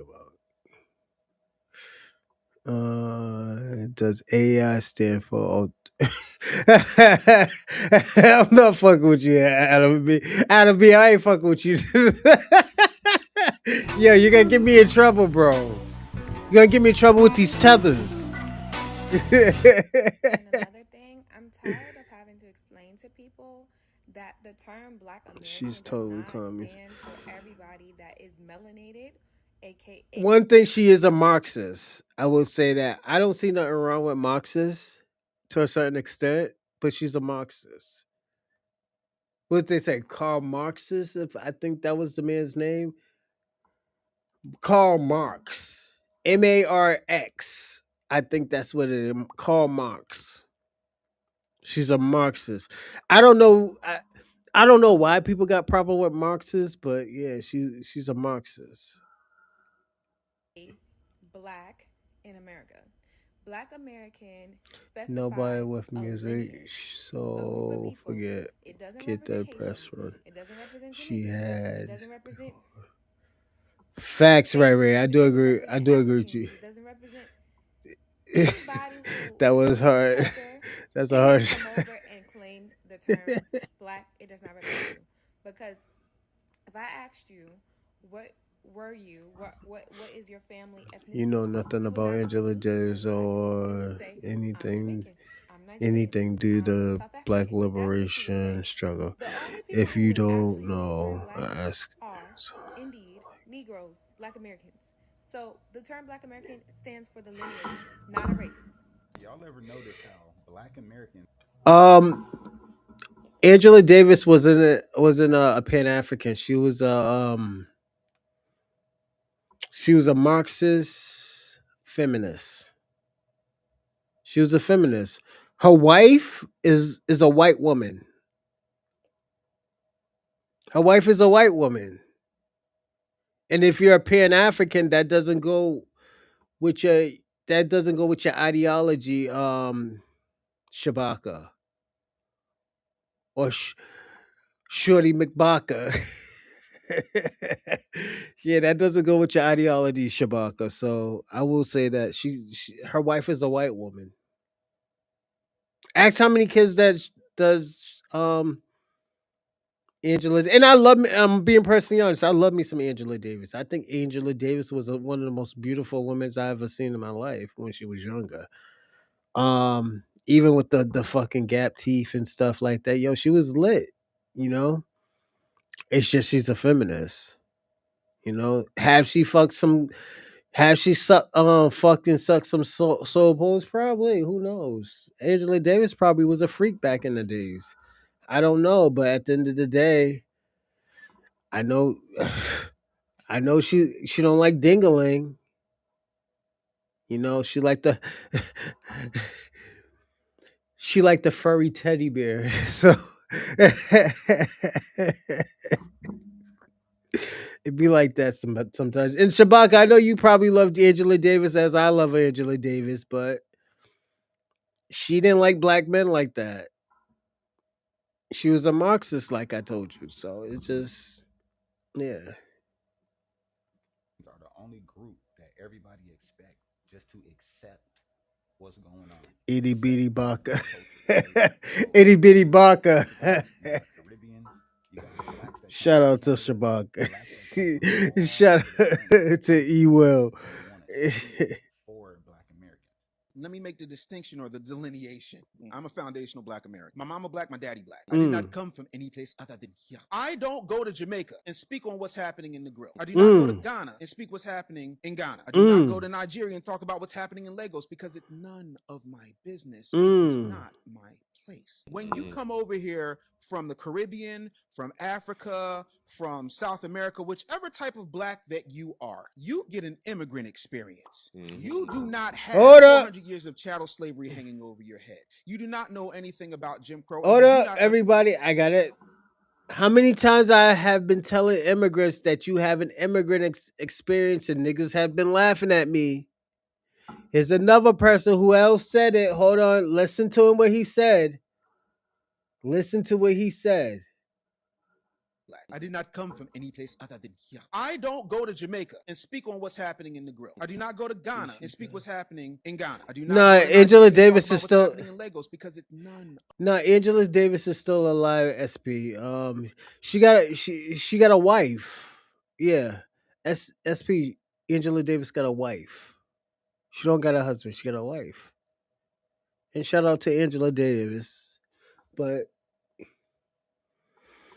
she can't be Pan African and have a wife. I'm just being personally honest. They'll be treating that girl like what's my man? What's the homegirl's name? What's the girl who owns ADOS? They'll be treating her like her, you know. But yeah, I'm just being personally honest. Yeah, they're not fucking with Angela Davis, SP. I'm just being and she's a radical. She's a real radical. She's a Marxist, a feminist Marxist. She gets busy out here. Of my business. And she's from Alabama. When you come over here from the Caribbean, from Africa, from South America, whichever type of Black that you are, you get an immigrant experience. You do not have 400 years of chattel slavery hanging over your head. You do not know anything about Jim Crow, and you do not understand what is happening to us directly. You catch a little bit of an incident here and there because you look like us. So I'm gonna need everybody who's not a foundational Black American to stay the hell out of my conversation, understand it's not your place, and realize that we have things to do. I don't go to Jamaica. I don't go to Barbados. I don't go to the Bahamas. Think that I can speak on what's it like to be a Black person in the fucking Bahamas because I don't know. I don't have the lineage and the heritage to understand what's really going on. So it's real disrespectful when you have those Caribbeans, when you have those other Africans, Jamaicans, the Haitians, wherever they come over here, they learn a little bit about Black culture. They think that they can speak and represent Black Americans. No, and that shit needs to stop. When they talk about delineation, that's what we don't like. Y'all, we love y'all, our brothers and sisters and cousins. But when it's time to speak up on Black American culture, y'all need to take a back seat and sit down. I said that. We've been doing this. We've been fighting the system. We built this foundation that we're standing on as Black people. So I think that the Africans, the Caribbean, Give me 1 second, everybody. Black Hispanics just need to respect it. When it's time to talk about politics, when it's time to vote, y'all should take a step back and kind of hand me the mic. Let me talk. It's my turn, the Black American. I feel like a lot of y'all are taking what I said the wrong way, basically saying that you're not Black, and I'm not trying to revoke your Black card, but I'm saying the truth of the matter is that some of you are not Black American term-wise. And what do I mean by that? The term Black pretty much means for Black Americans is that they come from Africa, but they do not know what part of Africa they come from, because physically they know they are Black, but they do not know what part of Africa they come from, compared to Africans who come from Africa, Sudan, Nigeria, wherever part of Africa you come from, you know your history, you know your heritage, you know your lineage. Black American people have been scrubbed so clean that they do not know what part of Africa I didn't do nothing, bro. I didn't do American, because that's the only thing they know. Based off of American society, they have forced y'all to be put into the role. Hey, you know who that guy is, right? That's Shabaka. That's Shabaka. Yeah. That's Shabaka, the one who been with his wife for 40 years. That's Shabaka. Shout out to Shabaka. Black American, but in reality, a lot of you guys are not Black. You are based off of American no, we don't. We do not. We do not. Black American. In actuality, just like how white people have their white Europeans, you guys are the same for us. For all of us. And I'm not saying there's anything wrong with being Black Caribbean, Black American, Black African, whatever the case may be. But what I'm saying is that when you act like being Black Shabaka is a prime example of a failure. It erases everybody's fucking culture and it makes it into one. When in actuality, it needs to be respected as its own individuals, just like how American white people and American British people and American whatever else they have understand that they're all based off of different cultures. While Black people do not get that same respect from you guys because you guys do not respect their culture. It is okay to just be Black. I mean, shit, everyone else wants to be. Disclaimer, I'm Sierra Leonean and first generation American, so if a Black American wants to tell me what I'm wrong, I will. But my whole life I've watched y'all try to connect yourselves to different cultures, like the Black Israelites, the Egyptian crowd. Hell, this week I heard a person say that even Christopher Columbus was Black. And that's how I knew we've gone too far. Per se, what I am saying is that I haven't heard it from a credible source. Please keep your YouTube documentaries to yourself. I promise I don't want them. Why do all that when Black culture literally runs the world? I'm just fucking with y'all, man. But let's get to the next video, man. Let's get to some good shit. That's King Flex, everybody's Claim Flex.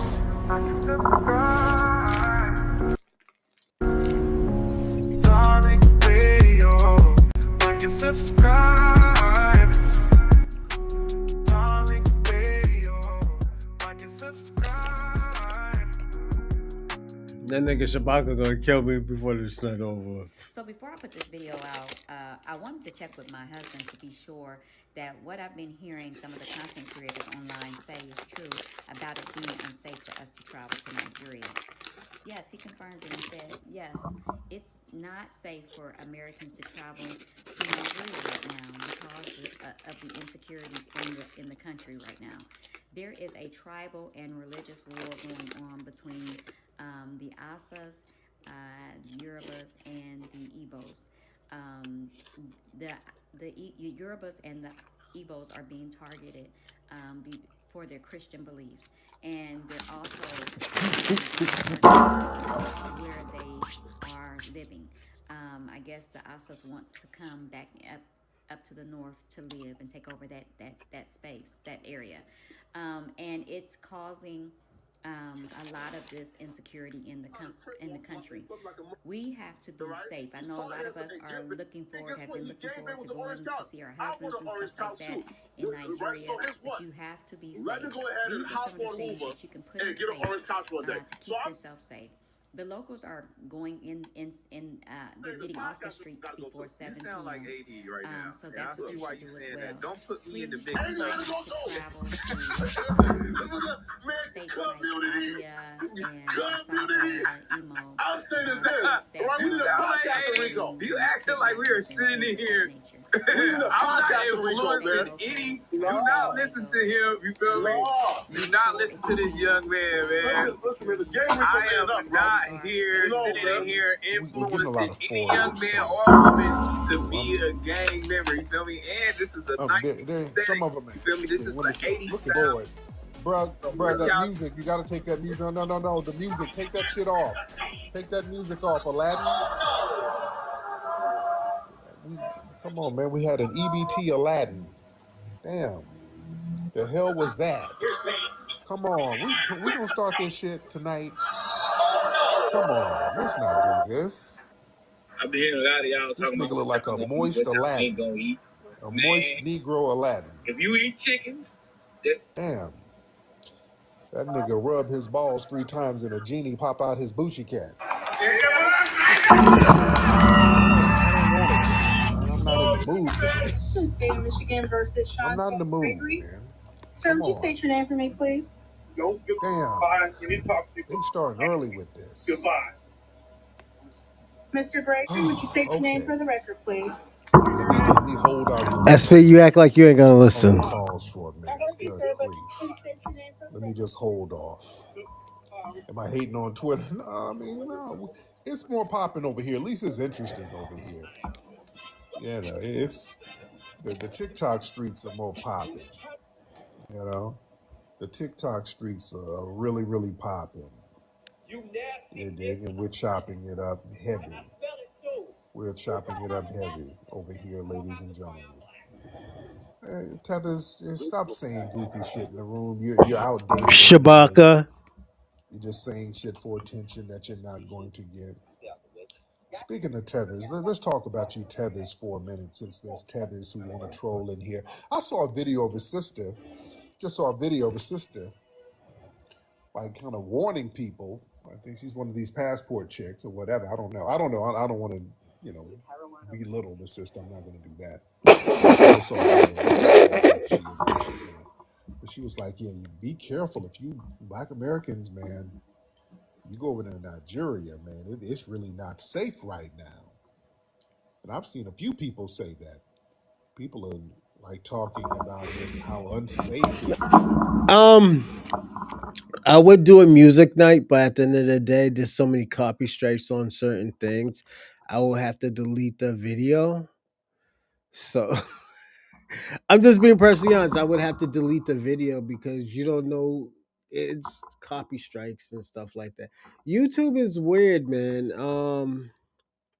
I would do it on Twitch. Oh, jokes aside, I would do it on Twitch. I was probably like 2.5 years ago. I was playing music and playing video games at the same time. I was playing New Edition. What is it? What's the song? I'm leaving you again, and I thought I told you when. Then I'm alone again. The one that has the Bow Wow beat. Oh, like you, that song. It has that beat. I'm gonna be personally honest.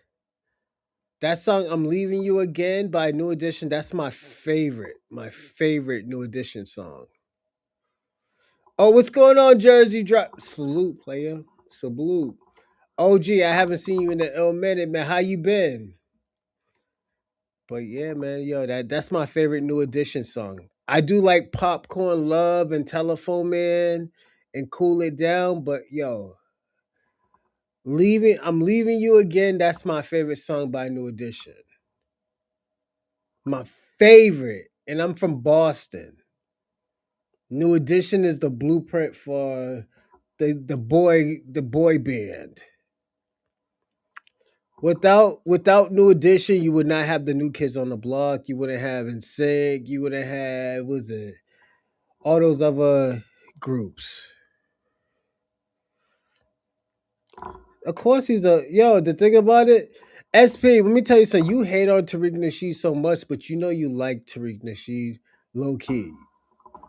Like, I'm gonna be personally honest. A reason why Tariq Nasheed be having mad views, cause y'all niggas who say y'all don't like Tariq Nasheed be on his show, just be listening. You have to listen. And this is why I always say, yo, that nigga's in y'all head rent free. I always say that.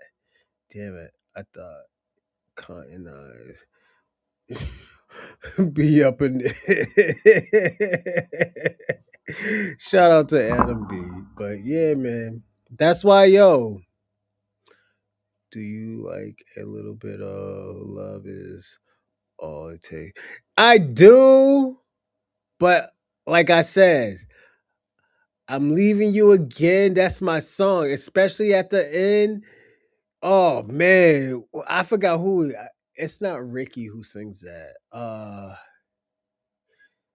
I think it's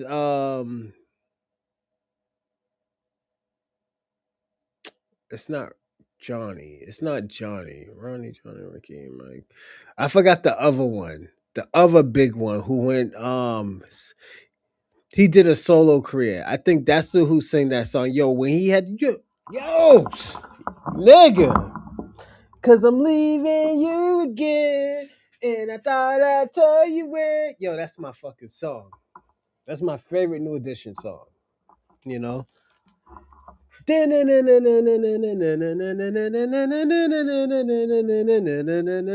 that's where Bow Wow got that beat from. Like you. With him and Sierra, they got that from New Edition. Yeah, that's my favorite song. That's my favorite song from New Edition. I think boy bands wise, it's always New Edition. I do like Philly. I do like the Philly swing. The shit ain't better than New Edition. The New Edition has a unique history. From Johnny to Ronnie. Even I'm close to Mike, Uncle Mike. Michael Bivins, because Michael Bivins used to sponsor my basketball when I was younger. The BBD, yeah. Them niggas out here be getting busy. Yo, like this is why, yo, when you hear like what's his name? When you hear Aiden Ross saying that yo, black people don't support their community, nigga, that's a lie. Michael Bivin been I played basketball for almost 7-8 years. Mike, Ricky, and Johnny Gill always supported my basketball camp. They always supported that. And those are all project and hood niggas. This is why I say, yo, Aiden Ross don't know what the fuck he's talking about. Aiden Ross is a fucking loser. And them niggas didn't have money like this nigga got money. Them niggas supported my basketball games and stuff like that. And shout out to New Edition, but at the end of the day, I don't like that shit. I don't know if it was Ricky Bell, Michael Bivins. Yo, BBD supported my basketball camps. They supported Boston. This is why they're getting everything that they're getting now. And this is why I was telling American Dream, like, yo, this is a long-term game. You can win short-term game because, oh yeah, you're shitting on black Americans, but at the end of the day, you're gonna lose at the end. Shabaka, you're gonna lose at the end. Do you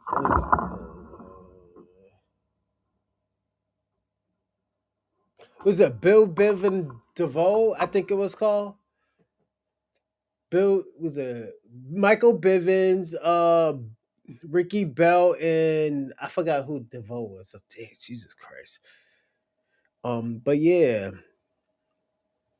I forgot who. Let me give me a second. We're gonna look this shit up. I'll tell you who sang that part. That's my favorite, and like I said, it's my favorite song. But right now, I'm so excited just to even talk about these niggas because, like, yo, I remember when I met Bobby Brown for the first time.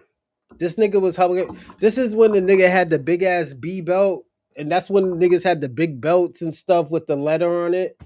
Yo, Bobby Brown had this big ass B belt with diamonds in it because he just got that $1 million settlement from Whitney. This old school chick, cougar bitch, was hugging on Bobby Brown. Bobby Brown was all drunk. He all looked at her, and this nigga was like, "Why you look like that?" We were at the Hyatt Hotel. I just had my modeling show and everything. I'll tell you who it is. Hold on, give me a second. Yeah, this nigga Bobby Brown is new. Let me tell you who it was. Cause I fuck with New Edition, man. They did a lot for Boston. So Ricky Bell, Michael Bivin, Johnny Ralph. It was Ralph. It was Ralph. Oh my god. I like Uncle Mike, but Ralph, was it Ralph who was the lead singer? Or was it Ralph? I forgot the guy with the high voice. I don't know if it was Ronnie or was it Ralph. I don't think it was Ralph. I think it was Ronnie.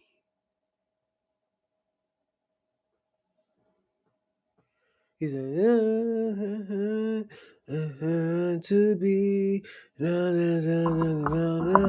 Yeah, yo. Girl, you know it's gonna be. Yeah, that's. Yo, I'm telling you. Cause the way it's supposed to be.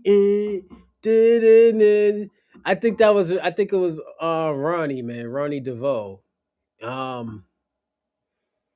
Yeah, I think it was Ronnie. And shout out to Ricky. Ricky went through his situations and stuff like that, man. Was it Ricky that went through the drug situation? I don't know, but it's just nigga. Cause I'm leaving you again. Yo, that's my. All right, let's play this video, man. Let's. I don't want to play this song and get copy strike. Yeah. Yo, I'm telling you, that's my song. I'm leaving you again. I know y'all gonna play that song after this show. Yo, that's my song. And at the end of the day, I know why Bow Wow used the sample of it. Yeah, Bow Wow used a sample. Like You, that song Like You with Sierra. I had never like you. Yeah, that's a New Edition sample. A lot of people use New Edition samples. You'd be surprised. Stop fronting, Reaper. You know you used to a lot of minnow deuce. What's a minnow deuce? I don't know what that is. Nah, yo, New Edition is my favorite. Like group of R&B singers. Yo, niggas got everything from New Edition. From boys was it New Kids on the Block to NSYNC to was it 1080 whatever those nigga. Why you think these little Korean people are dancing together? Why you think them Chinamen are to be dancing together with each other? It's because of New Edition. New Edition is lit. Like we can't shit on New Edition. New Edition, yo, niggas is wearing Timbs because of New Edition. Niggas is wearing Timbs. Timbs didn't technically come from New York. Timbs was a key. New York is a key component of the Timbs. They were the component. They put it this way. They made it dope. New York made it dope to have Timbs. But they seen Timbs on New Edition. Yes. At the end of the day, I'm still gonna give Timbs to New York. Yeah, K-pop is New Edition. Yeah. Absolutely. It's New Edition. Most people don't know that. Is to go to Nigeria and those places right now.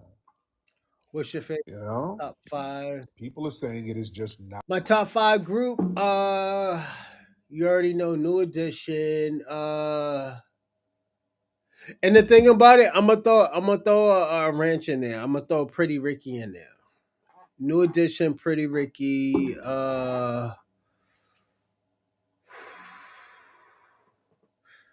What's the group with Turk, Tyrese, and Johnny Gill? That group, and also Eddie Levert. Was it LRG? I like LRG. That was another group. That's 3. New Edition, Eddie Levert's group, TRG.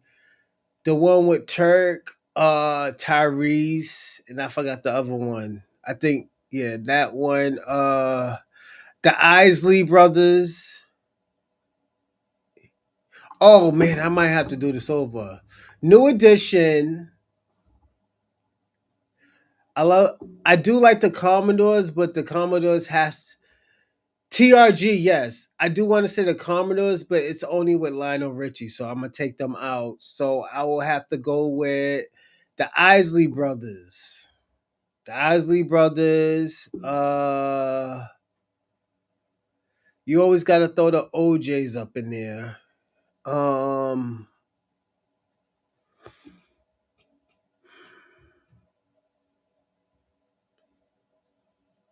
Was that? I said LRG with Eddie Levert. And what's the other group with Tyrese? Tyrese had a group with Turk. That group. And those are my favorite. Where is No Edition now? What have they done for? What are you talking about? They're still giving back to black people in Boston. Nigga, stop trying to shit on New Edition, my nigga. They still giving. Nigga, they just gave fucking New Edition a street because they're still giving back to people in Boston. They still support the YMCA's. LSG, yes, thank you, LSG.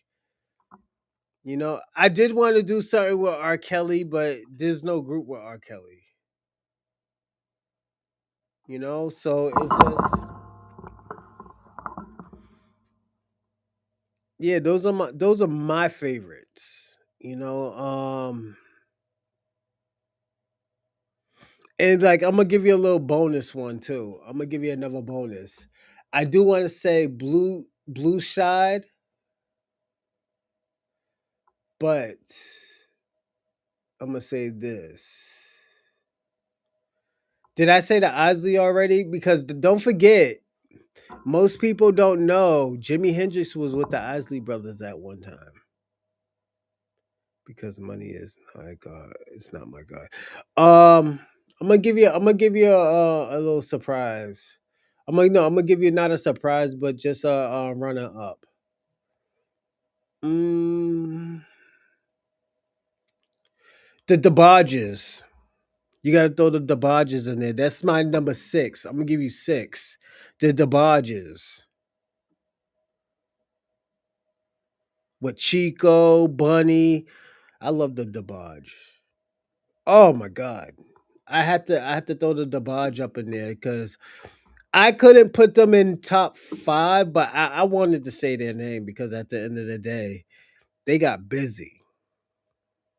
I love the Debauch. So if y'all niggas hating on my top 5, it is what it is. But those are my And if anybody has their top 5s, just throw them in the live chat. I'm gonna put them out on the screen. Let me know. Oh yeah, I love the Debauch. I love what's my man Bobby, even though he died from AIDS, but it's just Bobby. Bobby got busy, man. Even though I'm a Chico type of nigga, Tico and El Jabaj, but Bobby was a shit. Not the business right now. There's like a religious war going on. It's just too much. Folks getting kidnapped. And family, this is why we don't let nobody shame and guilt us. Also, everybody, if you want me to take a shot, hit the donations. I'll take a shot of some Crown Royal.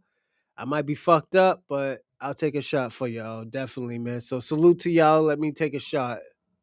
I'll be looking in the live To chat. these Pan-African travel narratives. You dig? Because people want us to go over there and save the continent. When they start talking all that Pan-Africanism, what they really want is us to go over there and start saving and bringing money and pulling people up out of poverty and all of that. But listen, that's why I like to keep things very honest. I like to keep things very real. Right.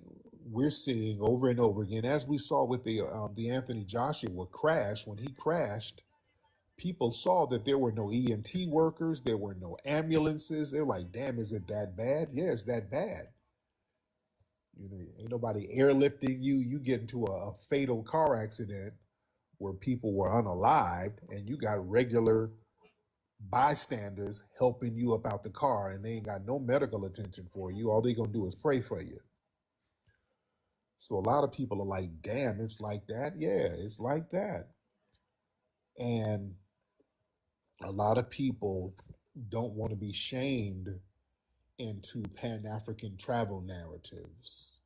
Because people try to shame us. No, you are not FBA, you are African. You need to go to the motherland and connect with your roots. You get your ass over there and get kidnapped. You're going to sit down somewhere. Let's just be real. I would say this, SP. Millie Vanilli, I think they would have been bigger than they were if they didn't do that. The thing that their manager told them. Their managers fucked their career up. I think their managers fucked their career up. I don't think they fucked it up because they didn't want to do that song that was already written. Even though I love this song, girl, you know it is true. I do. Yeah, that's my song, but they fucked it up. Then they did the lip singing. Like they were filled with conspiracies. So they fucked up, You're right. And you're right in bed with Angela Davis. Shout out to greatness. The greatness. Greatness is the man. I fuck with that man heavy. Oh shit. All right, there we go. I'm not about to put folks in danger by sitting up here telling y'all you're gonna be sitting in Wakanda with a vat of shea butter and you're gonna have your own personal giraffe. And, man, I ain't about to sit up and tell y'all no bullshit. Dude, it ain't even popping over there like that. That nigga said, "Yo, you ain't gonna be in Africa with your shea butter." He said, "Yeah, I ain't gonna be in the shea butter with your personal giraffe." Yo, that nigga's nuts. You're gonna have your own personal giraffe, and it would. Let's just be real. That's why I'm not about to put folks in danger by sitting up here telling y'all you're gonna be sitting in Wakanda with a vat of shea butter and you're gonna have your own personal giraffe. And man, I ain't about to sit up and tell y'all no bullshit. Dude, it ain't really popping over there like that. And there's horror stories coming out, man. Yeah, And listen, it's I like for crazy. the family to be safe. Listen, personal safety, that's not a political statement, man. Foundational Black Americans, you ain't obligated to risk your life to validate somebody's Pan-African ideology. Your ass better be safe somewhere. No ethnic group on earth is told that declining travel to a higher equals betrayal of your so-called identity. Fuck out of here. No. Safety is good. We hear horror stories. Hey, no, I fuck with Angela Davis. Is just like, yo, she's a Marxist and a feminist. Like the shit that niggas is going through with Dolce. Dolce is probably the Angela Davis of feminism. Like she said, yo, off the wall shit. She's like, yo, she said if a guy's what she say? She said some ill shit. She was like, yo, if a guy's straight, that's red flags. It just on some shit like that. I just quote your whole assistant. True hits hard. I need someone to apologize to me for what they did 200 years ago. I'm so hurt, bitch. He said Jagged Edge 702. Silk, no edition. Oh, I'll do. Put it this way. I fuck with the Jodeci. What you said, Jersey. I'll fuck with the Jodeci new edition. I do want to throw Jagged Edge because I love the song. Is it Peaches is Cream is Jagged Edge? I think that is Jagged Edge because I love that song. But I'm surprised you didn't say Boys to Men. I will say that I'm surprised you didn't say Boys to Men. And put it this way, I will be editing of what y'all I'll edit what y'all think who's the greatest boy band. So I'll do that. We'll see how that works out. You know. But let me go back on. Over there. I'll be back, everyone. You know, kidnappings, extortion, instability. You know? And yeah, we tell people that, oh, you xenophobic nigga. No. That's real. You know? No other group is expected to prove solidarity through physical risk. You know? And people, only foundational Black Americans, we're told we gotta damn near physically place ourselves in harm's way to prove authenticity or loyalty. You know, to people who sit up and call us Akatas any damn way. Yeah. Yeah, this sister was talking about, you might have to get a bodyguard if you come over. It'd be smart to get a bodyguard or some armed security. Man, please. If I got to do all that, I'm chilling. There's other places to go. Yeah, don't let nobody sell no Pan-African narrative and fantasy to you and get you hemmed up. Listen, that Pan-Africanism, man, that ignores power imbalances. See, foundational Black Americans, we are treated with, when we go over there, it ain't, hey, brother. Listen, we're treated as foreigners with money, not some long lost family member. You get over there and you looked at as a lick. All right, let's just keep that thing a buck. They look at you as a lick. And look, we're ethnically secure as foundational Black Americans over here. I don't have to go over there to find myself. If I want to find myself, I go down to Alabama, go to my family cemetery. If I want to find myself, that's where myself is, down in Alabama. I go down to Leeds, where damn near half my family is buried on my mother's side. That's where I go. Yeah. I ain't about to go to some market in Lagos where some musty nigga in a damn Honda Accord is sitting around waiting on me to come around the corner so they can throw me in the trunk and then have a damn hyena sicked on my ass until I give them some ransom money. Damn that. I'm cool. Dude. So, they try to use shame. They try to shame us as a control tactic. You hate Africa. You niggas hate Africa. Nobody hates Africa more than a fleeing tether. You ain't even over there. Nobody hates it more than you. You know? Listen, we got a homeland right here. This is our homeland with hard-won protections. Foundational Black Americans, we fought, bled, and died to establish legal rights, infrastructure, and protections right here in the United States. Traveling abroad is optional. It is not a duty. There's no moral requirements for foundational Black Americans to abandon the security that we built to chase some kind of symbolic connection that offers no reciprocal protection, ladies and gentlemen. You see, and listen, respecting Africa, that don't require you to endanger yourself. You can respect African people. I do. I got a lot of love for African people. I got a lot of love for your history, your culture. Ain't got no problem. But hey, I ain't certain places I'm cool on going if it's unstable. And a lot of people saw with that Anthony Joshua thing, if you get hurt, you ass out. And then you get the vaccine, you ass the hell out. Like, damn. You got even the Africans online are saying this. Yeah? So yeah, listen, real respect includes honesty about conditions. We ain't gonna pretend dangers don't exist to maintain an illusion. Facts. Yeah. And then they'll try to say, well, yeah, nigga, there's danger over there with you FBA niggas. You go to Chicago, you are in danger. No, dude, you're not in danger in Chicago unless you got a street beef with somebody. Ain't nobody in danger. Because look, the thing is, there are no areas out here where you just gonna go and somebody's gonna just jack you just to jack you. Crimes out here in the States, one, are usually relegated on a few city blocks in a certain area.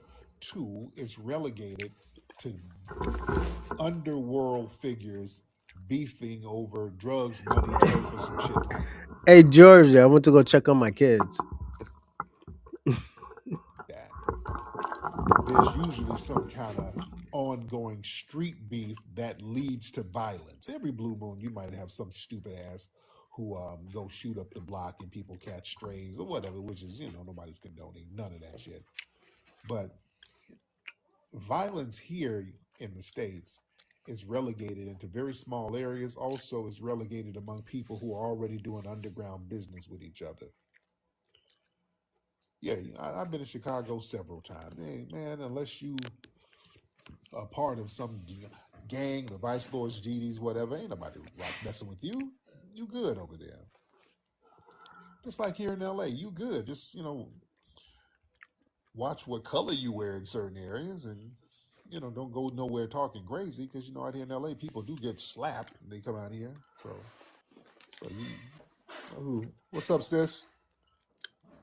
Cool.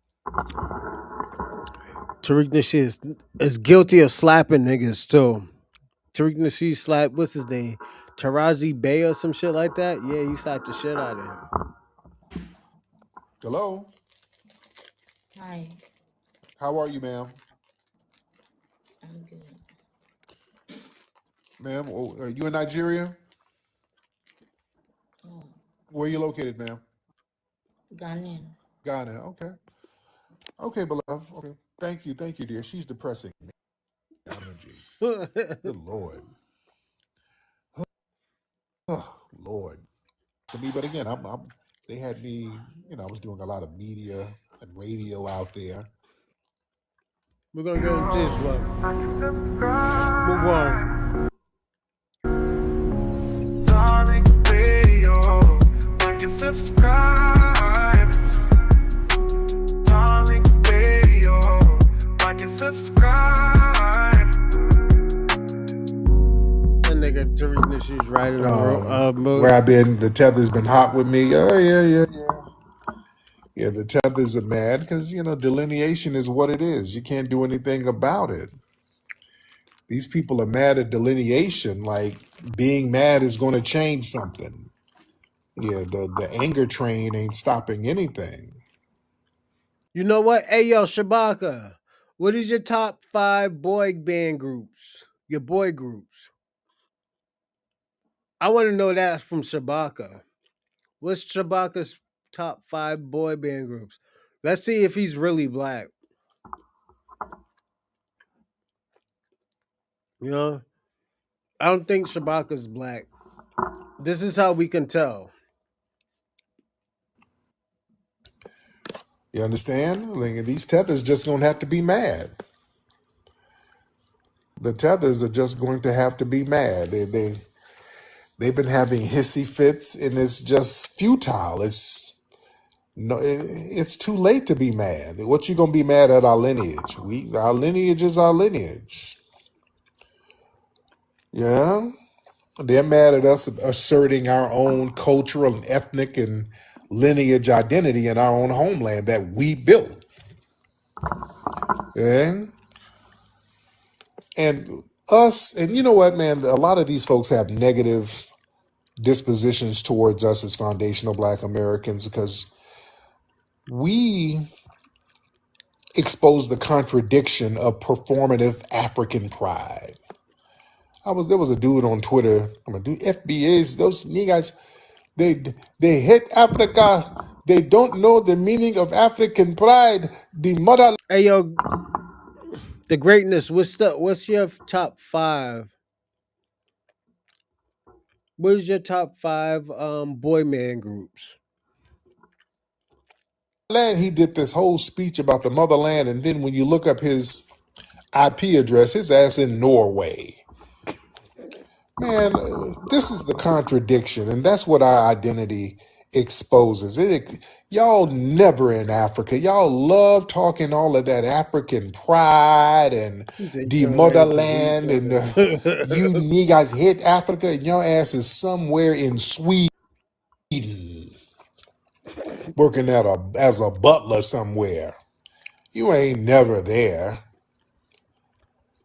Yeah, and y'all mad because we ain't propping up Africa for you. Come on now. Please, these non-FBI. Hey, Jersey Drive boy band group. R. Kelly will always be a number one as R&B, but as group, They promote Africa as a symbol rather than a lived homeland. Foundation of Black Americans, we assert our identity rooted on the actual soil, rooted on the labor, the bloodline, the historical continuity in the United States. We stand on business in our homeland. hey Shabaka, I know you don't get no bitches. Shabaka, you don't get no bitches, my nigga. I could tell. Oh shit! This nigga said Bob Marley. My nigga Bob Marley ain't R&B, nigga. Come on.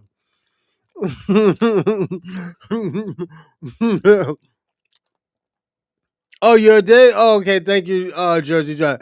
Hey, yo, this nigga Shabaka don't get no bitches. This nigga said Bob Marley, Felix Kente. Nigga, you ain't getting no bitches out here, my nigga. Nigga, wonder why you got married, my nigga. You can't get no bitches. Yo, you ain't getting no punani out here, my nigga. Come on, say shit like this. Nigga, you play some Bob Marley with some bitches, my nigga. You can only play one song with Bob Marley with bitches. I'm just being personally honest, my nigga. You ain't getting no good pussy, my nigga. You ain't even getting your dick sucked, my nigga. Nigga, you play this music, nigga, you damn near get a hand job. This nigga Shabaka is crazy. Oh my god. Shabaka, you think you getting bitches like that?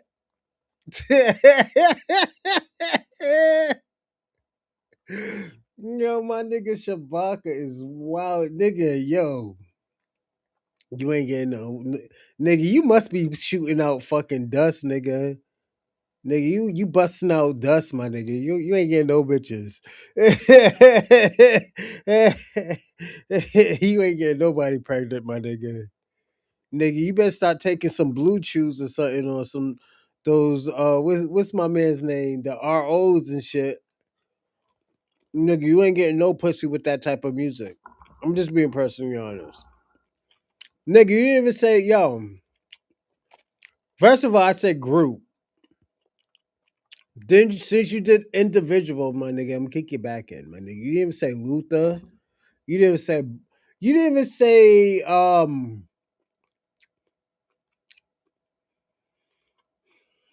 even say R. Kelly. You could have said Luther, you could have said Gerald Levert. Nigga. This nigga said Bob Marley.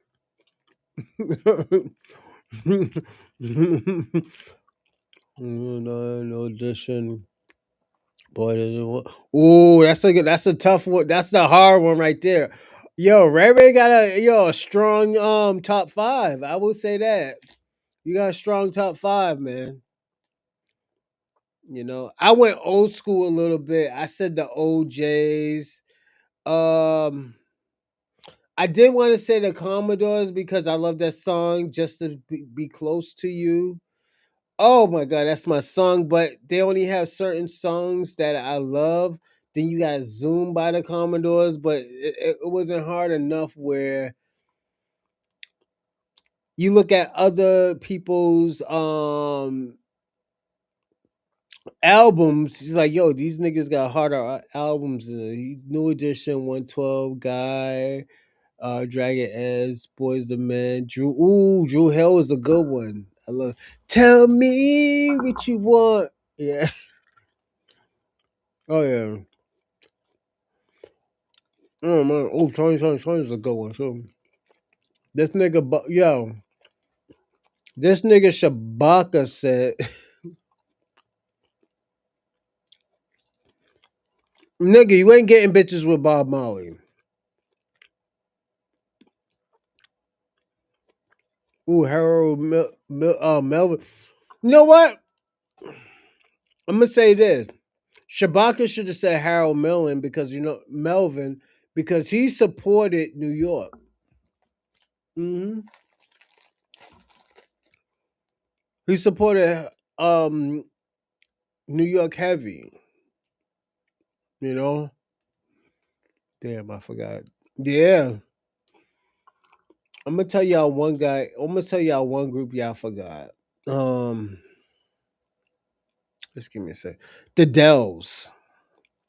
You could have said the Dells.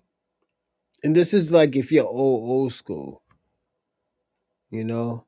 The Miracles is a good one. Oh, I love the Miracles. Cool.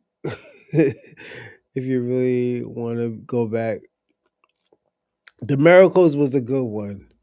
Um, Blue Magic, y'all could have said Blue Magic. Damn, there's a lot. This is why I say like, yo, the boy band group is a little bit harder. But at the end of the day, you can never be wrong. The Dells, I love the Dells. Oh my god, that's why I said I had to throw the. I wanted to throw the Dells up in there because ready or not, here I come. The Whispers is a four top. You know, you could throw a lot of people up in there. You know, SOS band, yes. Oh man,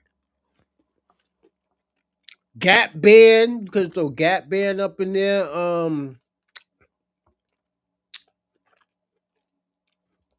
There's a lot that y'all can throw up in there. You know.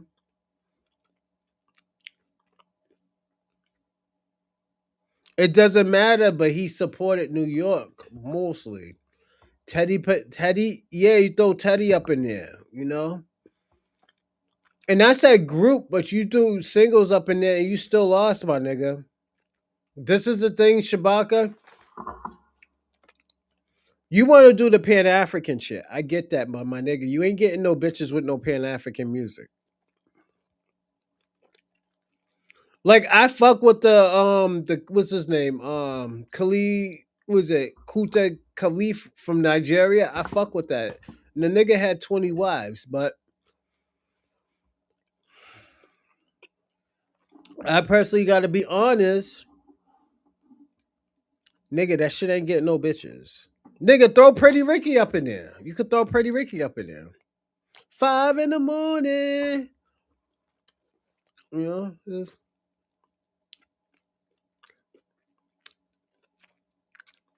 Zapping Rogers, yeah. Full Force, thank you. This is why I say, yo, stuff like that you can think of because at the end of the day, as long as you throw New Edition up in there as number one, it's yo, you're already winning. You know? And I love Full Force and I love everybody. The thing about it, it's so hard for me to put boy band groups because at the end of the day, that's how I was growing up on. I was growing up on the New Edition. I was growing up on 112, Dragon Edge, the Peaches and Creams, the all that shit.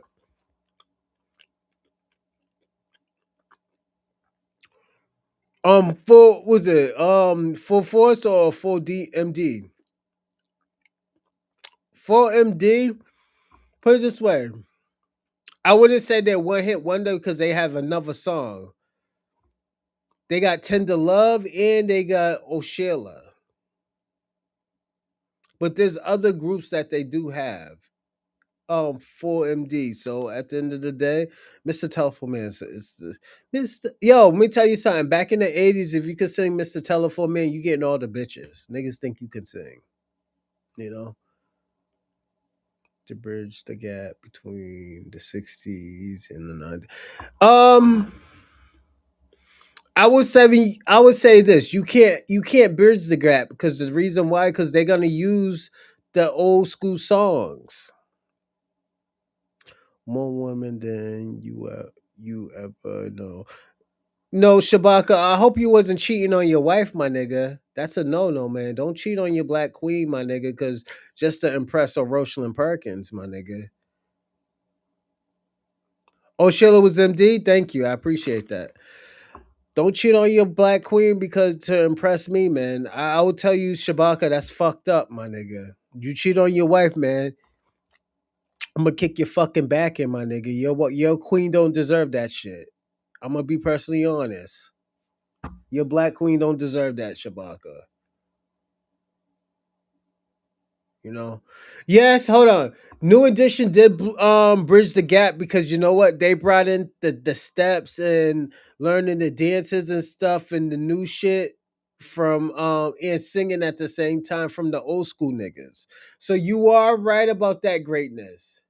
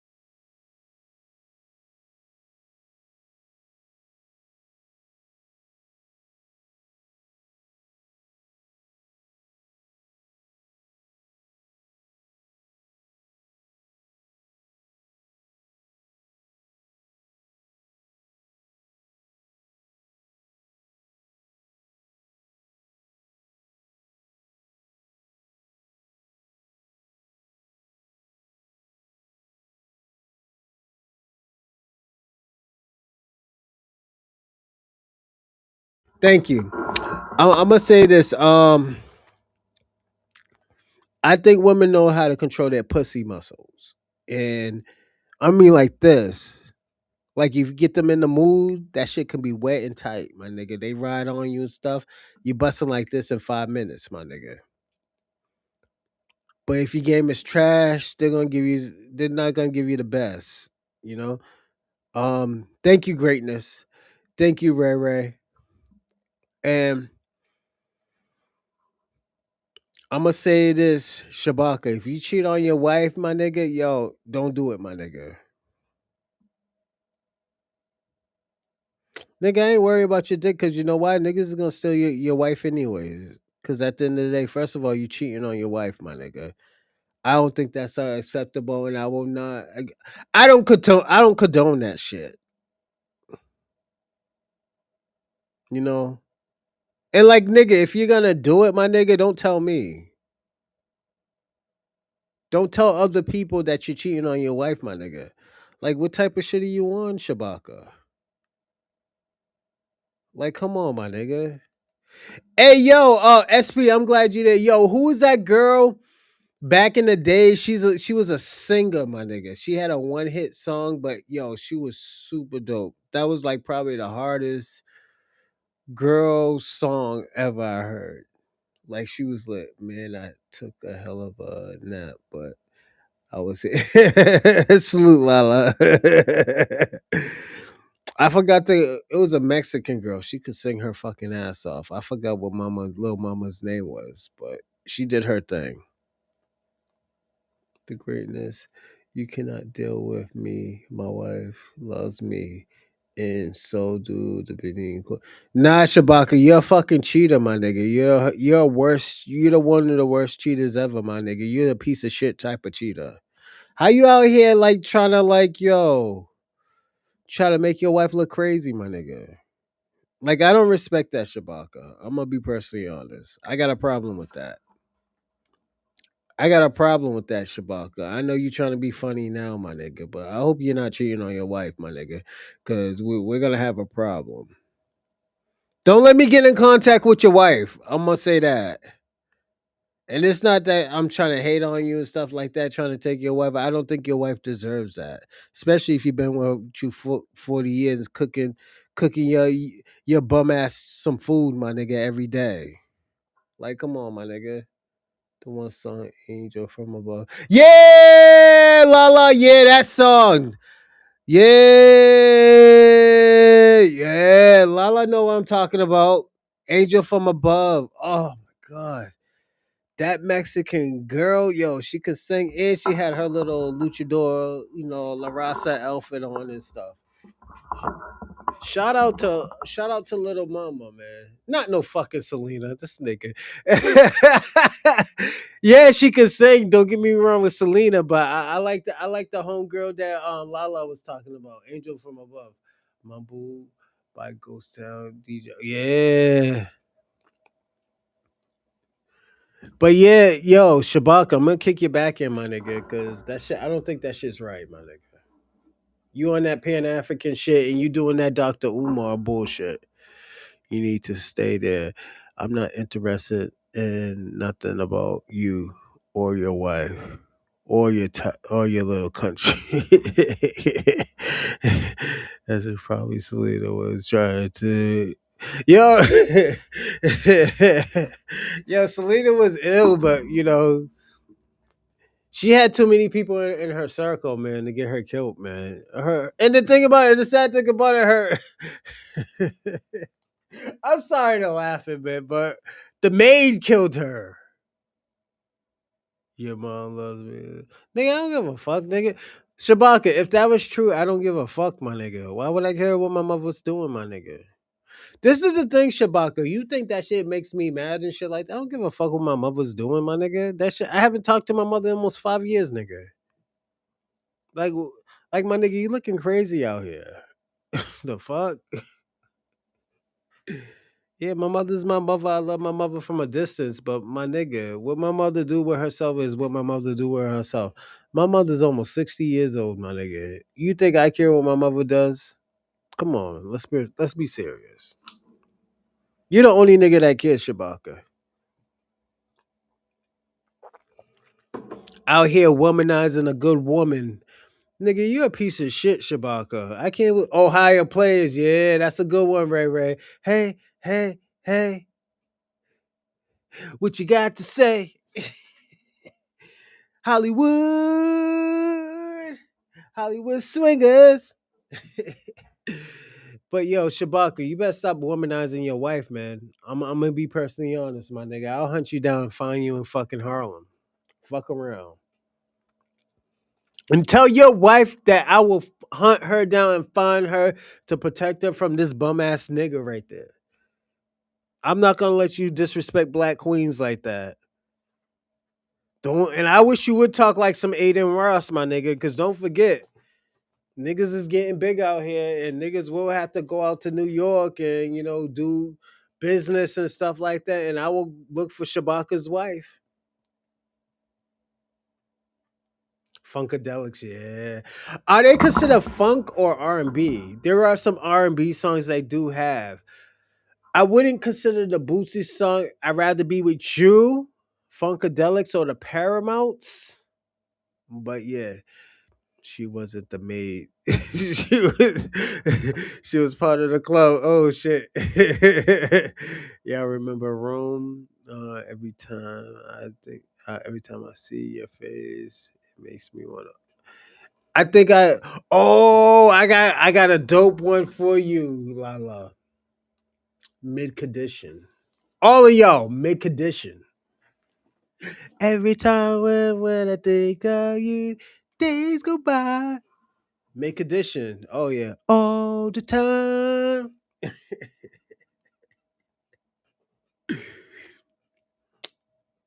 Every time I go to school this day. Mid condition was the shit back in the days. Um, but yeah, Shabaka, don't do that shit, my nigga. I'm being personally honest. Niggas will have problems with that. Haven't heard that. I'll check it out. I'll check it. Yeah.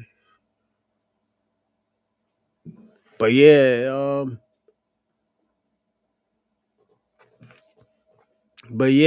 let's get back into this. I'm sorry.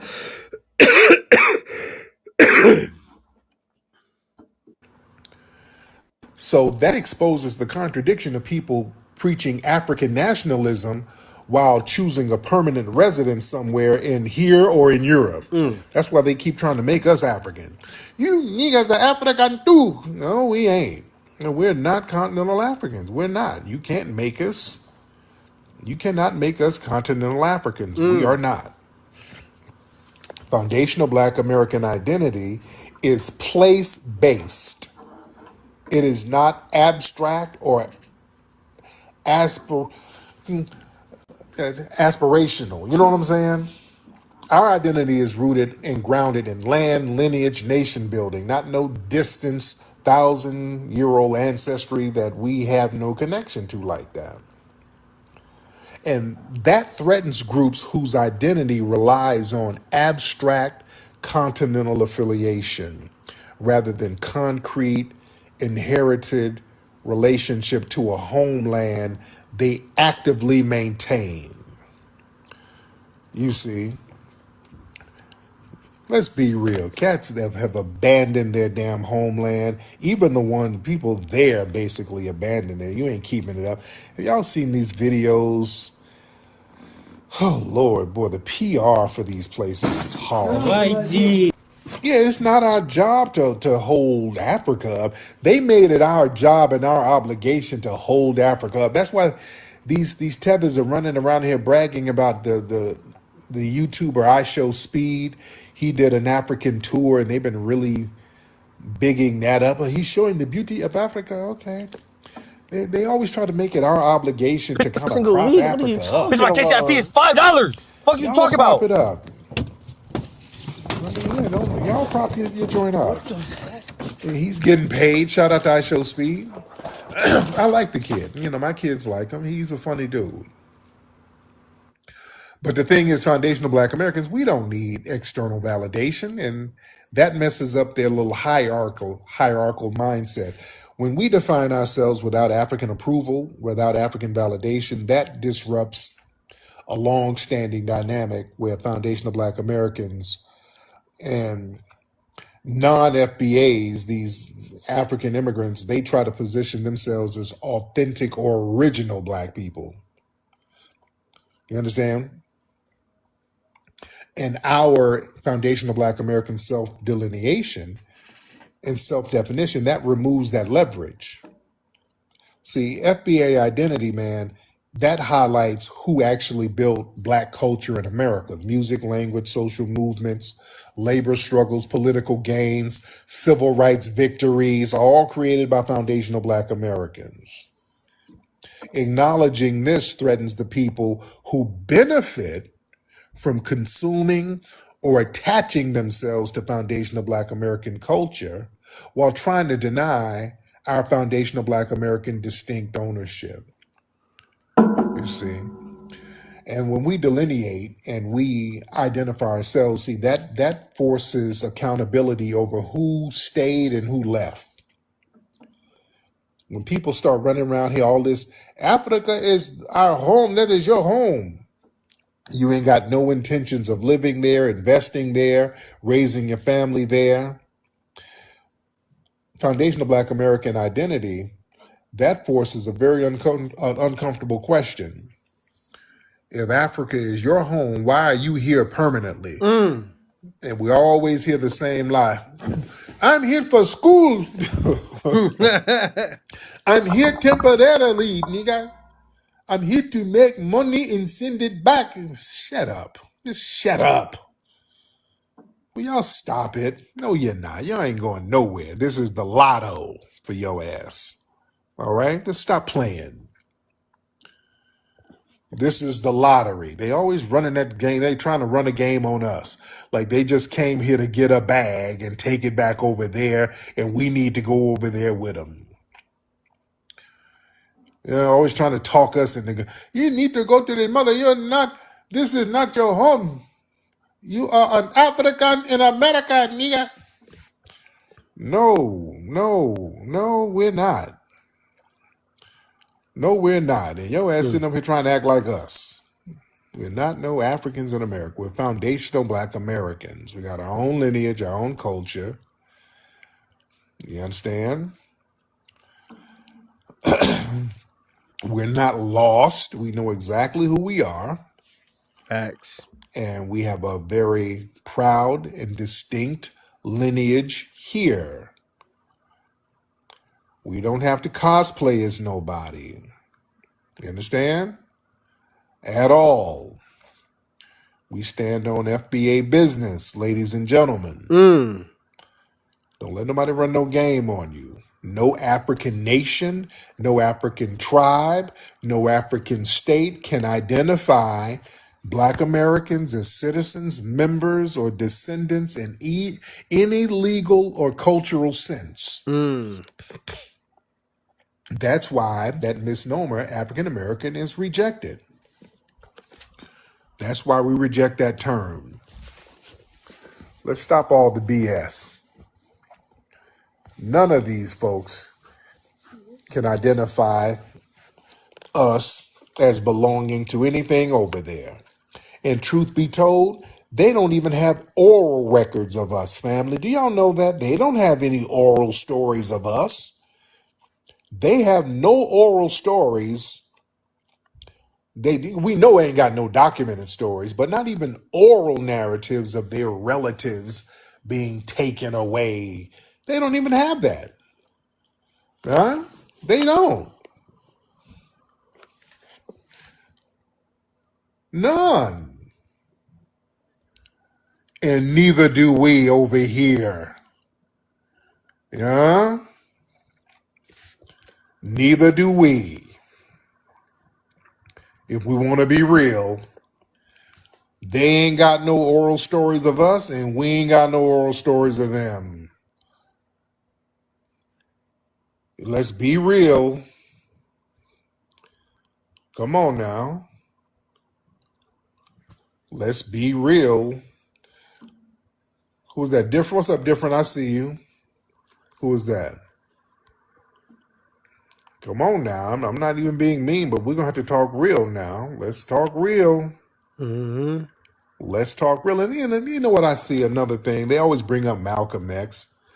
Malcolm X would disagree with you FBA niggas. Malcolm X would disagree. If y'all don't stop, Malcolm went over there to Africa. Y'all weren't rocking with him over there. Y'all were telling Malcolm to kick rocks. Not only that, Malcolm's teacher, you can't bring up Malcolm X without bringing up his teacher, the Honorable Elijah Muhammad, who wasn't fucking with Africans at all. Do you understand that? And he was a Caribbean too. Yo, Honorable Louis Farrakhan, Mr. Honor Louis Farrakhan was a Caribbean and his father was Jewish. There's nothing wrong with that. I don't think there's wrong with his father being Jewish, but at the end of the day, he was for the cause. My man was for the cause. He got busy. You know, so at the end of the day, Tariq Nasheed pimped his ass. Oh, yeah, he got man.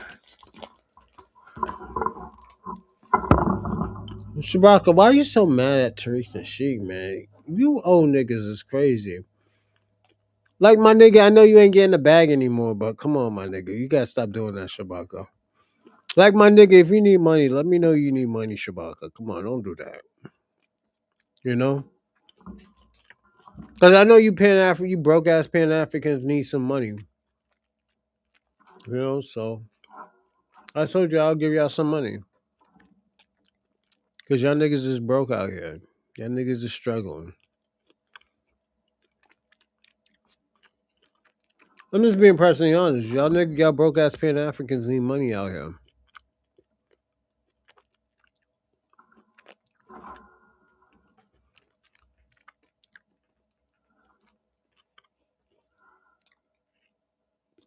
The Honorable Elijah Muhammad was not rocking with Africans. He made a very distinct point to say we are different from them. You better read up on Elijah Muhammad's work. Yep. Elijah Muhammad was vehement about us being different from them. Do y'all really want to open up that damn Pandora's box when y'all keep bringing them? Don't let them bring up Malcolm without bringing up Elijah Muhammad. Y'all better check them. You better check them on that shit. Elijah Muhammad was like, hey, we ain't African. We ain't like them. Mm-hmm. He didn't like Africa. What did he say? He was like, we are Asiatic. Elijah Muhammad was talking like us. Elijah Muhammad was standing on damn FBA business if you want to go there. Elijah Muhammad was talking just like we were talking. He said the indigenous people of the Americas, the original Indians, were black Asiatics. Look up his work. He said they were black Asiatics, ladies and gentlemen. The original Indians were black Asiatics. You understand? That's the same thing scientists said when they did Lucia Woman. See, that's the thing I like about Elijah Muhammad. He was on point about a lot of stuff. The Honorable Elijah Muhammad was really on point about a lot of stuff that later became scientifically proven. When they did the DNA testing on Lucia Woman, who was black, they were talking about how she was Asiatic. Yeah. Lucia Woman, for those who don't know, that was the oldest skeletal remains found in the Americas, like 12,000 years old. They did a reconstruction and they were like, damn, she's Negroid. Oops.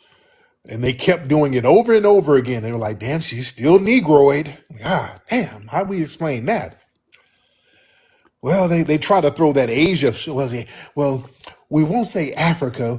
It was more of an Asiatic Negroid. Yeah, there were Negroes in Asia. You got Negritos over there. I've been to Asia, and I'm telling you from what I've seen firsthand. I done been over in the jungles of Asia with black-skinned people with fros. I ain't telling you what I read. I'm telling you what I sat down looking across at these people with my own two eyes who look like Negroes in Harlem in Asia. It's still over there. Yeah, there were Negritos all through Asia. So yeah, using the term Asiatic, that doesn't negate the fact that there were black people here. Yeah, you can call them African, Asiatic, whatever. They were still black. They were still Negritos. You see? Yes. So yeah, these people, when they bring up Malcolm, yeah, do you really want to bring up Malcolm? Because yeah, we're gonna bring up Malcolm. We're gonna talk about his teacher and what he said. Yeah. But that whole myth about foundational black America. Let me ask y'all a question. Do y'all notice when whenever we put Tariq Nasheed on, Shabaka gets triggered? That nigga gets triggered. Listen to what he said. Watch, I'm gonna put this back on. Watch what this nigga said. Americans are just lost Africans? No. They try to frame foundational black Americans as confused or disconnected or incomplete Africans. Foundational black American identity, that rejects that whole framing by asserting that our ethnogenesis occurred. Just like Jamaicans, just like Haitians, just like Brazilians, He's triggered right just now. like Nigerians, they had an ethnogenesis. and each of them are recognized as distinct without controversy. You understand? And us delineating, that ends that whole one-size-fit-all blackness exploitation. See, unified global black identity, it benefits elites, institutions, and immigrants who gain access to FBA-built systems while we remain on the...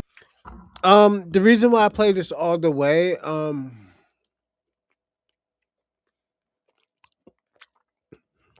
showing you that Black Americans doesn't fit in with the Black diaspora.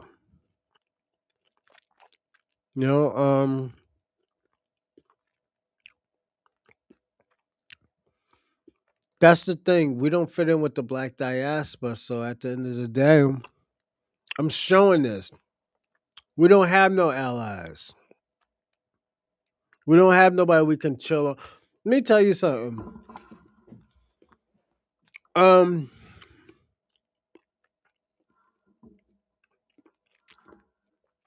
I know we talk about the small hats a lot and all their slavery that they've been through. But the difference between ours and theirs is that they have help getting out of slavery. We didn't have help. Niggas was just gonna leave us in there. So at the end of the day, there is no similarities. We made it, and we made it out of how strong we are. And it has always been like that. It's not like, oh yeah, we all went through the same thing. No. We all had different paths. So don't let nobody fool you with damn that. bottom. And us delineating disrupts that exploitation by naming who actually paid the historic cost. And our identity as foundational Black Americans, it's really about self-respect, and that makes a lot of people uncomfortable. Because look, at the core of all of this stuff, the resistance is not about history, it's about power. People who name themselves, define themselves, and defend their lineage, you can't easily be controlled, you can't be guilted, you can't be overridden. Yo, I told you, I put I put this nigga Penguin in half an hour timeout. Yo, this nigga went crazy. That's why he's crazy in the live chat right now, because I put him in a half an hour timeout. So he has to say some shit. So don't think like he's just saying it just to say. No, he's saying that because he's been in timeout for like a half an hour. And he didn't know what to do. That's why I said, like, yo, Penguin likes my show. It's because I let him say what he wanted to say, but at the end of the day, niggas is gonna kick his back in. And this is why Penguin stop Asian hate, because he hates Black Americans. He doesn't fit in with the category of stop Asian hate. Because if you're Asian, put it this way, if you're a decent Asian, you love everybody. Penguin don't love everybody. Penguin is just a piece of shit, So it is what it is. Let me go on to the next one, man. I'm not gonna play the whole thing, but we're gonna go to Marquette talking to a Pan African. I said, how are you? I said, what's going on? So how are you is a question, which you might say, I'm well. You might say it's a good day. I'm in good health. It's like a considerate way to greet someone and ask as to their state. It's a greeting, yeah. And that's how, and I said, what's going on? That's also a greeting. Well, you see, I asked you a question and you responded with a question, but that's fine. What is your position? Oh, no, I'm just seeing a lot going on. So I'm just curious. All right. I would ask you politely. I'd ask folks not to be vulgar before they came on. That is, in fact, a racial slur. And so if you'd be kind enough to refrain from racial slurs, I'd be thankful. But if you'd like to present a position, It's more of a descriptive term, the way I use it describes. I understand your opinion on that, but what I'm referring to is the fact that it is a slur and it is not necessary to make your argument. And I assure you, I'm not going to slur you. I will just deal with you on the basis of arguments because we're not in person, and we could both talk about what we would do in person, but we're not in person to test that out. So as we're on the internet, let's just have an argument based on our positions and our facts. Would you mind? Oh yeah, I'm with it. Talk to me. So what is your position? Oh no, I just clicked on the thing. I heard a few things you said. This is my first time ever seeing you. You know this. I want to do one thing for a person that actually held me down ever since she subscribed to me. Lala, I'm gonna take a shot for you. The reason why I want to take a shot for you because you held me down to the fullest extent. And I want to say I do appreciate it. And shout out to you and thank you for everything. I do want to do that. I know this is random, but definitely I think you do deserve me taking a shot for you. Um, I want to say this. Lala, thank you for everything. Thank you for supporting my channel. Thank you for, and I know a lot of everybody support my channel, but special you, you're the first lady of this show. You and Charlie Shaw. Y'all held me down to the illest. Like when when I couldn't even meet like 100 views. I want to say thank you for everything because at the end of the day, you didn't have to do this. You didn't have to like hold FBA down. You could have just been for self, but you was for the lineage. And at the end of the day, if anybody never says this, and you probably did hear like people tell you this, but thank you for holding the culture down. Thank you for being there for FBAs and everything. Because at the end of the day, we are showing you that, you know what? Black American women or FBA women do hold black FBAs down, FBA men down. That's just a stereotype. So salute to you and shalom for everybody else, but definitely this is for Lala. Thank you, Lala, again, and I wish many more and definitely eternal happiness.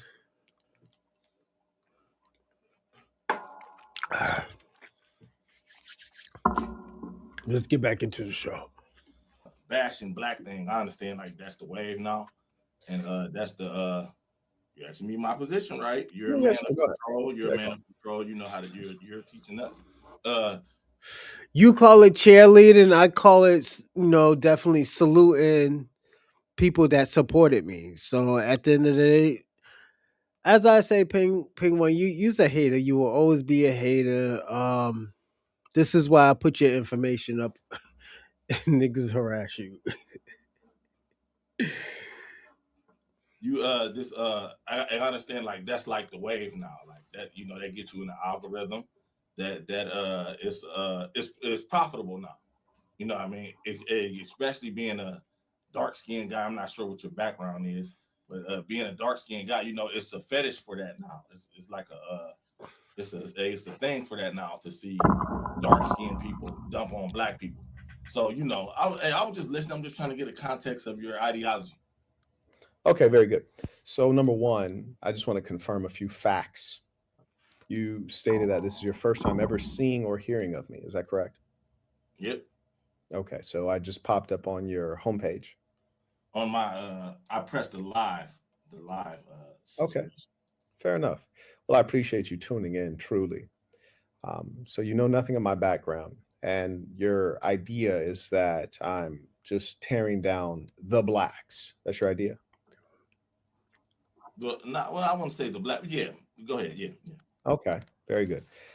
Now, I like this kind of conversation because often the persons who bring this conversation to me, I ask them, well, what have you done for the blacks? You see, what have you done that is significant for black people who are not in your family, Black people that you were not paid to help, so that we can really understand who actually loves Black people. You serve that which you love. So your name is Vovo, is it? Vovo, what do you do for the Blacks? Oh well, I'm a truck driver. I drive trucks. My thing is this. That's always a bad faith question. That's a No, that's not a bad faith question. No one else gets asked that. No, that is a good faith question. I'll tell you why. You just asserted that I'm just here to tear down the Blacks. Now, I'll tell you what I've done for the Blacks. But before we get into that, you've positioned yourself as the hero of the Blacks. So I'm saying, well, what have you done? I didn't position myself as any hero. What have you done for the Blacks? Huh? Vovo, what do you do or what have you done? Bobo's in trouble right now. He don't know what to do. Yeah, Bobo's in trouble. He fucked around and said the wrong thing. And the thing about it, they do the same shit to Tariq Nasheed. So now it's time to answer the question. Nothing. Aha. So how did I know that? I know that because those men who are unproductive, they tend to be effeminate. They tend to not think out things. And when you come on not having thought out things, you're one of the many who would say, oh, you're tearing down the Blacks. Well, have you built up the Blacks? No, I'm not tearing down the Blacks. I actually care enough and understand enough that A, I start with the truth, and B, I'm not a preacher. I'm one who actually has done something. I say, what have you done? Oh, well, I'm a truck driver. I didn't say what you do for a living, little buddy. I said, what have you done for these Black people that you seem to care so much about? You've not done a thing for them except babble. Well, I tell you what, babbling actually doesn't produce a thing. It doesn't produce a dollar in the Black community. It doesn't hold together a Black family. It does not educate a Black child. You, my friend, are of the multitude who preach, and this is what Black people have suffered for centuries. Preachers putting them to sleep. I tell you what's even funnier. You have the audacity to come on here and insult me, not knowing what my merits are and not knowing how I've actually served Black people over time. You told me you're a truck driver. I didn't ask you what you do to make money. I'm not over here saying, hey, I'm in paper assets. I'm in entrepreneurship. I'm in software. That does not stop me from helping these Black people, which I care so much about. You just care to talk. You're not a doer. You're the worst kind of Black male. Okay? So let me tell you what Black people who actually care do. I'll give you some examples. Yeah. There's a place called Baltimore, Maryland. You ever been? Yeah. Fantastic. It's an overwhelmingly Black city. You might be aware. One of the greatest needs among the Black peoples of the earth is education, whether it's education of self or it's education for gainful employment. Facts. You see, I was there and I was a teacher. I taught all Black kids with a couple Latinos. You'd almost never think that integration occurred. So many Black folks. And most of these Black children are essentially orphans without fathers or mothers, in many cases raised by their grandparents. Why? Drugs. Serious drugs like heroin. 10% of the population on heroin when I was there teaching. You see, that's serving Black people. Then I created a nonprofit. So you had a job as a teacher. You had a job. Pardon? You had a job as a teacher. That's a very good point. So then let me add to that, my dear boy. Not only did I have a job as a teacher, I also came in early and I made the school open up the building early to let the kids in. A, so that they didn't have to sit out in the cold and the snow. And B, I made them provide meals for the kids before school started. And then C, every day, literally, I would tutor for 3 hours for free. And then seeing that it wasn't enough, I partnered with the churches in Baltimore and created a nonprofit that taught tech skills. And it was called Five Fingers, that taught tech skills. See, and don't challenge me because I speak all facts. You can Google everything I speak of. I was also given awards for this, mind you.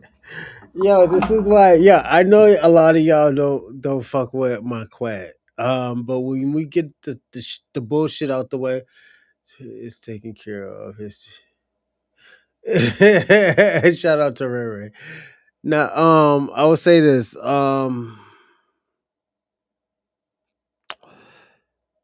One thing when you take the bullshit out of my quad, he makes knowledgeable sense. if I ever get a chance, and this is just me, I will do a show with Marquette and Tariq Nasheed. I just wanted to see how that will turn out. I think it will turn. I think it will become a beautiful thing. The reason why is,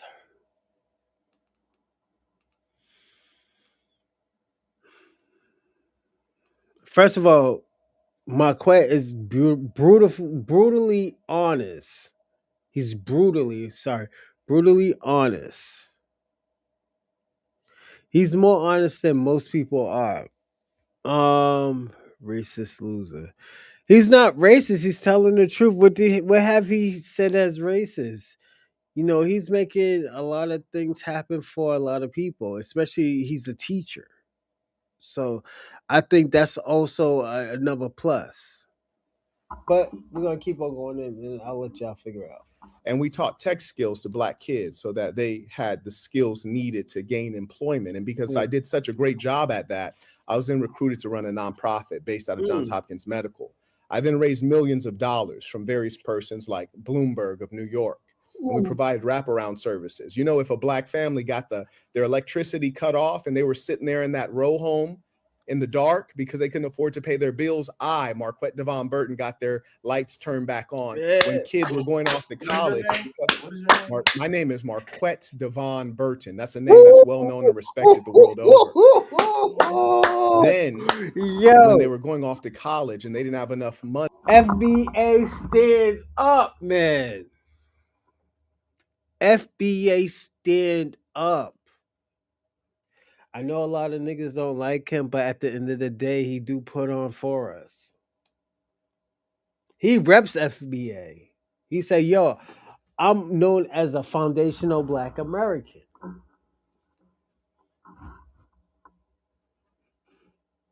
He says it.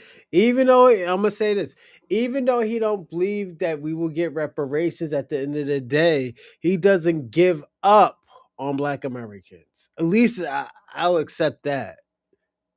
You don't have to believe in what we're fighting for, but at the end of the day, believe in the cause.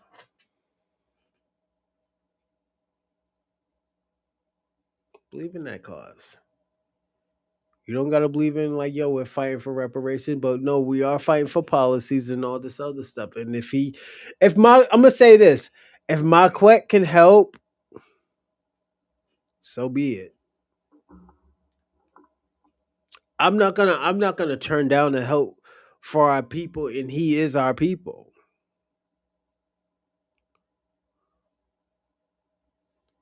Stand up for what? We're gonna see what he's standing up for. He's a teacher. To make ends meet, I made ends meet. I gave out scholarships. And I can go on and on and on, little buddy. But you who have done nothing, little buddy, hold on one second. You who have done nothing have so much to say to someone like me. Shabaka, Shabaka. And I could go on and on about what I've actually done. Shabaka, you didn't do a motherfucking thing for Black Americans. The fuck out of here, you bum. You Pan-African broke-ass niggas. Yeah, niggas.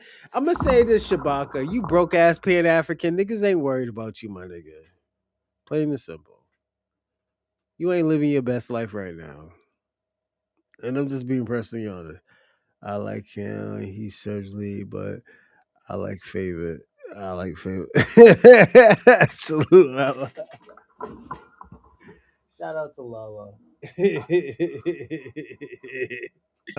You just had a job. Now, out of both of us sitting here, hold on. Oh, you trying to sneak that in there? No.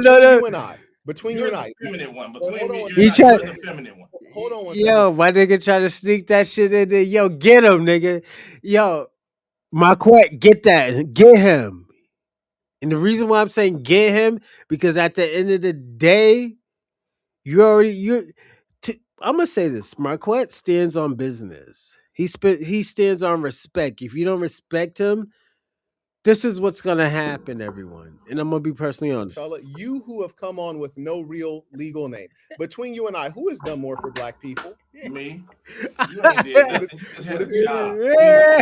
Hold on one second, my dear boy. What have you done?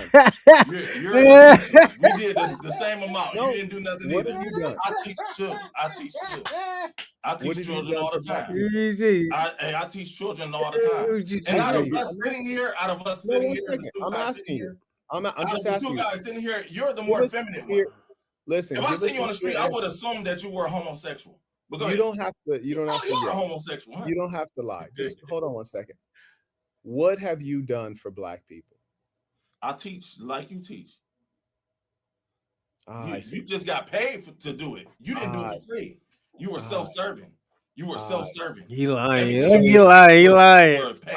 I see. So when I was running a nonprofit that I created and didn't get a penny for it, Yes, what you about did. that? Oh, Starts a nonprofit. That's one of the biggest reasons why they started. Oh, I see. That's one of the biggest reasons why they started the nonprofit is for the Now you're salary. lying. Now It's you're for the lying. salary. No, that's true. It's for the salary. That's how I know that you've never started anything, because number one, nonprofits don't make money. Number two, when you start them from scratch, there's no yo, he salary. didn't know that. There's no salary when you start from scratch. And then number three, we had no grants. We only had money that came directly from the people, the black people of Baltimore, from the churches of Baltimore, and it went directly into programming. I never took a salary, not one time in that nonprofit, not one time. And here's the worst thing about people like you. You're so effeminate. You come on here and lie. You've already said that you don't. No, don't speak while I'm speaking. You've already said that you don't know who I am, yet you're telling me that I took a salary.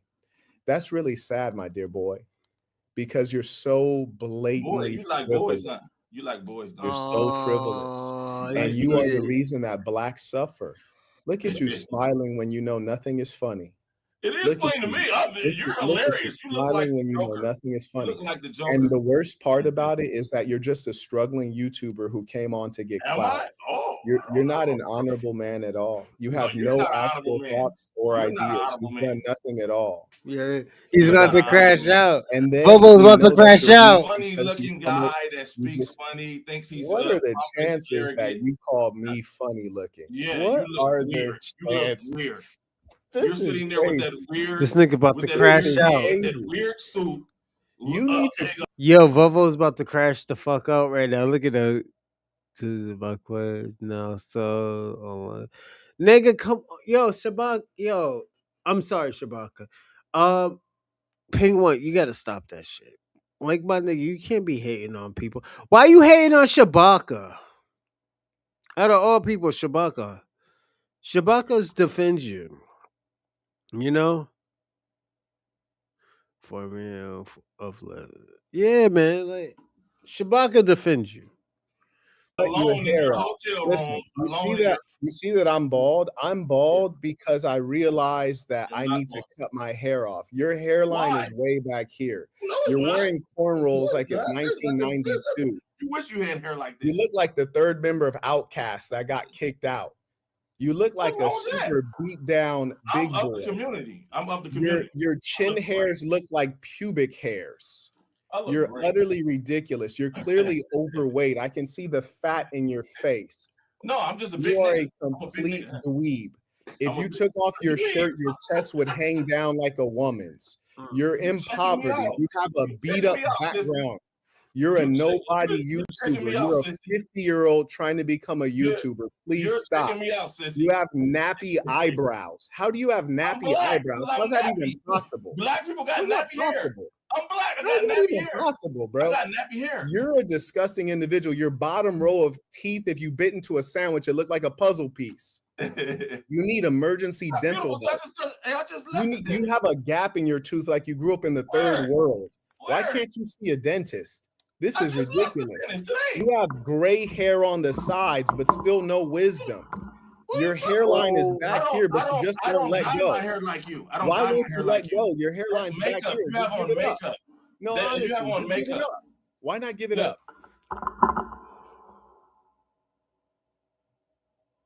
That's not good. Vovo's about to crash. Vovo, please don't crash out, my nigga. Last thing we needed, Vovo, please don't crash out.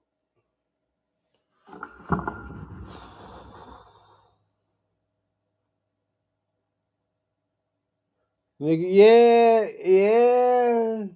Marquette. And the thing about it, I know a lot of y'all was like, oh, yo, fuck Marquette. No, Marquette, yo, that nigga's the truth. Nigga's the truth.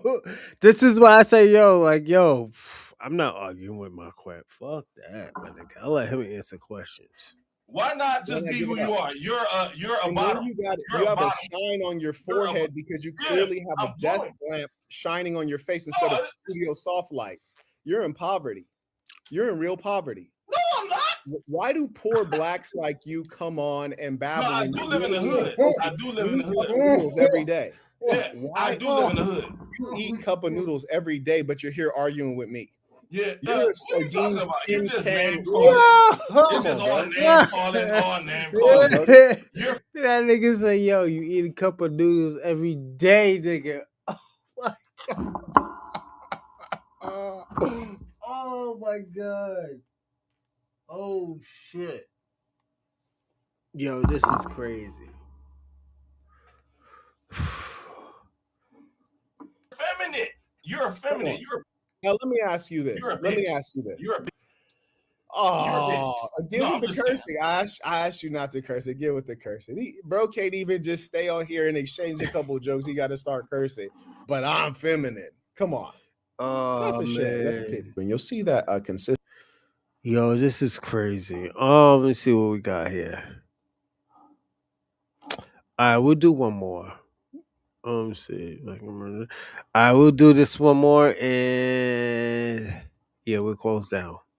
If black Americans were Africans, then Africans would be as influential as us. Africans have not had any influence on the world compared to us. We have created most of the world's inventions from black-skinned people.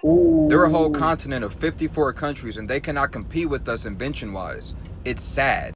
Really let that sink in. We are only 13% of the American population, but we have created so many inventions. We have had such a heavy impact on the world. They are 54 countries, over 1 billion people, and they cannot compete with us culture-wise or invention-wise, or influence-wise, or fashion-wise, or lingo-wise. These people have to come to what we've built in order to get a leg up. Why do African Americans hate the idea? Shabaka. Marquette is the truth. And the thing about it, y'all used to judge me because I always play Marquette videos. Not even a whole bunch, but certain things I will play Marquette videos. And this is the reason why. Because after that, let me tell you something. I do not fully agree with Marquette, just like Tariq Nasheed. But Marquette, he will defend Black Americans. He even he defended Black Americans when it came to Myron Gaines, and Myron Gaines is technically his friend. He's like, yo, he said, I am friends with I am friends with Myron, but Myron shouldn't be in this conversation because he is not a Black American. He is a Sudanese immigrant. He personally said that about Myron Gaines, and it was on his own channel. So Marquette gets busy. And I'm gonna tell foundational Black Americans it's all right to go to Marquette to get information. Marquette gets busy. Don't sleep on Marquette, everybody. I will say that. Of being African so much. I never really understood it. It's like they make it a point to prove that we are nothing like you. We look nothing like you. Y'all can never be us. Completely different. And it's funny because you are literally one of us, removed through slavery. That's it. And then if you make a comment like All that, right, they'll be like, you know what? "Oh, your people were the ones." I'm just gonna end this because I'm sorry, everybody, but it's gonna say the same thing. Because I want to spit game. All these videos I showed, all these videos that I want y'all to understand, it's a lot because at the end of the day, I showed y'all from a whole bunch of components. We showed from, just being from a Black community. We showed from like just being a token Black. We also show from like, working in the work field, and like these people are trying to make you, be that token. That has always been a problem with Black Americans. He made my quick cry. No, he didn't make. No, we're not gonna. That's Shabaka. Um, I don't. I'm just. This is just me. I don't want y'all to take this for take advantage of what Marquette has been saying. Marquette has been saying solid facts. So if he says solid facts, I want y'all to defend him until he fucks up and say some crazy shit. And that's just me. I want y'all to understand this. Black Americans have been doing this for a while. So if you just skip what's going on and what's happening, it might not affect us, but at the end of the day, we do get busy of what we do. You know, so I want to say also keep on defending each other. Keep on staying on code. And this is why I think these people are going very slow because they feel like, yo, we're going to go to another side. No, stay on code. What's going on, Bronze Legacy? Oh, we're about to close down. We did like almost 6 hours. We'll do so. I'll try to do something tomorrow. I'll try to. I'll very try to do something tomorrow. But Monday's gonna be a big show. So yeah. But I'm gonna say this. He invited his dictators. Yes, on code. This is very important.